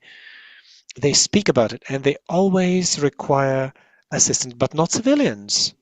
Civilians don't speak about this, or the effect of the train when an unfamiliar person, unknown person, stranger, the person has been suffering so much because I won't be able to see this person, a stranger in the train, and then I tend to speak loads onto them. But when the military person speaks to you, that's the sign of trust, or they respond to your offer. That means they trust in you. It's cool that you've done a good job. Well done. But if no, okay, it's normal. there's a lot to work on establishing trust. Look, I would like to remember, because it gets me thinking, for 2 years we've been working with Точка Опора. We have been realizing the project. We're talking about uniting people and the team. And as staff, we also play different roles, or we need a different role. Sometimes we struggle to accept that we can't do something, that we can't process information, and the report that would take us 2 hours, we need just 2 days, and still we're missing our deadlines. And in our project, we're teaching both the trainers and the junior staff and human resources to consider that and to do inquiry and to make questionnaires. What are your needs? And respond to those needs, because the needs definitely must have changed, because the way how enterprises used to work is different, is absolutely relevant now, because we've got different needs and we've got different realities in which we will live. And now I'm getting to the feeling of guilt while meeting a military person. Now, for example, I've got a feeling of guilt. In the morning I wake up, I feel I look good, great. My blanket has saved my life. I say thanks to anti-air guns. I also imagined something. It's kind of general thoughts, right? But when I see a specific person in front of me wearing a uniform, military, and I see this person sometime during the daytime, I start to realize that besides gratefulness, I also feel the feeling of guilt. And then I also see those debris and footage of ruin. It has become statistics and those death cases and civilians. And also the feeling of guilt that I have survived and I'm looking so good, and I publish those posts and I've got this manicure and I'm going to the cosmetologist, beautician, and I'm kind of apologizing or so because I'm in Ukraine, I'm paying tax, etc. But still, I still have this feeling of guilt. How to deal with this and what to do about it? Maria, I would like to ask you. So I switched to the respectful form to you about this story, right? You're writing a book, right? No, it's not about feeling of guilt. You've got 10 minutes to present. No, Monroe. Look, we're not rushing. No, we're not about to get presented. No, the book is it's keep coming. It's not about the feeling of guilt. It's also about psychological taboos that we drag behind our backs. Very, very briefly. So anyway, thank you very much for you mentioning this. So the presentation lies ahead. So let's get back to the feeling of guilt, right? And authentic feeling of guilt when I have done something wrong. For example, boundaries, I violated personal boundaries or did something harmful or did something which could lead to some consequences, real consequences. Or I have an imposed archaic feeling of guilt, which is not authentic. It's kind of racketeering feelings, that the feelings, the one that require instead of feeling something different. And in general, if we go deep into the history of people, shame and guilt is archaic feelings, with the help of which society had been built, rules, societies, and then we came up with codes, criminal codes, non-criminal ones, rules and rights. But the feeling of guilt has remained because it's a good instrument how to manipulate and impose what we have to impose. So in the context that you're saying, I am personally feeling happy that you are feeling gratitude. I also feel respect, but at the same time, I'm speaking about myself. It impresses lots of people. I don't feel this racketeering guilt in terms of the military person, and not because of taxes, etc., which you have mentioned, but because there is no guilt. I'm in the conditions, under conditions that I am living, and also I feel the respect that the person is protecting me, not more, not less. And I let myself, and I can afford to look eye to eye physically, or I am giving a nod, a friendly nod to the person if we are on the road crossing or at the traffic stoplight, or saying, and the person wearing a military form, the person bows back to you. This is the communication peer to peer, which is to me the communication through respect. But if we there is an element of trust. But if we see a person, for example, wearing a uniform or not even wearing a uniform, and for some reason we turn our eyes away from that person and we say to ourselves, oh, I'm feeling guilt.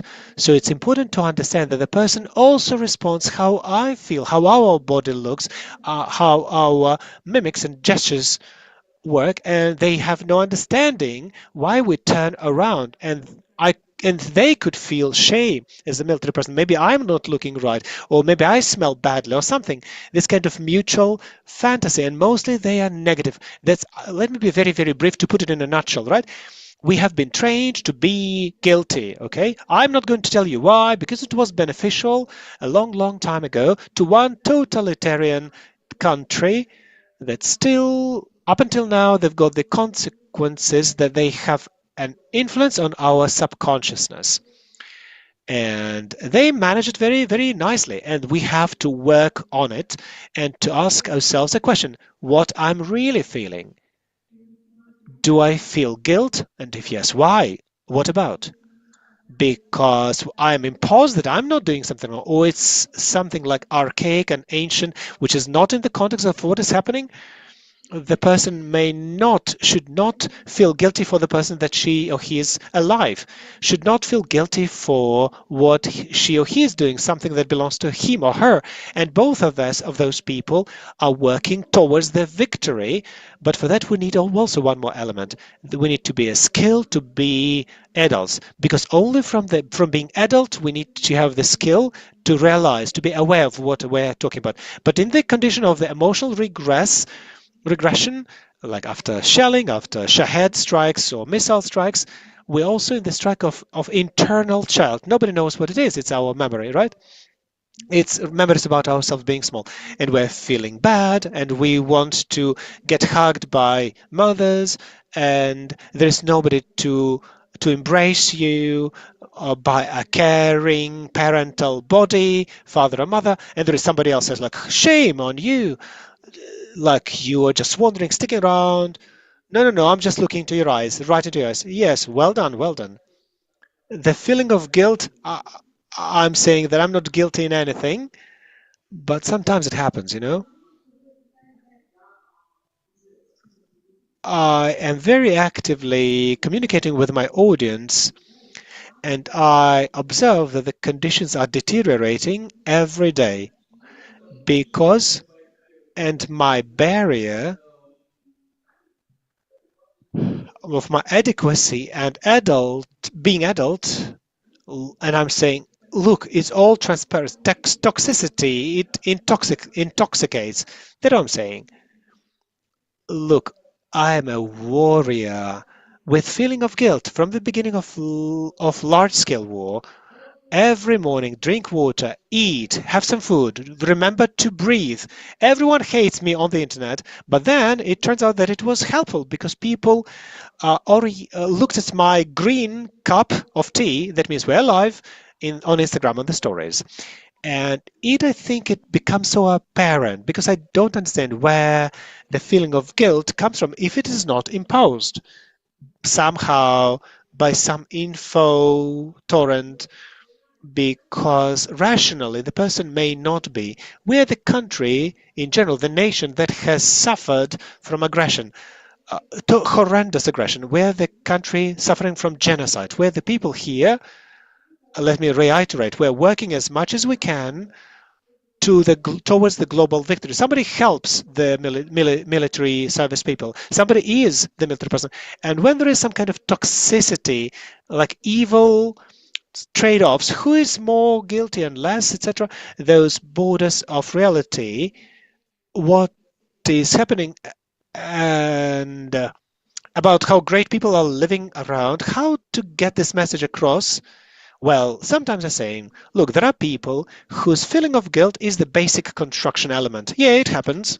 Unfortunately, together with upbringing, where the person has been raised, etc., etc. And such people, I'm telling them, look, accept the fact that this is your fuel. It's a strange fuel, but you get charged from the feeling of guilt. In order to get some life senses, you need to have the feeling of guilt, get charged, and be up and running and working efficiently. If it's not your basic construction, though, then most likely you are copying someone. That everyone is feeling guilty. Okay, because I will be also copying this behavior because it's a feature. But this is a feature that eats us, because if we stop to feel guilt, it requires more energy. And with some people, this basic construction, there are some people whose basic fuel it is, I'm telling to my clients, and I'm saying to them, look, accept my sincere gratitude, because besides you are experiencing the feeling of guilt, you're also spending much more power, much more fuel, who respects you. But I accept that some people, this feeling of guilt is mandatory. They live off on that. Why? It's a different story. Look, friends, 200 hryvnias. Please donate in the info box. Haven't you left it? Okay, so then donate to me then. Can I add something? I totally accept and support the idea, Masha's idea. She's the specialist in this work. I'm also asking this question to people. What does your feeling of guilt tell you? Because we can dive into the sufferings. Oh, I'm feeling so bad. It's a martyr. What kind of signal is it giving me? Maybe in many cases it's a signal that I am underperforming or I want to do something. And then ask yourself another question: what exactly you are able of doing? You can donate. You could just do the doing something for the army. Maybe you could do something. There's nothing that you have got to do something top genius level. You can do something trivial, something barely day to day. And if you are beside someone who requires support, be there. It's your huge contribution. So ask yourself the question: what you can tell me and what you can do. So get from sufferings to action, transform. Thus, to go for a walk and to decrease the level of anxiety and the feeling of guilt and toxicity, and not to spoil the mood by toxic comments in the social medias, on the page and on my YouTube page, okay? YouTube channel. Can I add something? Always, how to cope are good, but the question is who will be performing them, executing. An adequate person or non-adequate person. The person who is overexcited, who is scared, and also about the guilt. It's such a thing, it's a standard thing during war, like as equal to fear. How do you cope with fear? And there's only one way that we have worked out how it is done by civil people and military people, is they normalize it in the first place. That in reality there are such conditions, such a non-normal conditions, when feeling fear almost constantly is normal. It's not strange. It's crazy, but it's normal. And when the person, it's okay to be scared, to be terrified under such conditions, because in reality we encounter a situation when a man understands, for example, on the training courses for military personnel, they understand that they have to go under the war tank, but it's scary as hell. It's not normal. The person is not thinking this way until the person encounters a war tank. Look, I just imagine you could see it in the films, and it's already scary, but it has to be done in reality. When you are thinking about this, if we're talking about macho, right? But at this very moment, the task of the instructor, we have seen it with professional instructors. They say, look, it's scary. Yes, it's normal. You feel, oh, good, I'm normal. The feeling guilt, you're feeling guilt. You have losses, casualties in your battalion, and definitely you're feeling guilty, and it's normal. And here, after normalizing, we're talking about what it can give you, how it can be used, what are the benefits, if it is drivable, does it have any sense at all, etc., etc. But the time now is that we have to begin from normalizing, and our task, who directly or indirectly, who's speaking about the mental well-being, we need to say abnormal feelings is normal under the abnormal conditions. Can I just a bit, just can I have a minute, please? Because I'm performing the role of addressing to businesses. I would like to say that all managers who have in their management the team, I would like to get this message across to them, because people who are sitting with a feeling of guilt, people who are going too deep into anxiety, they're non-productive. If we legalize some of the actions, if we train people to work with them, we already become more productive. And this is beneficial for the company to be profitable. I'll be very, very brief. Thank you for your examples. I wanted just to explain without examples. What you're describing, this is a rational feeling of guilt, which we normalize when something has happened, something scary, losses, or you couldn't, or you failed, and this is legalization. There is also irrational, when nothing has happened, when the person has met somebody and oops, all of a sudden they feel guilty. I also agree that we need to legalize that. And look, let's try to loop it. What Marina said, what happens to this feeling?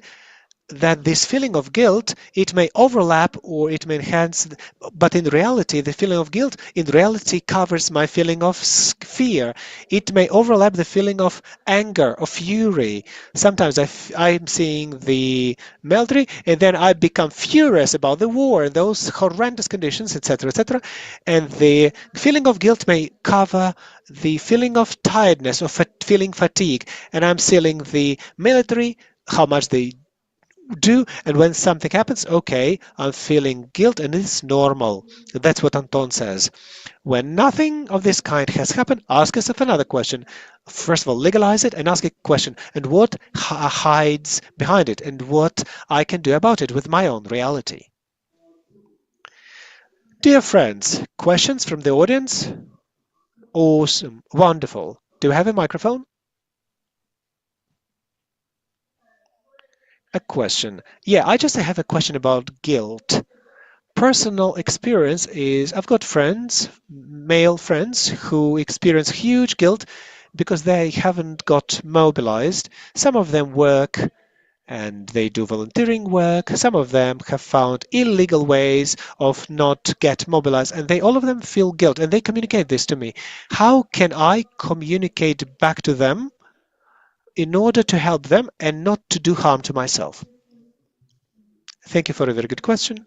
As Anton said, legalize it because it's normal, because they feel guilty as the understanding of those conditions, but this is secondary.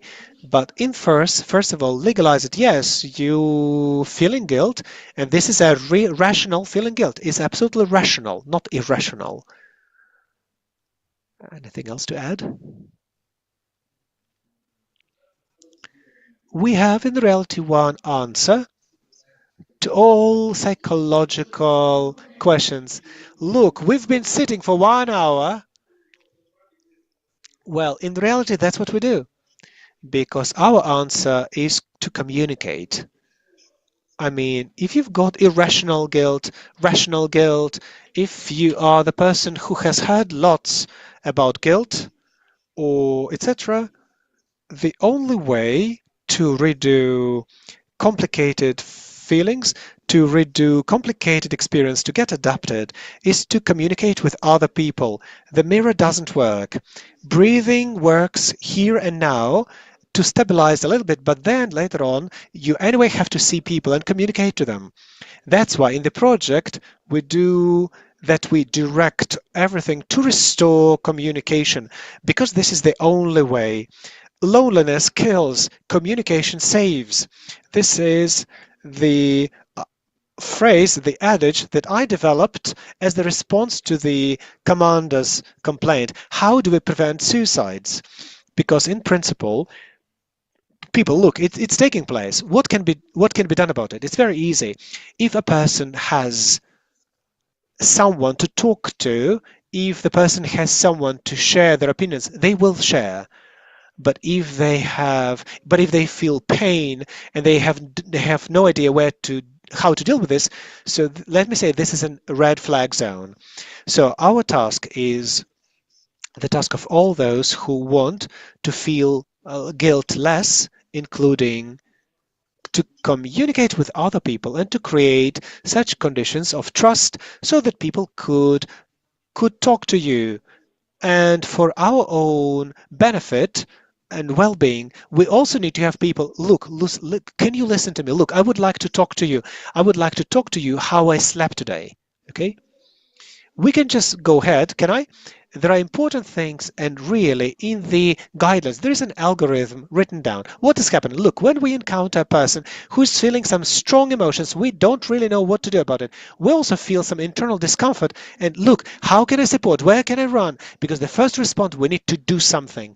But it's not always like this. Sometimes support can be different. Sometimes the action through action is the last one, if the person requests it. But also we have emotional support to be close, to be able to sustain this emotion when the person is sharing with it, and also intellectual support when you can ask, look, do you need to have some kind of advice? Can I share with you something? And for that we can use different forms of support to make people feel more kind of better, so that it all makes sense, so that we can cope with all our emotions. Dear friends, do you have any more questions? Yes, I see some questions. Thank you for such an interesting piece of information. The question is, the phrase was about that we need to come to terms that our experiences are different and maybe it's not worth communicating further with a person. How to understand, how to stop communicating with a person, because sometimes with things it's difficult to say goodbye to things, but the person who used to be close, your close one, but now they are just, there's an understanding that maybe you've got different values now, or the war has somehow highlighted, maybe you have to separate, to part ways. How to assess, to evaluate whether I have to continue to be with this person or not, and what should I pay attention to in this case? Thank you very much for your question.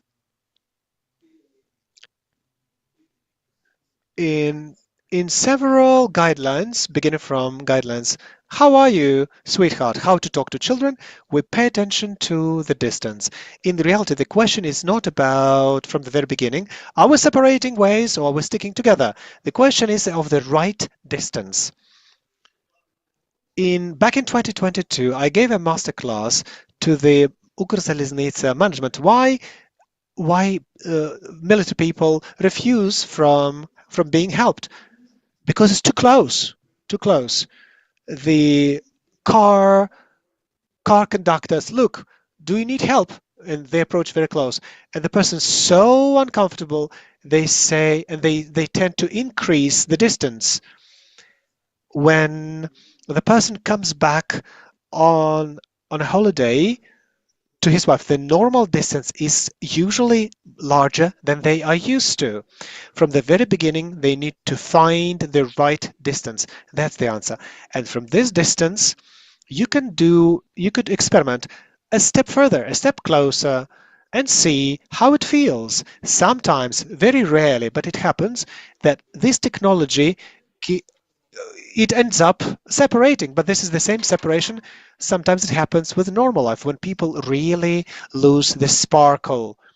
In the ideal world, psychotherapists, they separate slowly with respect, with mutual respect, without aggression.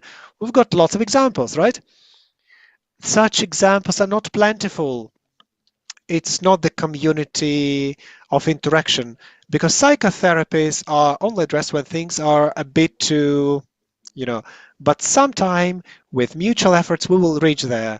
But in reality, everything that we knew before that, the war has only highlighted the importance of distance, the importance of normalizing, the importance of communication. It used to be important before, but now we can't hide away our illusions and to be illusional. If we really want to cope, if we really want to help, also our advice will be to find the right distance, respecting your partner, respecting yourself, and then find the distance and then to do the experiments.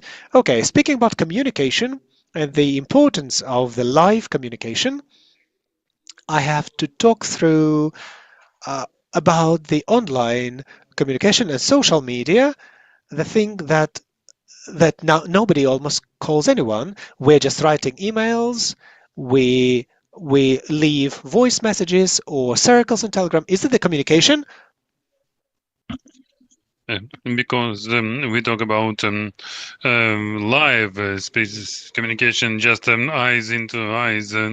Is it communication? So even if you look at a painting of the paint, you just communicate with the communication with the painter who is in the other world and cannot receive the answer.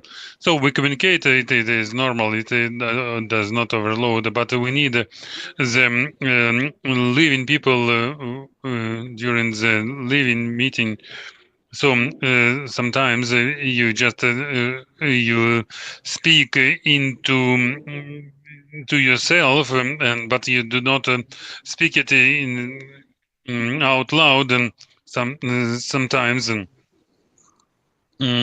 I did not put it into my communication in the chat at 2 o'clock in the afternoon.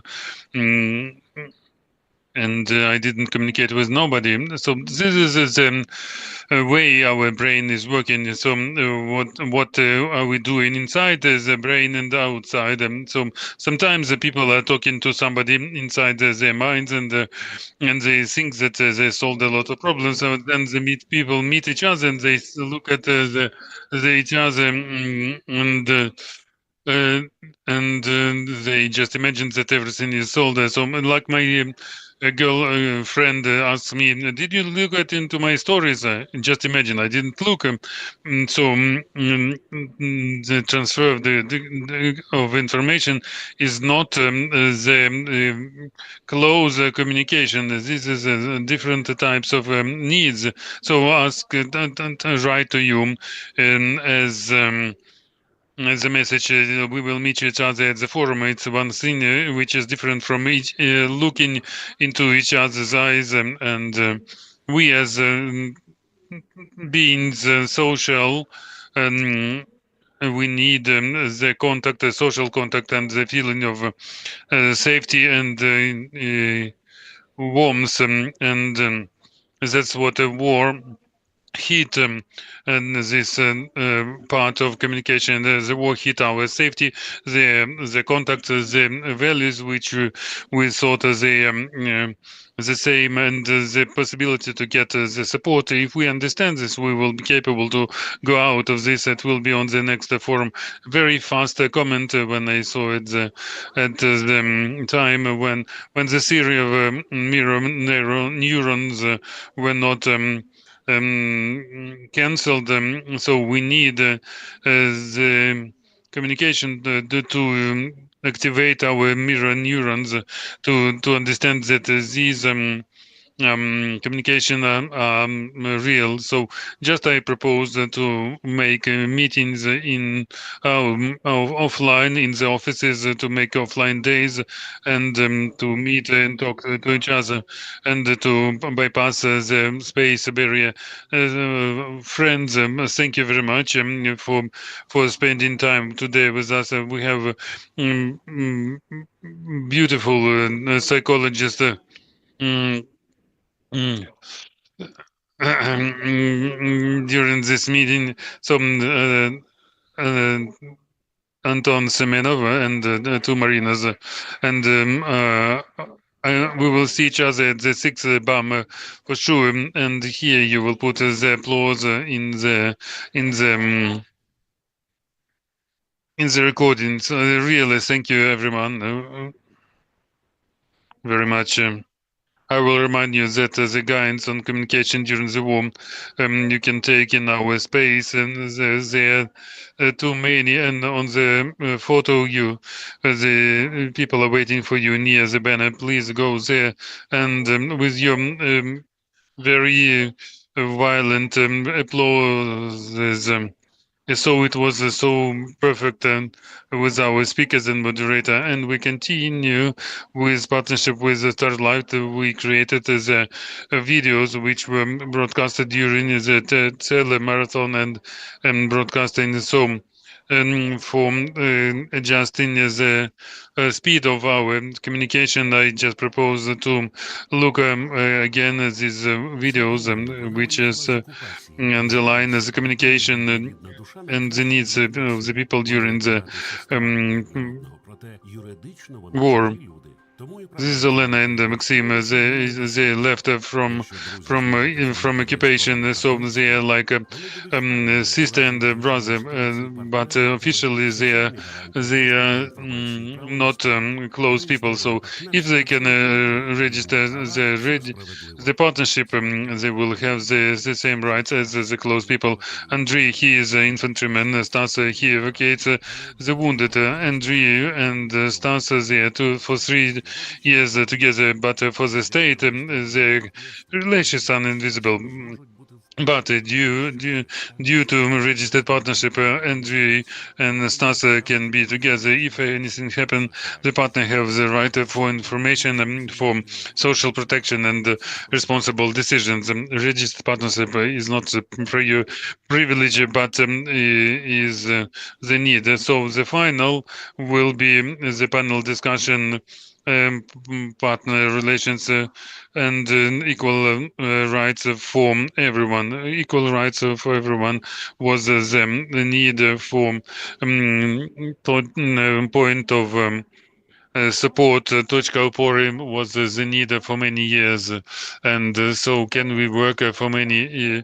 Can we work on this and full scale invasion made this need more relevant. Right for the partnership is right that provides for assures the basic rights of every citizen of Ukraine, and so speakers will share today with us which results we achieved, and if we can assure them equality and representativeness of all. So we have the People's Deputy Ina Susun.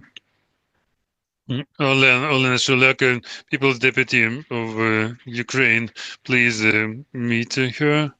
Viktor Pilipenko, veteran and a military doctor and head of a veteran organization. And the moderator of this meeting will be by Larissa Denisenko, a writer and right protector, right defender. I'm happy to see everyone. So this is the chair from fall in some way. I hope not it is a rabbit hole. I greet everyone and I would like to start that very fresh reason for information. I would like and to underline today's meeting as something very useful and very relevant and that cares about every Ukrainian, and it functions, and this is a very interesting digital story. Of course, people who connected the stories with Ukrzaliznytsa can be arguing lots of stories required lots of efforts for this connect between Ukrzaliznytsa's idea. But anyway, idea assures the whole set of rights if we speak about the marriage, and we will speak today besides place India as a comfortable instrument that helps the state to be more efficient and to provide the services to Ukrainians more and more comfortable. So for Ukrainians, it comes to the care for heterosexual people, but other people who have the same needs as the heterosexual people, they face the same the situation when DIA cannot help them at all. So why does it happen? We will go to this um, conversation why we don't have adopted this law about civil partnership. So the first question will be to Ina, because Ina, I cannot, maybe I can call you as an ambassador of all this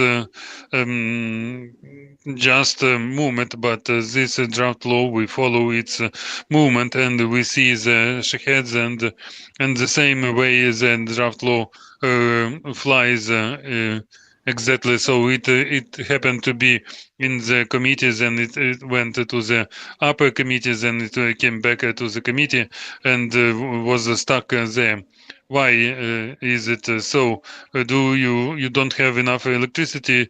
What do you lack? Anything more?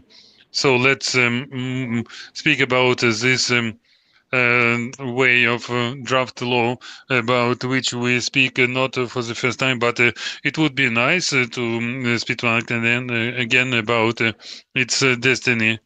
I thought to give the floor to Olena, first of all, because her faction is a bit bigger, and the influence on adoption of this draft law is bigger. It's not the reproach to Elena, but normally the draft law is adopted when, like Olena, like me, we will have at least a 220 form, because we need 226 votes. But the problem is relevant now. So for the presentation of the draft law for voting, we need to pass the profile committee, and we cannot even evaluate the perspectives of the draft law in the whole, because we need to pass this problem with the committee, and the committee for legal policy, and it's ironic, and even following the decision of European Court. But this is the committee that is responsible for implementation of European Court of Right of Human Rights. And it keeps the draft law. Besides, that is about the rights of human beings and the dignity. And this committee refuses to consider this. So of course they're afraid to put it into the hole and to let it fall down, and they're afraid to do it because they understand it clearly.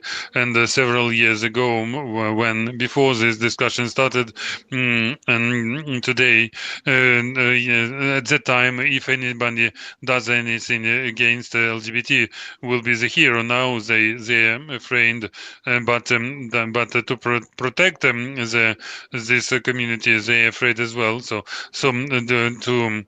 to cancel this draft law, they're afraid, and they keep it, and they do not put it on the meeting of the committee. So, but if they put it on the meeting, and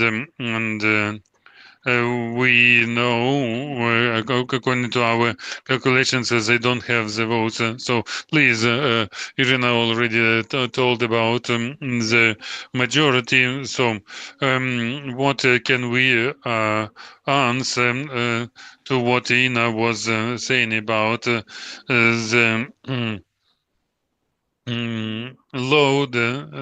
being loaded of this draft law in the committee, and how long can it continue when people are afraid to say that we are against and we will put it down, but they are not ready to say that we will find votes And Ina said, that according to the point of view of the European Court of Human Rights, it is not enough today. And Ina was very honest to say that it is correct. So they're afraid even to say the number 93003, and so you will become the homosexual immediately, even if you are closer to the pages of this draft law, and even with better qualities, they will attach to you. So. Mm, so. Mm, so when I was invited to this panel, I was so um, happy and that there will be the opposition faction from European Solidarity, and together with Ina we go together.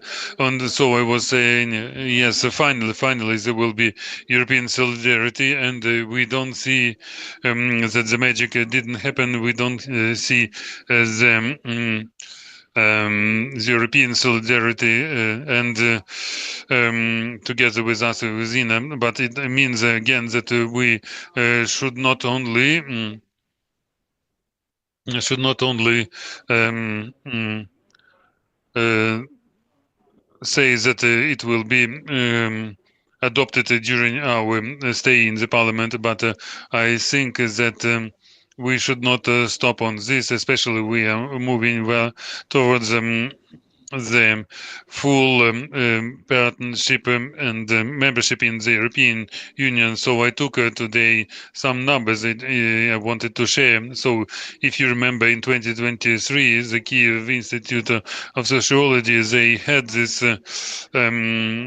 research, and they decided and they found the number of 72% when people were saying that they support the statement that people with from LGBT, they should have the same rights. So if you remember, at the beginning it was 62%, but when we received the 72%, it shows that our society is very mature, and we decided to check it with our party, and we have several thousands of deputies all around Ukraine in villages and towns and cities. We have a chat bots with 5,000 local deputies, and together with EDI, who is our partner, we developed our questionnaires, and we asked our local deputies with very easy questions. But now I would like to ask you, how many people from our 5,000 members of the group they answered the questions of this question in the group? How many out of these 5,000 and they agreed just to answer? Maybe 20%, 146 people. So I'm the optimist. And out of this 146, only 50, they fully agreed that LGBT people should be protected by law. And only 47 people said that they support the draft law 9303. So the numbers are very low, but they show the section of segment of our society when people say that they want to support the rights and possibilities of all and equal rights. But when you ask the personal opinion, so you see they step back and they are not the 72% that were supported that supported in previous years. So unfortunately, we don't have the same percentage in the parliament, and it does mean that we should not speak about this. Previously, I was the consultations about the public consultation of the main basis of recovery. And we had several groups. The first group was about the groups of recovery, and the people from the community, they placed the principle of human centric approach, because people want to be in the center of recovery. Business people, they placed the first principle of recovery should be the transparent communication with the state. Let us more clear ways to communicate with your bureaucracy. And also experts, they put in the first place the green recovery and complex development, and foreign partners, and for them it was not expected. Equal rights for all groups who wanted to participate in the recovery. So the point of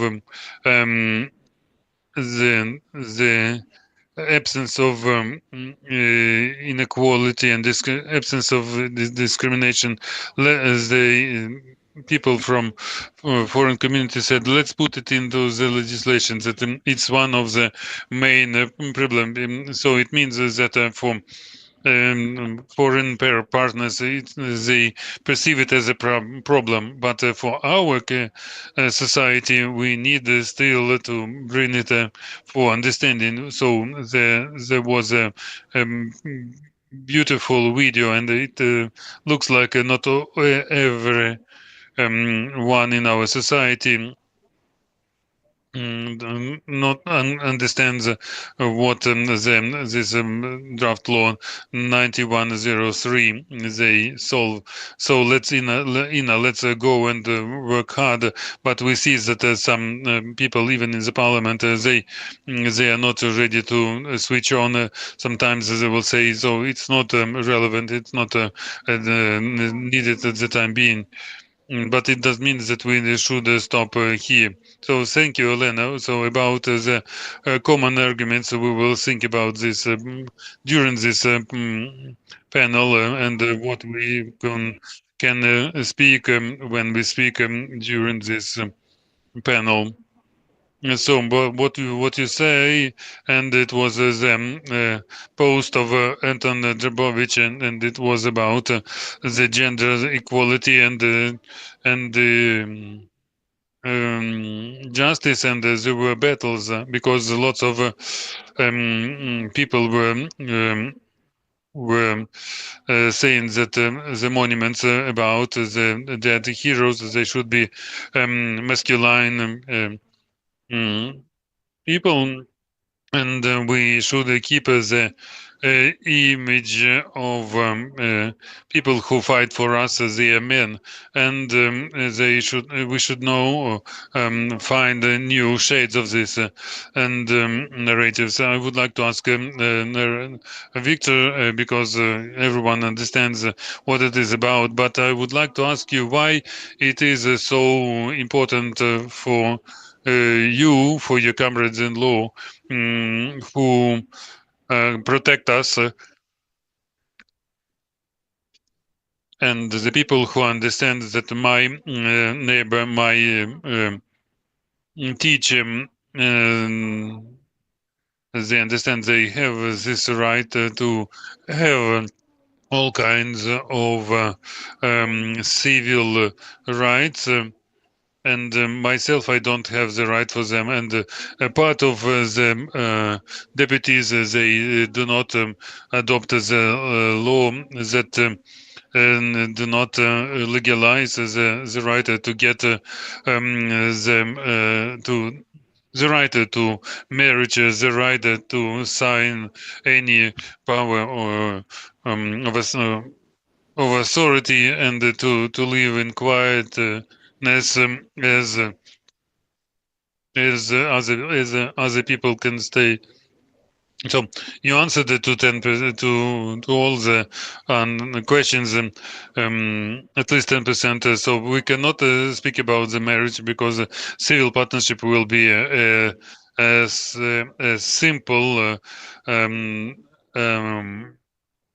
phase. Now we, as Association of LGBT military, we speak with the Ukrainian and work with Ukrainian people on a changing of way of thinking of Ukrainian people, and we just tear out the Ukrainian people out of the clause of Moscow regime and Soviet regime when the LGBT was supposed to be as the reason of all of all fears. So before it was anti-Semitism. Now we see the homophobia. So Ukrainian people is always distracted from normal and everyday problems, and they try to. And to fight us and to divide us and to put us into quarrels between ourselves and make us weaker. But we ourselves, we wanted to work and make the enlightenment work, and 72% they speak a lot, and in my circle I saw a lot of changes. I am activist since 2018. I saw how people attacked us, and they started to be aggressive against us. But as more and more later, people of Ukraine became more and more and inclusive, and the work of LGBT community became more and more known, and we brought this understanding that discrimination of LGBT community is not possible. So the draft law is going through a very difficult journey. It's difficult to see how many some politicians they try to create the image for themselves, and just confronting this law, and even in the committee that blocked this draft law, we see the biggest opposition from Butte Party and OPZG faction. So they make this fight to get these electoral credits for themselves. So it's so difficult to see, and we plan for ourselves the advocacy, and doing our best to first of all to advocate for draft law 9103, and especially the LGBT military community, and from which I come, that are fighting today. They lose their health, they lose their lives, and lots of our people from our community, they lost their lives, and nobody stand for them to defend, and very little number of deputies they stand to protect and defend the LGBT military. So I want to say that the principle saving Private Ryan, if you saw this film, so we fight for this this principle said that the life of a small group will be valued and valuable, and then we will be the army of the winners, and we will not spit at the soldier, at every soldier, and put his rights into the into the closed cabinet, and when we understand that we need to respect the rights of every soldier and citizen, and we will win. I would like now to switch to the advocacy point. I know that if we're looking at the uh, lens through the of media interest, yes, media does have lots of coverage, trying not to overlook this focus concerning this law that it has to be adopted, not so much the law that the rights have to be protected. There must be no discrimination. I know that there are lots of claims to the parliament that we need to vote and adopt this law. Somebody gets irritated by the number, somebody gets inspired looking at that for the past 2 years, what has been happening to this law, I can, well, like at least in a joking way, I can order this solemn pray so that everything collapsed, the ceiling collapsed, and the parliament members from all those fractions, they could be overwhelmed, and the blessing has reached our land and it has to be done. But this is more irony. This is pretty much ironic if we're talking about the real arguments about the action plan. If this law is buried, what can be done about it? I know that that there is no one decision how to work with the community, what Victor has been talking about, and Olena, even our co-party members.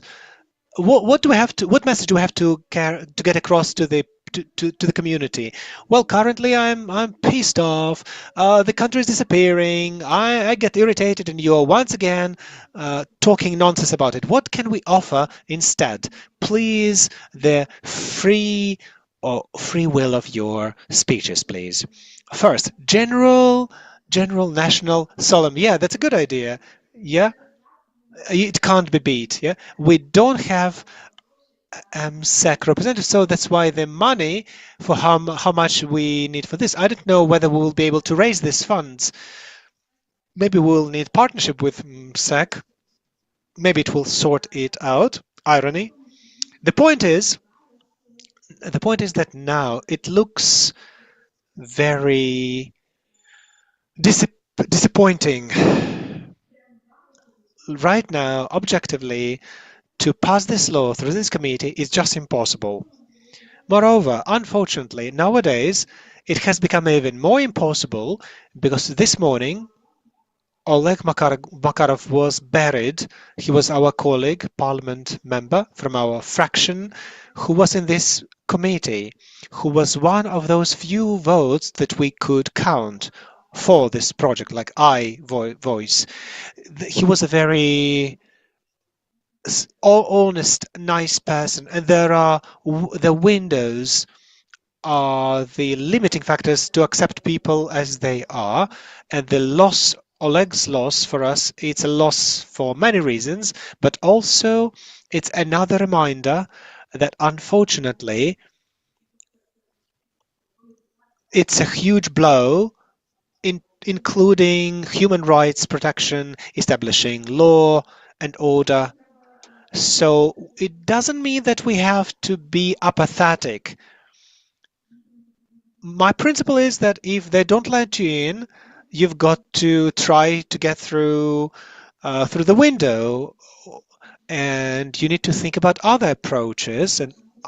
And with chances of getting through this committee currently without any political tsunami or upheaval, currently the chances are zero. So we, together with that team, we have made a decision to knock the window, not the door, to try at least part, and let me announce it publicly, first time, at least part of those norms that are required to launch this process on partnerships to run in another law through other committee. This is not a registered law, draft law. We're communicating with partners on that committee, but possibly besides 9103, we'll have to learn another 5 figures. We've got 5-digit numbers for the draft laws. And currently that's the plan. We've got this law, draft law written, laid out on paper. We've got all the package of documents. We're just agreeing it with our colleagues, with the committee, from other committee, in which I hope we're going to have better chances to get it passed. I'm saying that it will not be the full package. It will be changes to the civil code, which can be done only through the full package must include changes to the tax code, which go separately and can only be accepted only after all the package passes and only through the... I don't want to overburden you with fine points of the parliament frameworks, but just for our allies, for our friends, it's important to understand when you hear news about the new law, that means we're knocking the window and we're trying to break through into it. It's not a guarantee of any success, but at least if we try to manage to jump over the committee sittings, then we can fight for introducing it onto the parliament hearing, or maybe not. Anyway, we need to try. This same story, very significant, is public communication and continuation of this communication from all parts. Naturally, it's Victor and his comrades. They're doing huge work because the most homophobic deputies, parliament members, let me say it to the military people in the trenches, everyone have nothing to respond to that. So it's really important.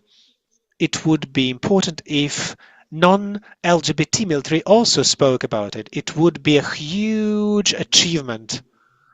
I would like to add and to express my gratitude for the work that you're doing, and because what we do is contribution, and also would like to apologize for low availability, low presence on advocacy, but we've got a good excuse. Most of our guys and girls are fighting. The law on demobilization is still absent, and those people who are here in Kiev can take part in at least in some events. It was not criticism. No, look, I demobilized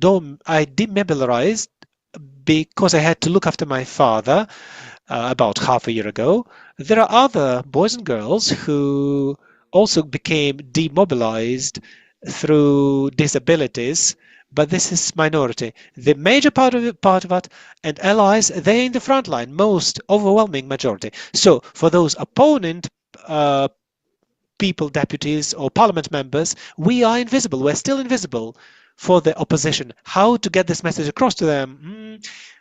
You have to be as flexible as a snake, and we're even doing that. Let me tell you a funny story on this. You publicly don't know this. Very few people actually know it. The most active draft law has been talked by the Committee of Energy because I work in it. In no other committee, there are no such some stormy talks. I don't know whether in your chat, in the Energy Committee, they talk always. And there are people who constantly, some news keep coming.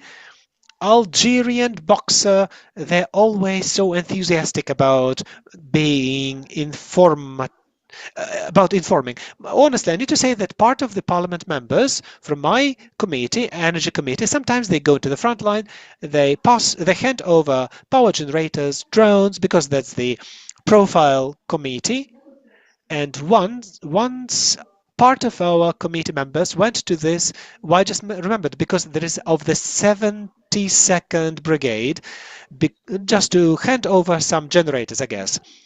And they posted a photo that we're doing well, look how great we are.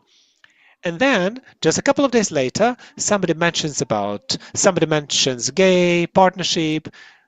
And somebody says, I didn't see gay people in the army. I say, look, did you go to the 72nd Brigade? That's after you demobilized.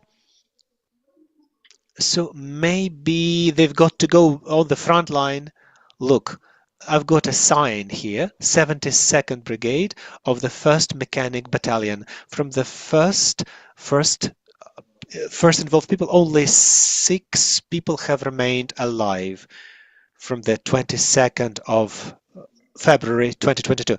There's a huge staff turnover. Yes, I assume that maybe in one of the battalions they may not be aware, but my battalion still is in the know. And even the new people who keep coming and the following recruitment in our battalion, they remember, and I'm grateful to them. But yes, they may not be aware.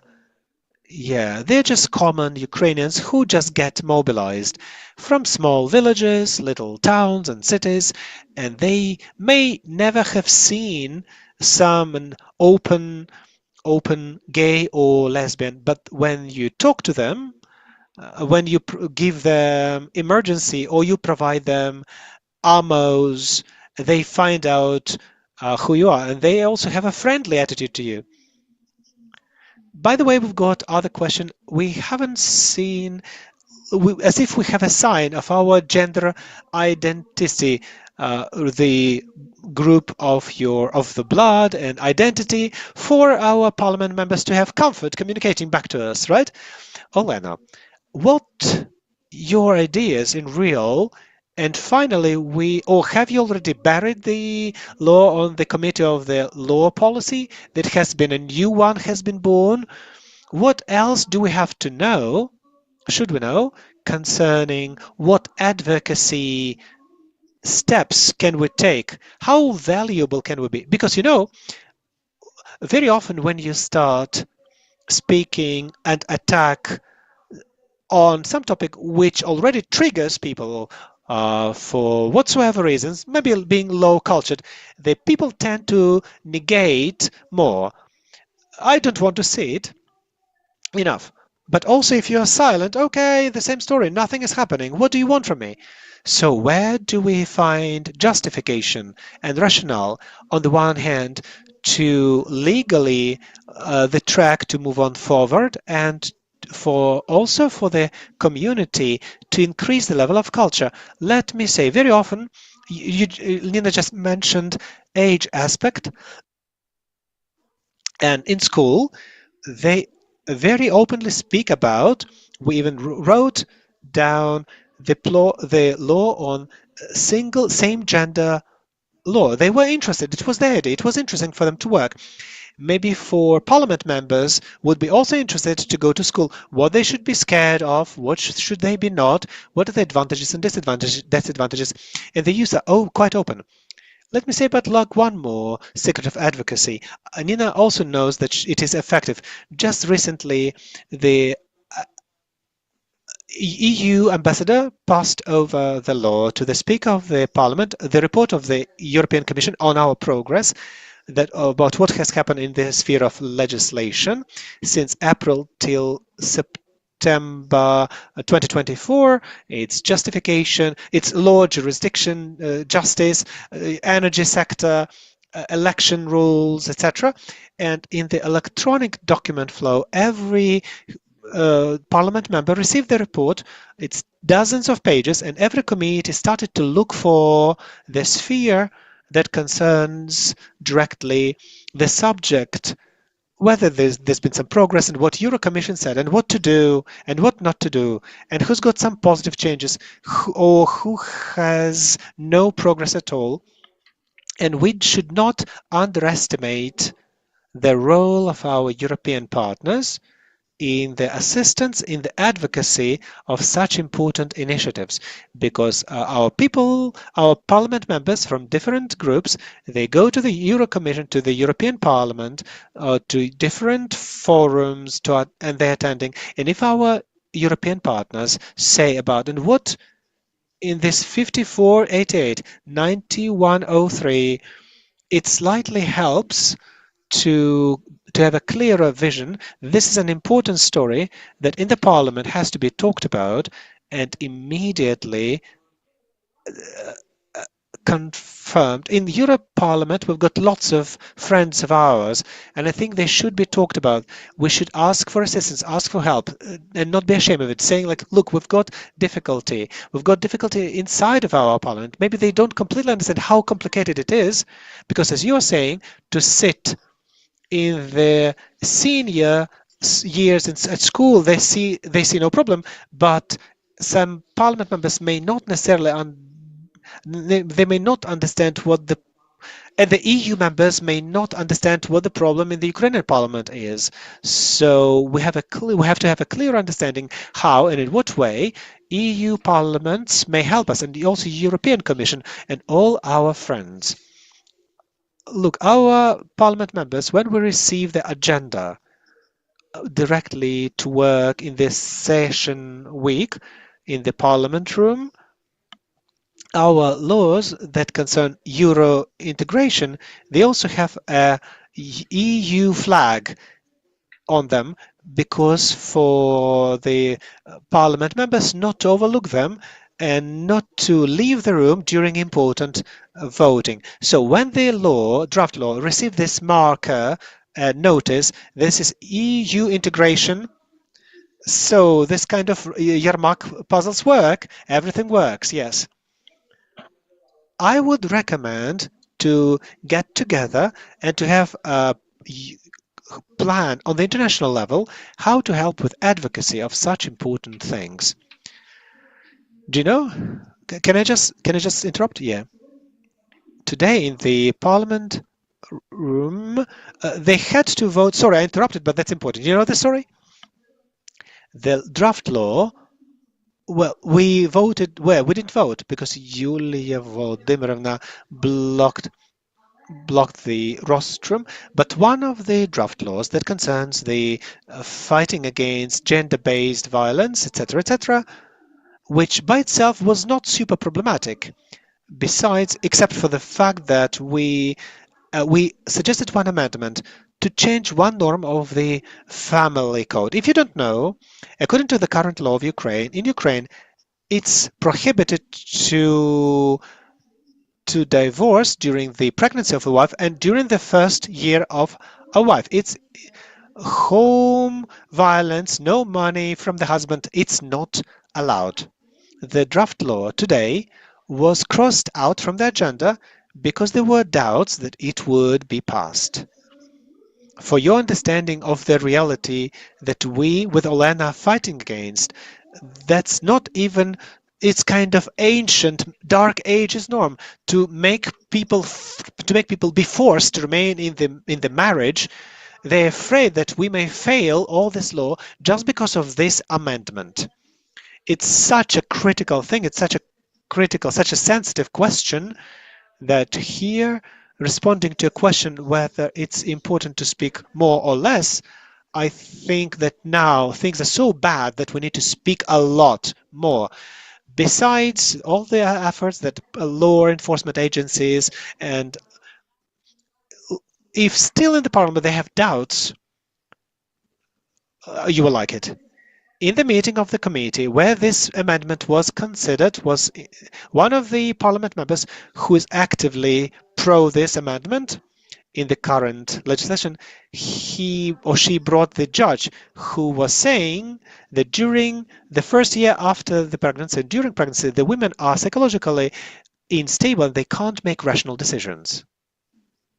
Hi everyone. Ironic. It's such a monstrosity of a nonsense, but this is what really still believe that this is okay even to speak about it publicly, to announce it publicly, etc., etc. We have to be aware what is happening beyond the bubble where we're in. For me, it's not news. You could hear it in the courtroom hearings when two parties speak in different aspects and they say, maybe you're experiencing the after pregnancy depression. It could be asked from the attorney and also the claimant or respondent. But you know, in reality, before letting us communicate back to the audience, I hope we're going to have the opportunity. I would like to share with you such an idea, and I would like to sound you out. When I see what's happening in Moldova and Georgia, besides, I see that one of the electoral blackmail to which some people tend, some pro-Russian purpose, both in Moldova and Georgia, they speculate on the conservative, let me call it conservative part of this society. They say, no, no, we can't go into the EU because it's a garden of all possible diversity and perversion. So you could imagine what is happening from the pro-Russian propaganda. Sometimes I have to watch this because I have to understand what's happening in this filth, in the pitch of filth.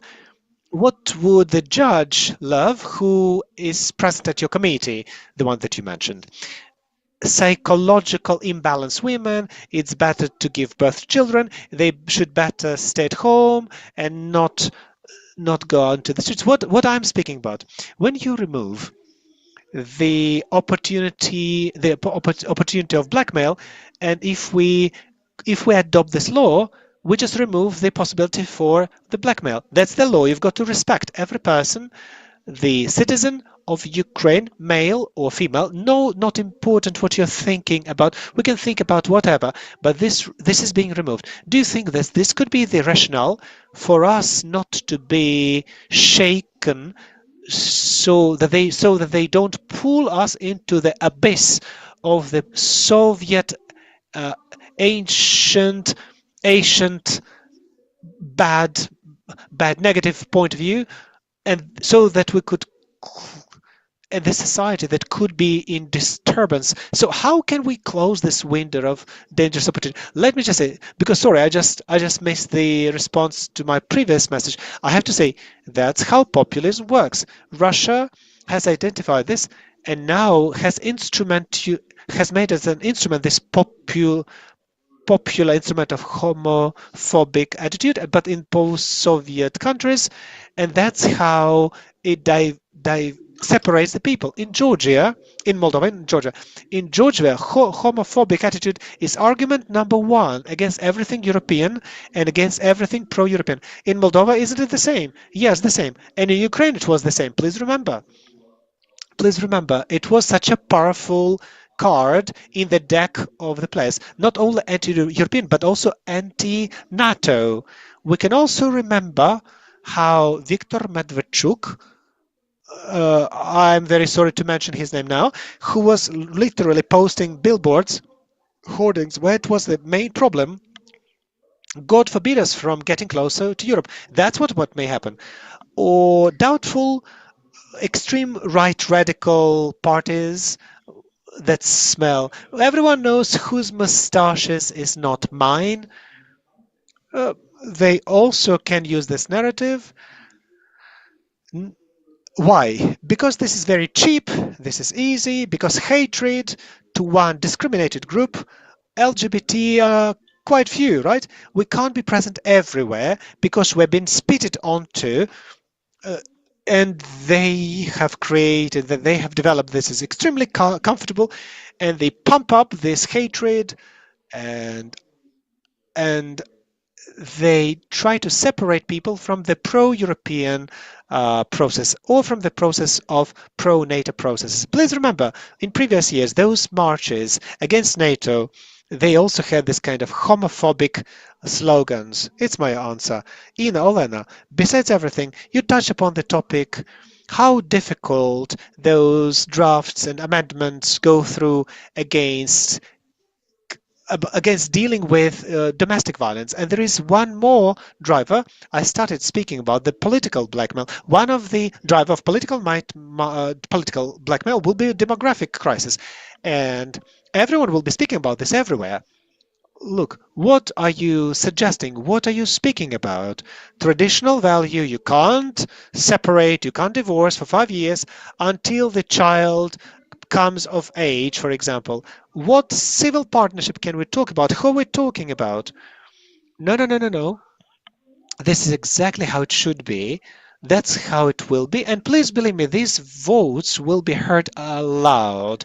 They will not only be, I have heard them already. Look, I love you very much, but I can't, with this demography, I can't vote for that. I'm not joking, I'm serious. I have heard this argument from colleagues from the parliament, from parliament members. If we forbid marriage several years, will the person become gay? And the person kind of got suspended and is still thinking, well, it's definitely a total nonsense. But when the Council of Churches went against this law, they also used this argument against demography, which because I thought it was argumentative, but that was unexpected. But they went through the demographic situation as the main argument. But this is, yeah, one of the arguments. Sorry to butt in, but the church, it's a community which focuses on very much on what arguments in the society will be the most acceptable. If demography is the ruling driver, well, obviously they will also filtered through everything that can be filtered. Yes, namely, coming back to whether we can say that we can prevent from the Georgian scenario if we adopt this law, it's it's a kind of it's a kind of two-step strategy that I think I'm not even sure that I will be able to deliver to 277 parliament members. And they also have the flag of the EU. It's already part of it, but I would give a more simple argument further away from Moscow. Moscow is imposing on us homophobic attitude. Everyone who's speaking about homophobic statements, who's against this draft law, is supporting Putin's argument, and because of that, we need to vote. So it's not to build additional complications because it complicates argumentative base, and this argument works. The argument about Putin, it works. I It's one of the final arguments or justifications. You may not care about the human rights, but you don't want to be like Putin. You don't want to reproduce Putin's logics here. That Georgia mentioned above, several months ago, I think, right? Several months ago, they adopted a huge packet of draft laws, which is a reproduced copy of propaganda and prohibition, which is already adopted in Russia. So it has to be very actively used that this topic, which is the argument of Putin's performance, let's not use it. And I think it works both in public communication. We also need to get it connected in a very, very plain and simple, as simple as a stone. We can't get this message across. The values of people, equality, non-discrimination. This is complicated. In the condition of war for community, in the shocking situation, we need to use the words which is a trivial daily routine. So speaking about counter action to Russia, there is a common unity in society. If Putin has connected Europe with gay people, let's show that homophobic attitude is connected to Putin. Maximum clearance. Victor and Olena later. I would like to give an answer to the second part about demography. In general, it's a huge good, as Nina says. They weapon themselves with this as the main argument because it's purely senile, imbecilic, and it's very difficult to counteract with these counter arguments. Let's, for example, adopting children, orphanages, and other strange institutes, and also surrogate motherhood, etc., etc. Families where single mothers, what can we do about them? How to raise children with a mother, how to make people marry gay people. This will be a normal, traditional married couple, and to raise children. Okay, you see where the point is going. I am not a creative person, but we can counteract these arguments and very easily. So let them use this as a working instrument, and they will be better off. I wanted to support in about Putin. I think that we needed to deliver more information because in Russia they fully forbade the LGBT protecting organizations, so so they make them equal to extremists, and it's much more difficult to understand LGBT international terrorist organization movement, and you know, I started to remember my last year, and I had dozens of interviews on TV, and for this topic, we spoke only once for so long with explanations. It was public radio, and if we look at all interviews and all streams in YouTube and all presentations and all floors, we will see, and we will not see that this topic is discussed so actively. And so maybe it's our task, and for our allies to deliver this an enlightenment function to perform it in much bigger scale. So we need to beat the myths and provide quality arguments to make the 72% real. But if we look not even precisely, but the Ukrainian Pravda and other channels, they looked at it, and we speak about it often. But if we look at the debate through American model, argument and counter argument, maybe if it is funny, maybe some amateur approach, but the people will understand on whose side they are.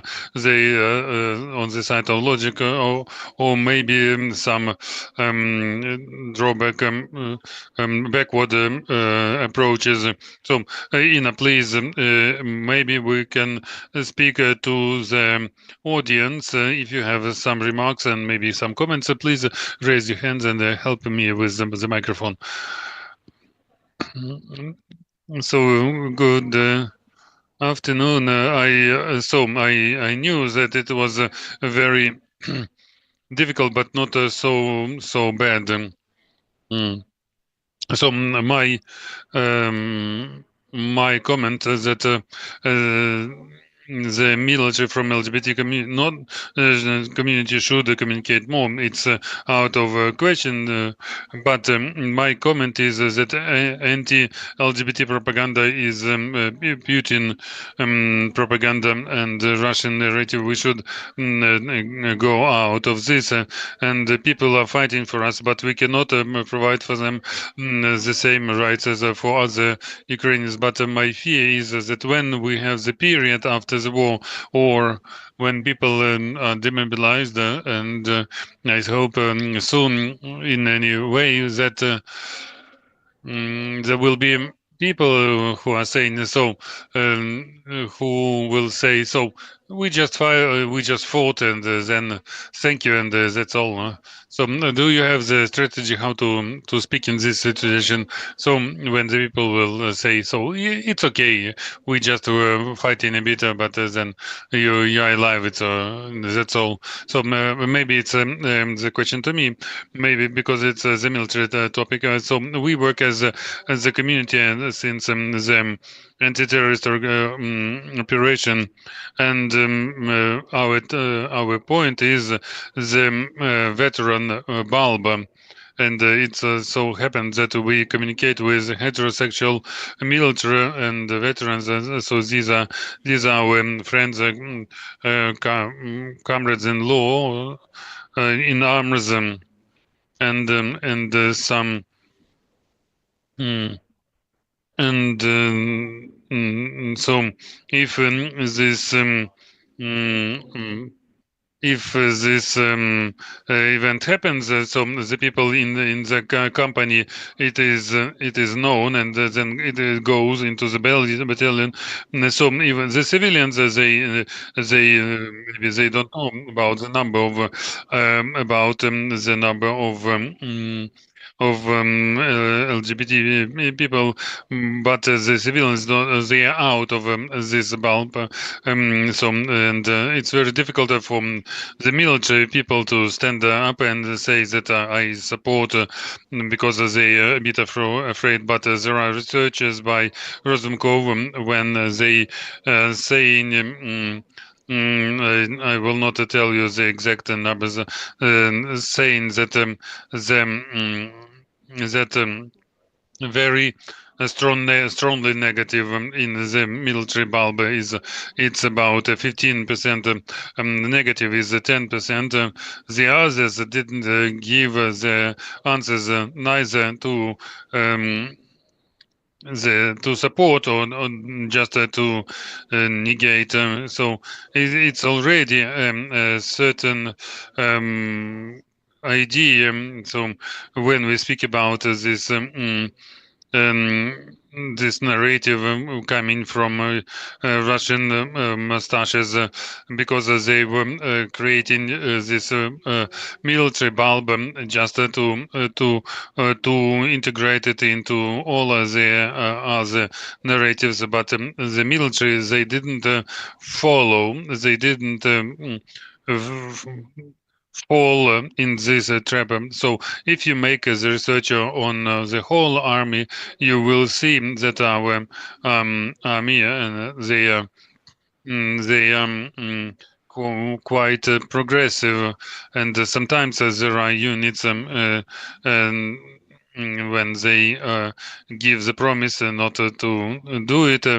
But the army and the National Guard, they know about the LGBT community, and they accept it, and they take it as the part of the family after the military opinion actions, especially. So yeah, the opinion is changing into the positive way. So if you speak about this percentage, we have two questions to Victor and to Ina. The question is to Ina first. So we heard very interesting news about the draft laws, but please tell us how the activists should communicate with their audiences about this news. For example, I guess the initiative from people to fight for the civil partnership, and should I tell them that 9103 draft law is over, or just we should fight and continue this? And second question to Victor, maybe Victor, maybe you can say something. What should we say? How do you think with the public homophobic military, just let's say so that people they respect very much. And for a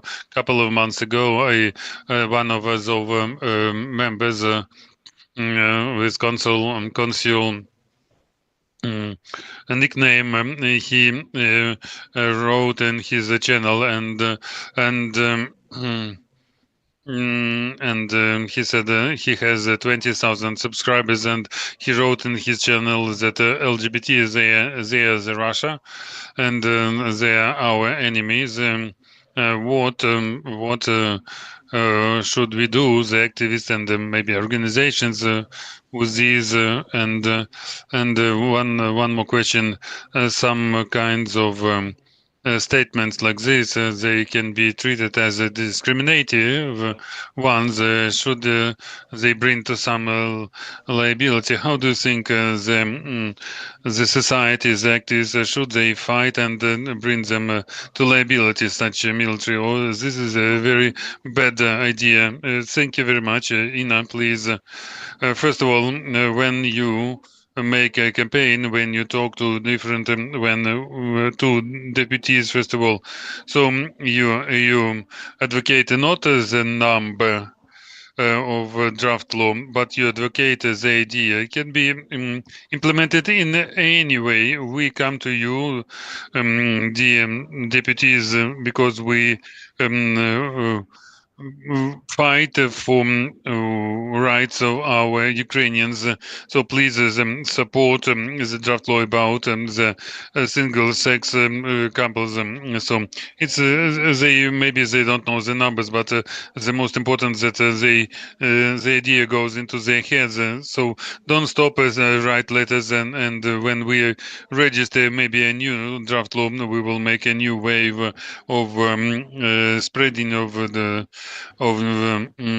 letters and so we advocate for the idea and just continue to advocate and don't wait that will be the new draft law something you should do it continuously. This is a huge work and drop by drop you should penetrate and you remind people that don't be related to the draft law and don't stop and Victor please and so I'm answering the second part of this question. Very interesting, thank you very much and I will give the answer, but you should start first of all from the truth. And if we speak about the military, so the oath of the military they give to the people of Ukraine, that's why they are respected and not even before